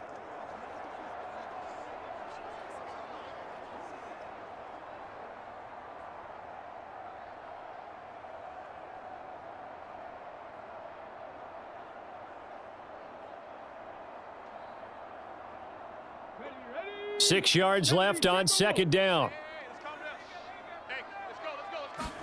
Off of play action, here's Smith. And now the ball's out, fumble near midfield.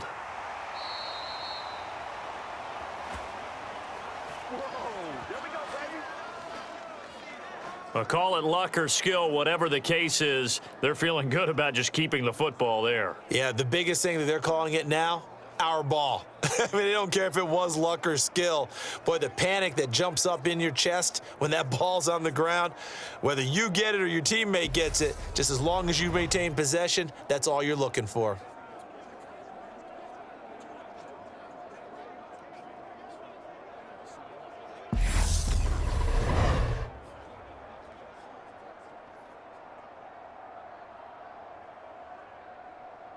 So possession still theirs, but now they face a third down. 51 the mic. Throwing now is Geno. He's got his big tight end, Fant. And he'll be taken down here just shy of the 30. Good strong throw and catch right there. And so far in this game, the alleys have been open for them to get completions, and they're taking advantage of it.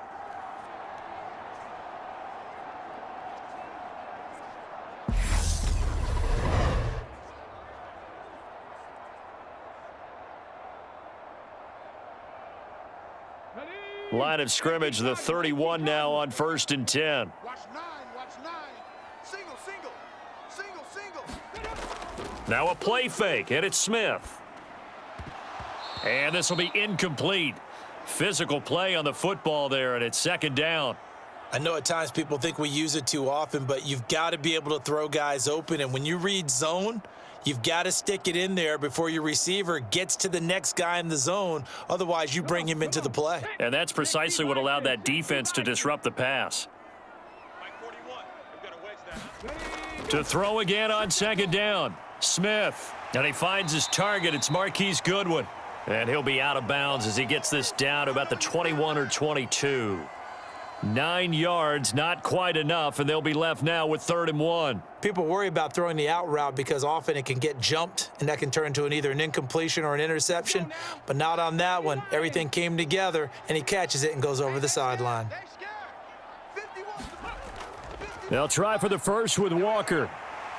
And he will have the first before he's brought down right on the chalk of the 20. We've hit the 2-minute mark of the first half. 10-0 our score. They only get 2 there, but on 3rd and 1, that's all they needed to keep the drive alive.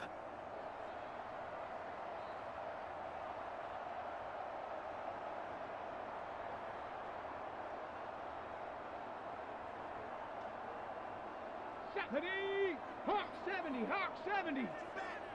Push him back. 51's the mic. From the red zone now, Smith. He'll find Goodwin here on the right side. And the Seahawks are going to have a 1st and goal as he's taken down at about the 8-yard line. Well, they obviously read man coverage their partner, and he got downfield and broke down the defender. What do you mean by that? Yeah, he made him think he was going to run a different route. Probably thought he was going to take it upfield, and then he curls back inside for the completion. Geno now to throw. End zone caught. Touchdown, Seattle. Noah Fant from 8 yards out. And his guys now an extra point away from taking a 3-score lead. You got to figure down by the goal line. This is where a tight end earns his money, in the high traffic area. And he's able to work free in the middle of the end zone and grabs that one for a touchdown.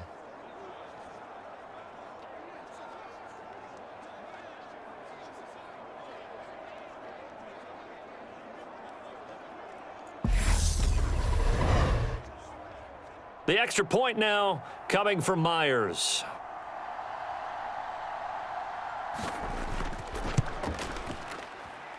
He's got it, and it's 17-0. So that one a long 11-play drive. And it's Noah Fant who caps things off with the touchdown.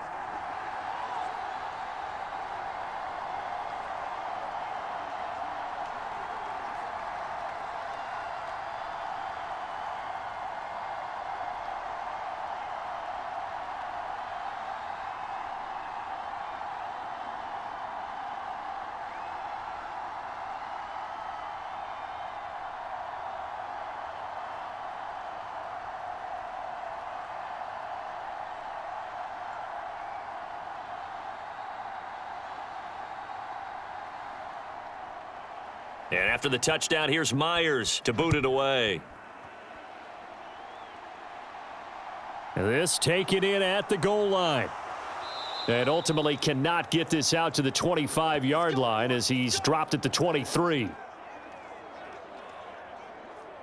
Here's Tennessee ready to begin this drive offensively. Charles, we'll see what they can do here. Not a ton of time left, but enough certainly to get points out of this drive, and they need them right now because they're trailing. Yeah, and this is exactly why you practice a 2-minute drill all through camp and at least one practice each week before a game. A minute left, more than enough time to string a few completions together, reach the end zone, and then make that walk back to the locker room just a little more animated. Check 56. Let's put them on the buses. Let's put that team on the bus. White 56. On first down, Tannehill.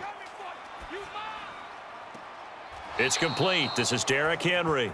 And he goes out of bounds just shy of the 45. And a nice gain of 21 yards. Now that's the kind of big play you'd like to see. This first half, it hasn't gone their way, and they could use a shot in the arm, something to perk them up a bit. And they get one here in the passing game.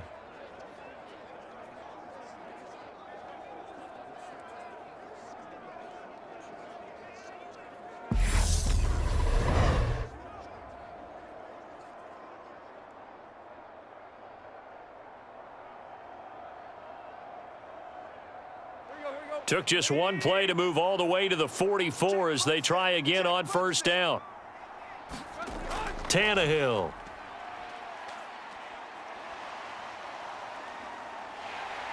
And the Seahawk defense gets to him and they bring him down.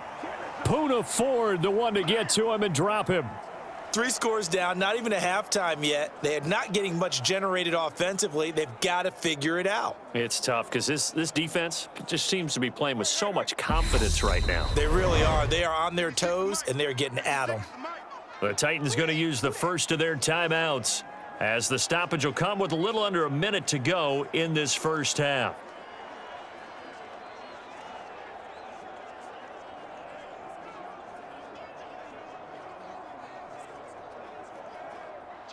Well, they're in some hot water now. After that sack, it's 2nd and 21. Here's Tannehill. And caught by Henry. And he gets this up across the 35 before he's out of bounds. And just 3 yards on the catch there. He couldn't get away. And they're going to be staring at a 3rd and long here.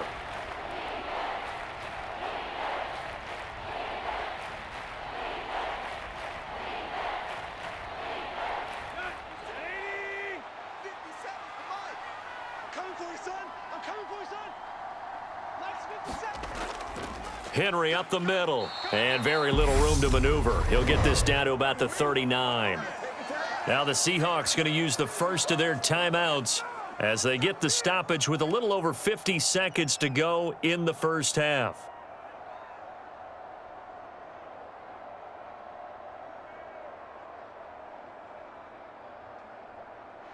On 4th down, Ryan Stonehouse on to punt.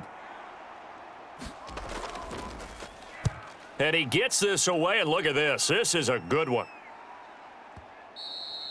And problems spreading to the punt team now. This one goes all the way into the end zone on the fly, so that'll come back to the 20. The Seahawks going to take over now late in this first half. And with a 17-0 lead in tow, they might not be too eager to press the issue here.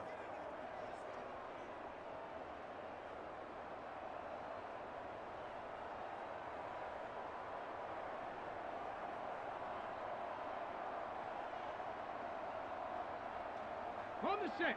41's the mic. Check 41. Let's go. Mike 41, Mike 41. Now a first down throw. It's Smith. He's coming. Flushed out right. And he works his way past the line of scrimmage and then slides to a halt. Now the Seahawks call the second of their 3 timeouts as they stop it here with just under 40 ticks to go in this first half.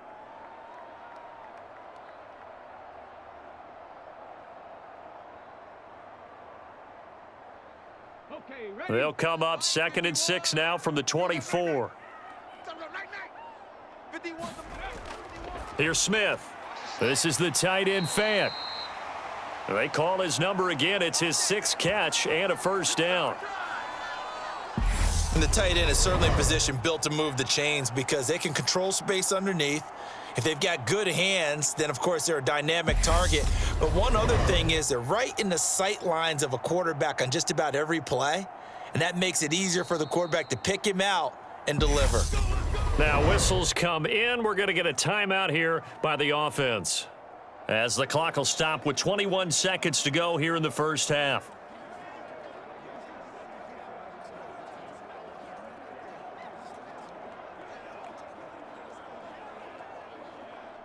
From the 32 now, here's 1st and 10. Come get some. Come get some. Come out here. Come get some.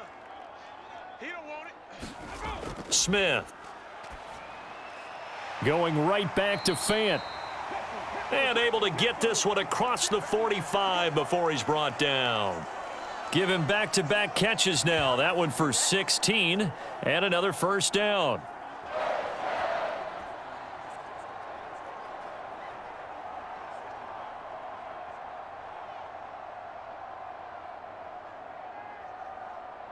Ready, break. So we reach halftime in what's been a fairly one-sided game so far. As we'll send you back over to Orlando with our EA Sports Halftime Report, here's Jonathan Coachman. Okay, Brandon, thanks very much, and welcome in everyone to our downtown Orlando studios in this EA Sports Halftime Report. This one is maybe not exactly in the bag yet, but there is definitely a big mountain to climb in this third quarter. The teams are already back out there, so let's not waste any time, as we'll turn it back over to Brandon Godden. Okay, Coach, thanks as always to you and the gang in Orlando as we welcome everyone back in for quarter number 3.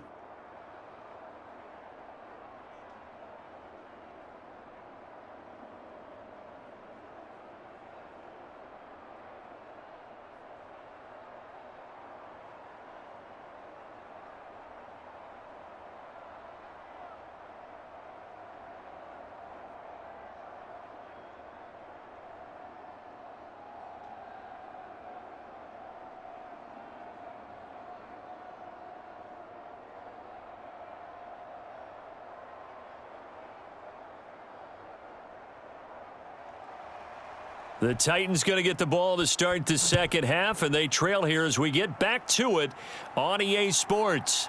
Taking it about the 1. And he'll be stopped up at the 25.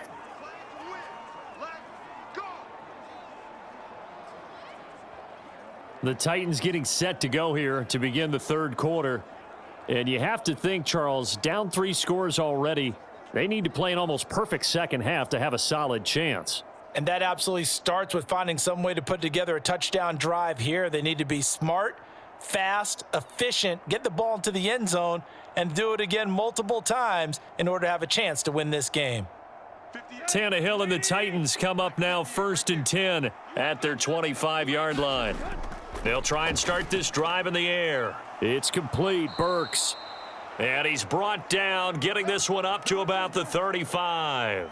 Just his second catch of the game so far. This one moves the chains.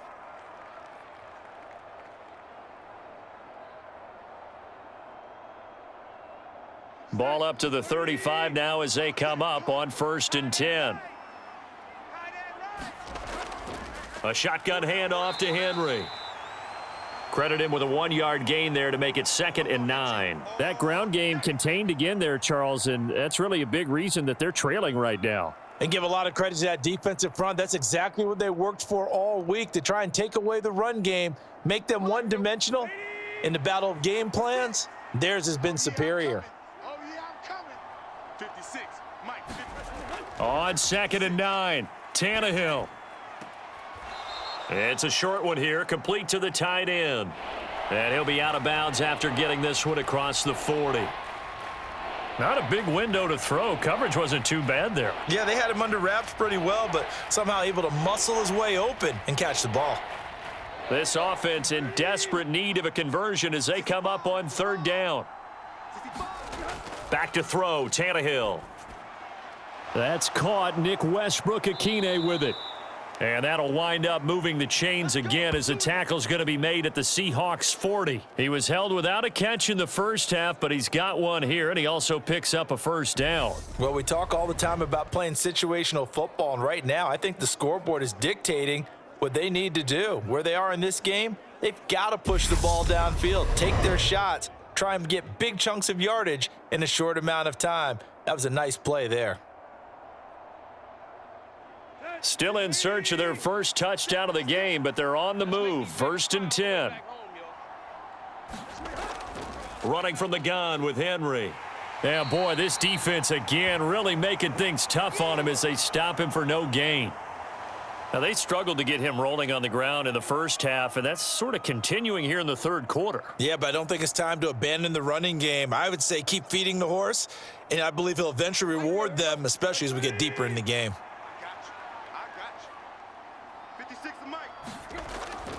Second down, they go again with Henry. And this time they were ready for him as they'll stop him right at the line of scrimmage. No gain on the play there, so that doesn't help. Now they're looking up at a 3rd and 9 situation. It's rare that a man his size can at least push forward for a yard, but they stopped him there for nothing. You're talking about Tiny? You're talking about the little guy back there? That monster. Yeah, you're exactly right. And it takes a group effort to get a guy like that down and not let him find. Look at this time for Woods, and it's intercepted. And the Seahawks are going to have the football here at their own 35-yard line. Well, I think everyone who's watching was certainly hoping to see things get a little bit better for them in this half, weren't we? But it was a downright miserable first half that's carried over with an interception to begin the second half. That's a defeated offense right there, and there's still a lot of game left. I don't think that's the last turnover we're going to see today, partner. Now we'll see what this Seahawks offense has in store with their first possession of the second half. They had the big halftime lead. Their defense just helped them out further by forcing the turnover, so things are starting to look pretty rosy. They certainly are, but they've got to be careful about getting complacent, though. They still need to go out and run their offense efficiently. Good starting field position here for the Seahawks as they come up 1st and 10 at their 35-yard line.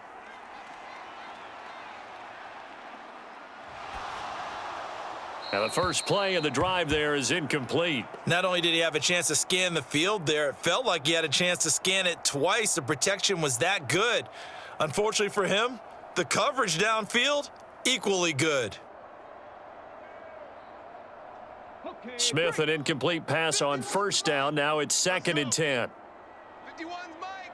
Mike's 51. Check. On 2nd down, it's Walker. And it's been like this all night long. Nowhere to run as they stop him behind the line. It'll go as a loss of a yard, so now they deal with 3rd and 11. Part of the thinking when you bring in extra tight ends, you're hoping that each of your guys gets those one-on-one blocks and creates a crease for your runner. Know what the converse is, though? You've got to win those one-on-one blocks, and when you don't, that's the result you end up with.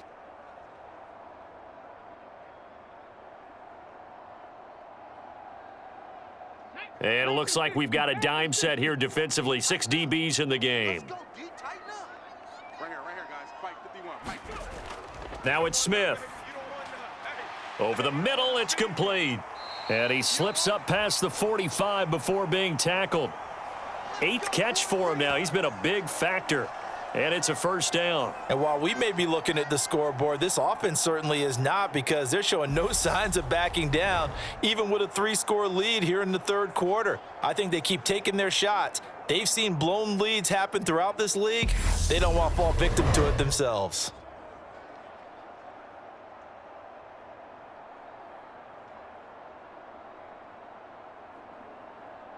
Flag, 19 Tiger, 19 Tiger.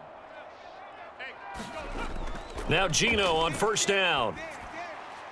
And the catch is made here by Tyler Lockett. And he's going to get this all the way down inside the 35. Chewing up big yardage. Another nice gain there. This one goes for 20. That's another beautiful throw right there. Gets it to his man right in stride. And I think that throw kind of exemplifies what we've seen from this offense throughout this game. They've been in rhythm. They've been sharp. They've been on it. And they pick up another 1st down there.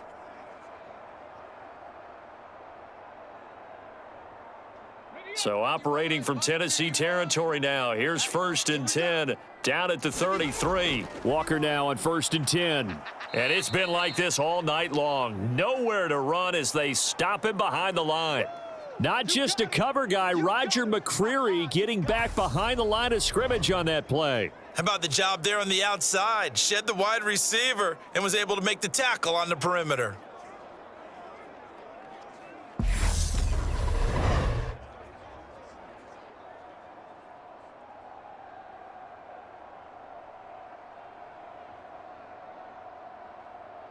So a 5-yard run the other way in the wrong direction, and that leads us to 2nd and 15. Here we go again. Now Smith. Finding Lockett for the catch here on the out route. It's a game of matchups, and that's why you take your receivers and move them around a bunch, especially your best guys. And when they work out of the slot, you often hear the coaches talk about how great it is because it gives you a two-way go. You can break out or you can break in. That makes it hard to defend. 7th play of the drive now as they come up on a 3rd and 3. Throwing is Smith. Now a leaping catch. He's got it. And they've got it inside the 10 at the 8. Another nice gain. That's now 30 yards between those last 2 plays. A lot of deflated looks on that defense. It seems like they just cannot find a way to get a key stop on 3rd down. Here's another conversion, and now this offense, they're in a position to go up even further as they've got it 1st and goal.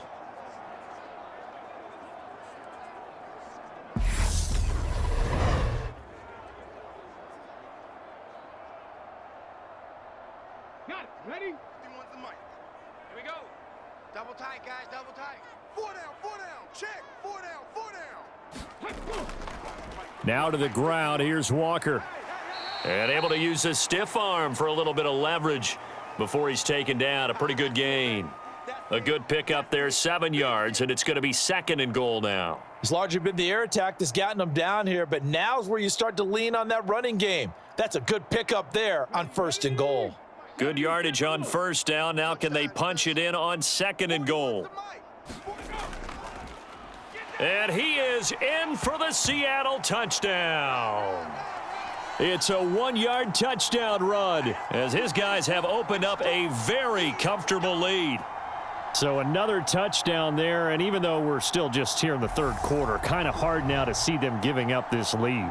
And this is just an offense that's imposing its will right now. You name it, they're able to do it. If you're the play caller, whatever you want to select is there. You want to run it, you want to throw it.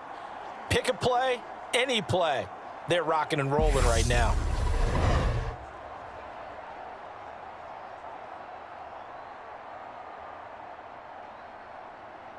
Now Myers for the extra point.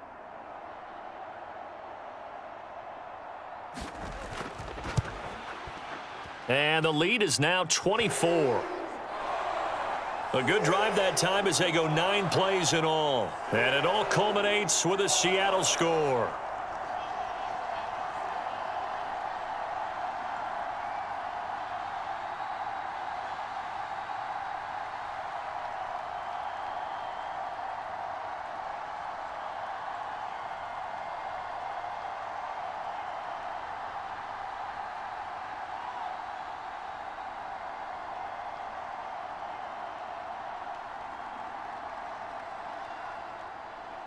And after the touchdown, here's Myers to boot it away. This will be fielded inside the 5. And he's up across the 25 and down at the 28.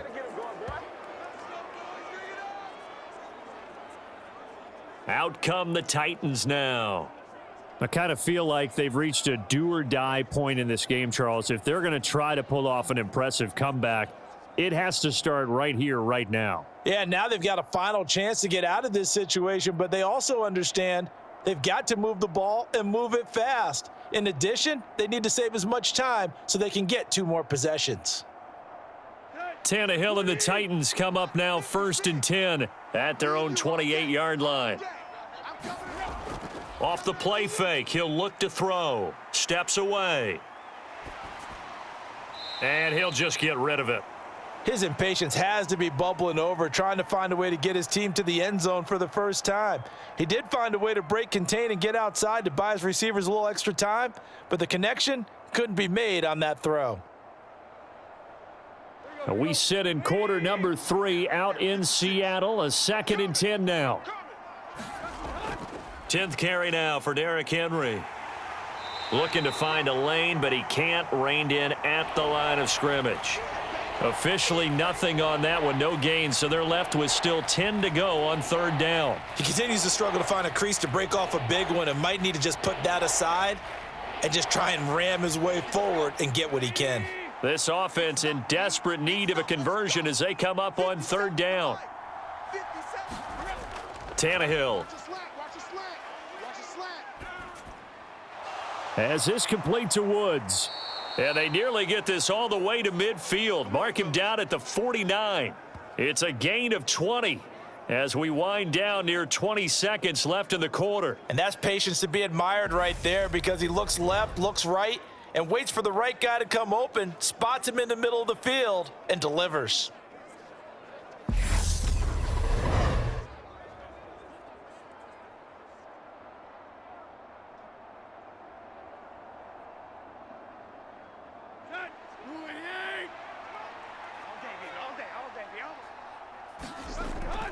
A 1st down carry for Henry. And he's up across midfield and down into Seattle territory. 3 quarters in the books. We'll return with more after this. You're watching the NFL on EA Sports.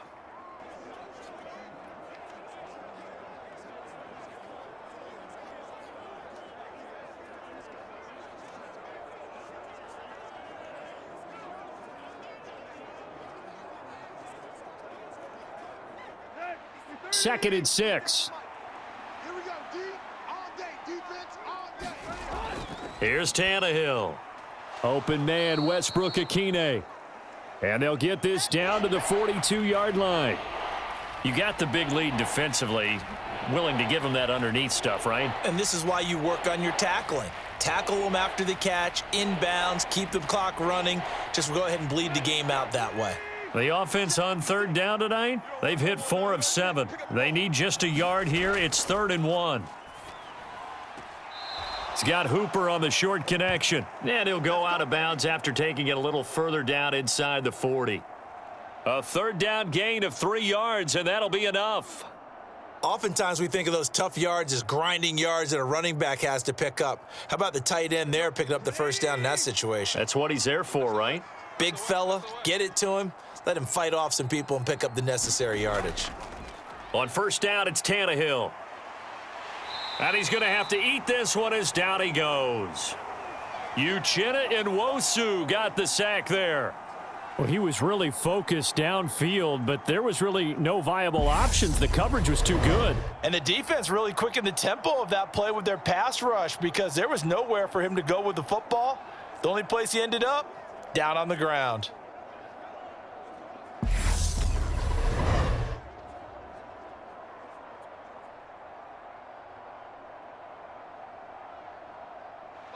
Don't need it all back at once, but you figure they're going to need something here. 17 yards to go on 2nd down. Another try after the 1st down sack. Tannehill. Forced out to, and the pressure gets to him again. Uchenna Nwosu able to drop him that time for his 2nd sack of the evening. Okay, let's go back a little bit and see if my schooling comes to the front. What's that old saying? Those who forget the lessons of history are doomed to repeat them. That's the same guy who's gotten back-to-back sacks. I think a double team may be in order.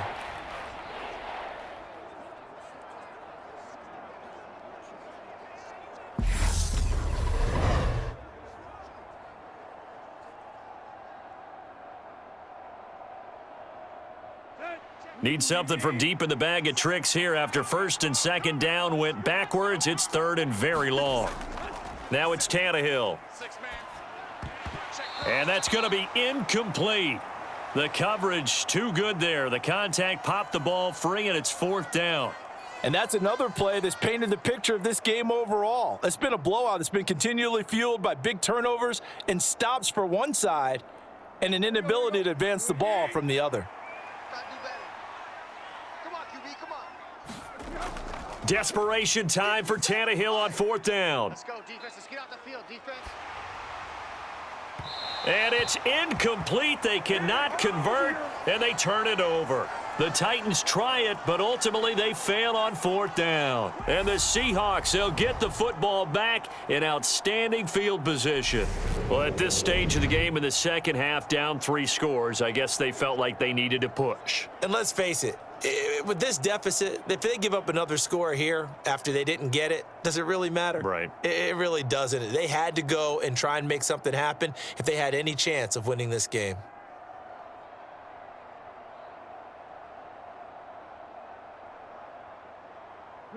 So from the 39 now, they'll come up on a 1st and 10. Straight ahead, Walker. It's a 6-yard gain on the ground, and that'll make it 2nd and 4. Brandon, I've got to think this offensive line has got some smiles on its faces. And I know it sounds crazy, but they practiced for this back in training camp. They knew they'd be in situations where it'd be extra defenders in the box coming after them, trying to keep them from locking down a game. Right now, they want to show the world they're up to the challenge. 4 yards remain for 2nd down.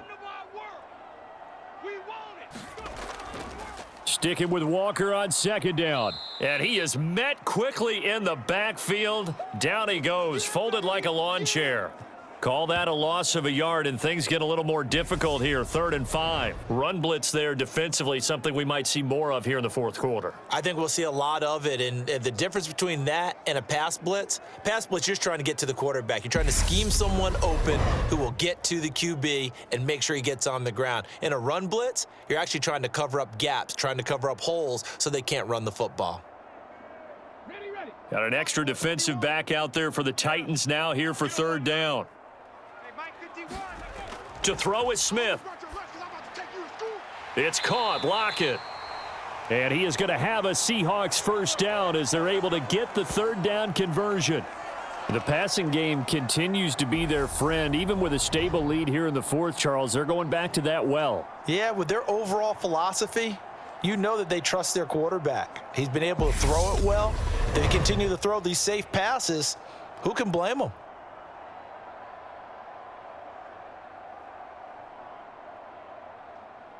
So from inside the 20, here's 1st and 10 at the 18. Let's pick it up. It's our time, guys.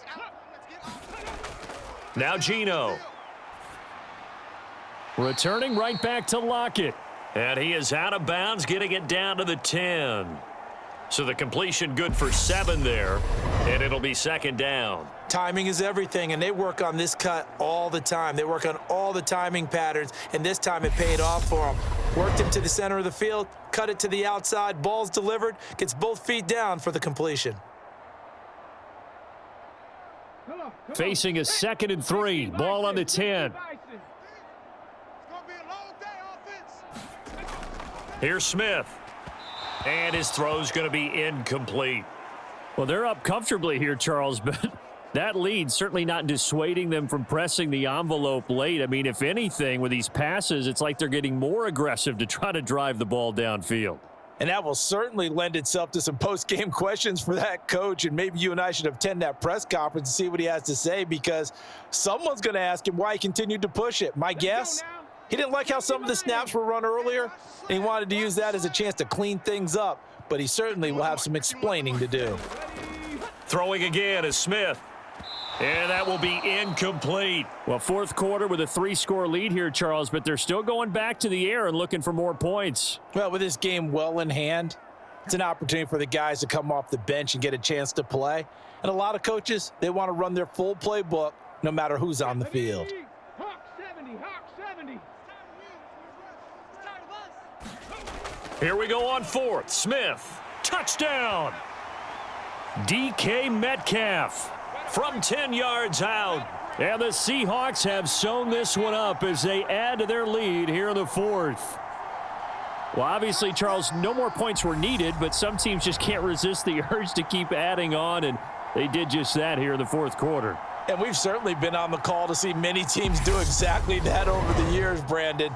some to even more impressive degrees. In the end, it always comes back to there's still a defense out there, and it's still a game of NFL football. So if you don't like what's happening, it's up to you to get them stopped. Extra point up and through by Myers. And this one was over a while ago as they just add on to that big lead.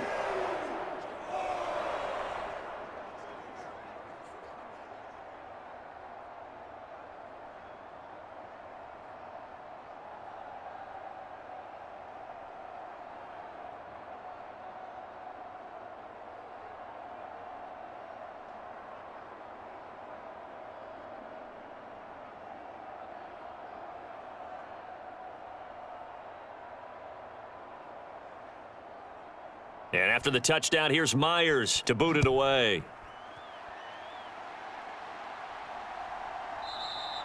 And no effort to bring this one out. It's a touchback. Tennessee offense set to go again. And let's face it, this drive is not going to have any bearing on this game, but it's kind of important for one reason, isn't it? It certainly is. You got to get points. And, okay, all right, I'm being facetious here, but you get points. You feel a little bit better about yourself as you move on to the next one.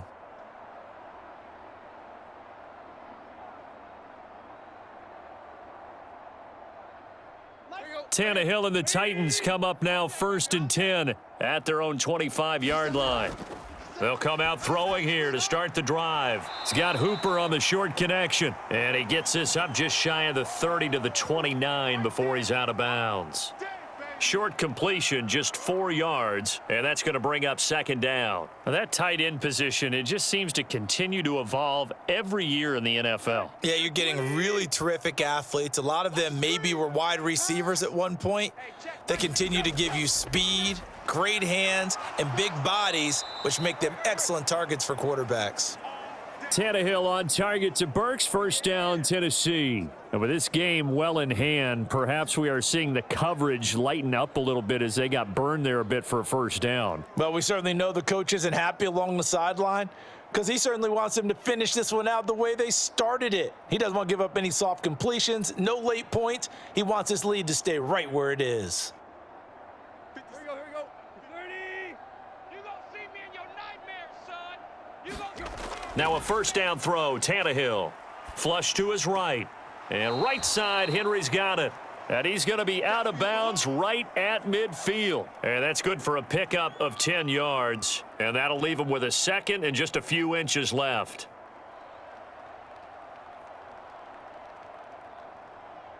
Let's go.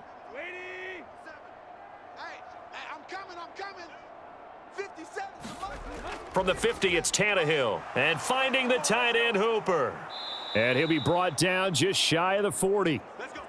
When this offense can get their tight ends involved, they can move the football. Here, a nice route, able to look it in, and picks up the 1st down.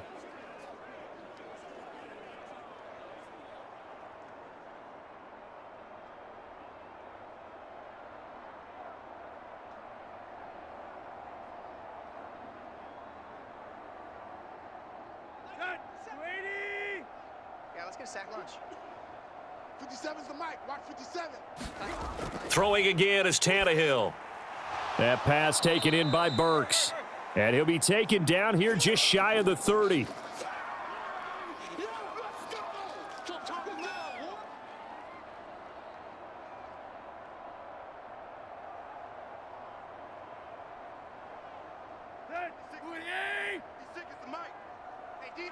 Defense, let's go. Mike's 56. From the 31, Tannehill. They set up the screen for Henry. And he will lose yardage back to the 34-yard line. They go backwards there 2 yards, and 2nd and 1 is now 3rd and 3. I thought that wasn't a bad time to call the screen. I've thought late game, down on the scoreboard, had to figure they were expecting a pass downfield. Yeah, so the edge rushers, they're coming. That could have hit big. You're right. Good recognition defensively to snuff that one out.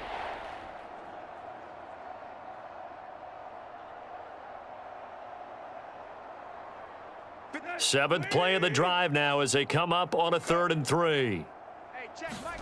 Tannehill throwing again. Running the slant, that's Hooper. And he will have a Titans 1st down as they convert on 3rd and 3 with a nice gain of 7 yards. So the Titans in possession of the football here as we get you reset. They've got a 1st and 10 as they search for a late score. Here we go. Swing. Let's go, let's go. 57's Mike. Tannehill on 1st down. And Woods has it complete. Again with a juke. And he'll go out of bounds in the red zone just inside the 20. So the completion results there in 9 yards. And they'll have a 2nd and 1 forthcoming. When you see zone defense and you know you've got a drag route on as your primary call, you've got to be really careful as a passer about how far you let your guy go because he might wander into some tough coverage. Throwing again on 2nd down. Tannehill, and that'll be incomplete. Took a pretty good shot as he tried to pull that one in. Couldn't hang on 3rd down. This is certainly a team that has proven it likes to target its backs through the air, and defensively, they were aware of that and certainly were prepared on that throw. They tried the throw on 2nd down, unsuccessful. Now it's 3rd and 1. Big series right here. We got to step it up. Here's Tannehill. And this pass broken up. The contact well timed there, and now 4th down. That incompletion is not a surprise with the way that this one has gone, and the frustration, the body language is evident everywhere. This team, they've really been put through the ringer in this one. Here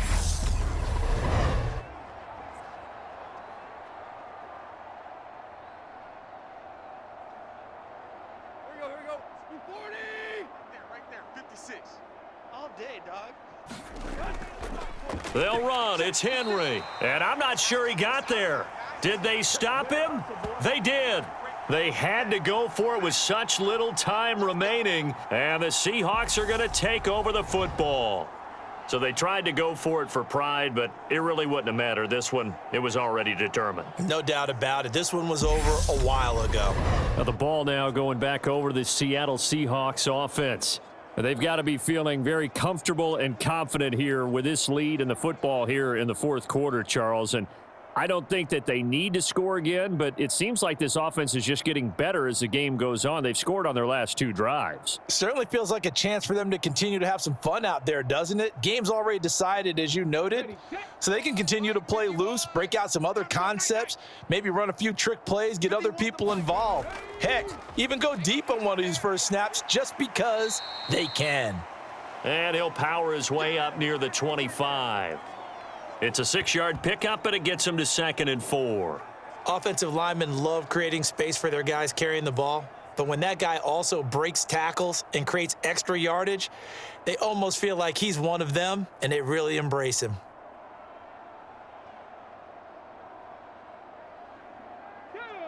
Cougar 19.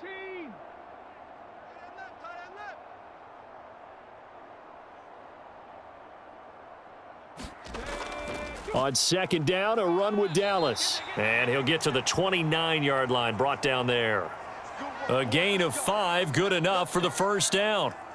Well, partner, if the defense isn't going to adjust and they keep giving them those 5, 6, 7-yard runs over and over, they're likely to run it the whole way to the end zone. They'll be more than happy to take the yardage available and save some of their other plays in the playbook for another time. Safety's creeping. Up the middle, here's Walker. Give him 5 on the carry there, and it'll be 2nd down.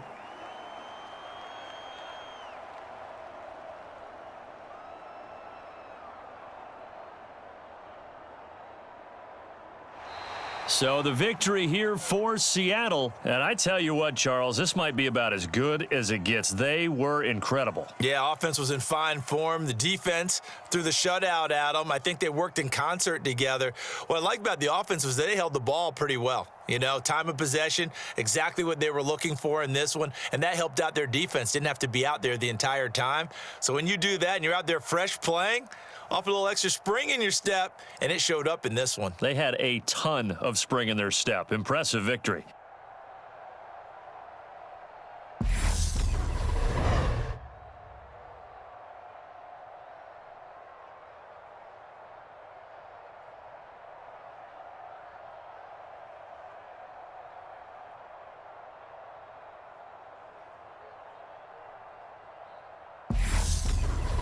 That'll do it for us. For Charles Davis and all our hardworking crew, I'm Brandon Gaudin. You've been watching the NFL on EA Sports. For more, find us on Twitter at EA Madden NFL.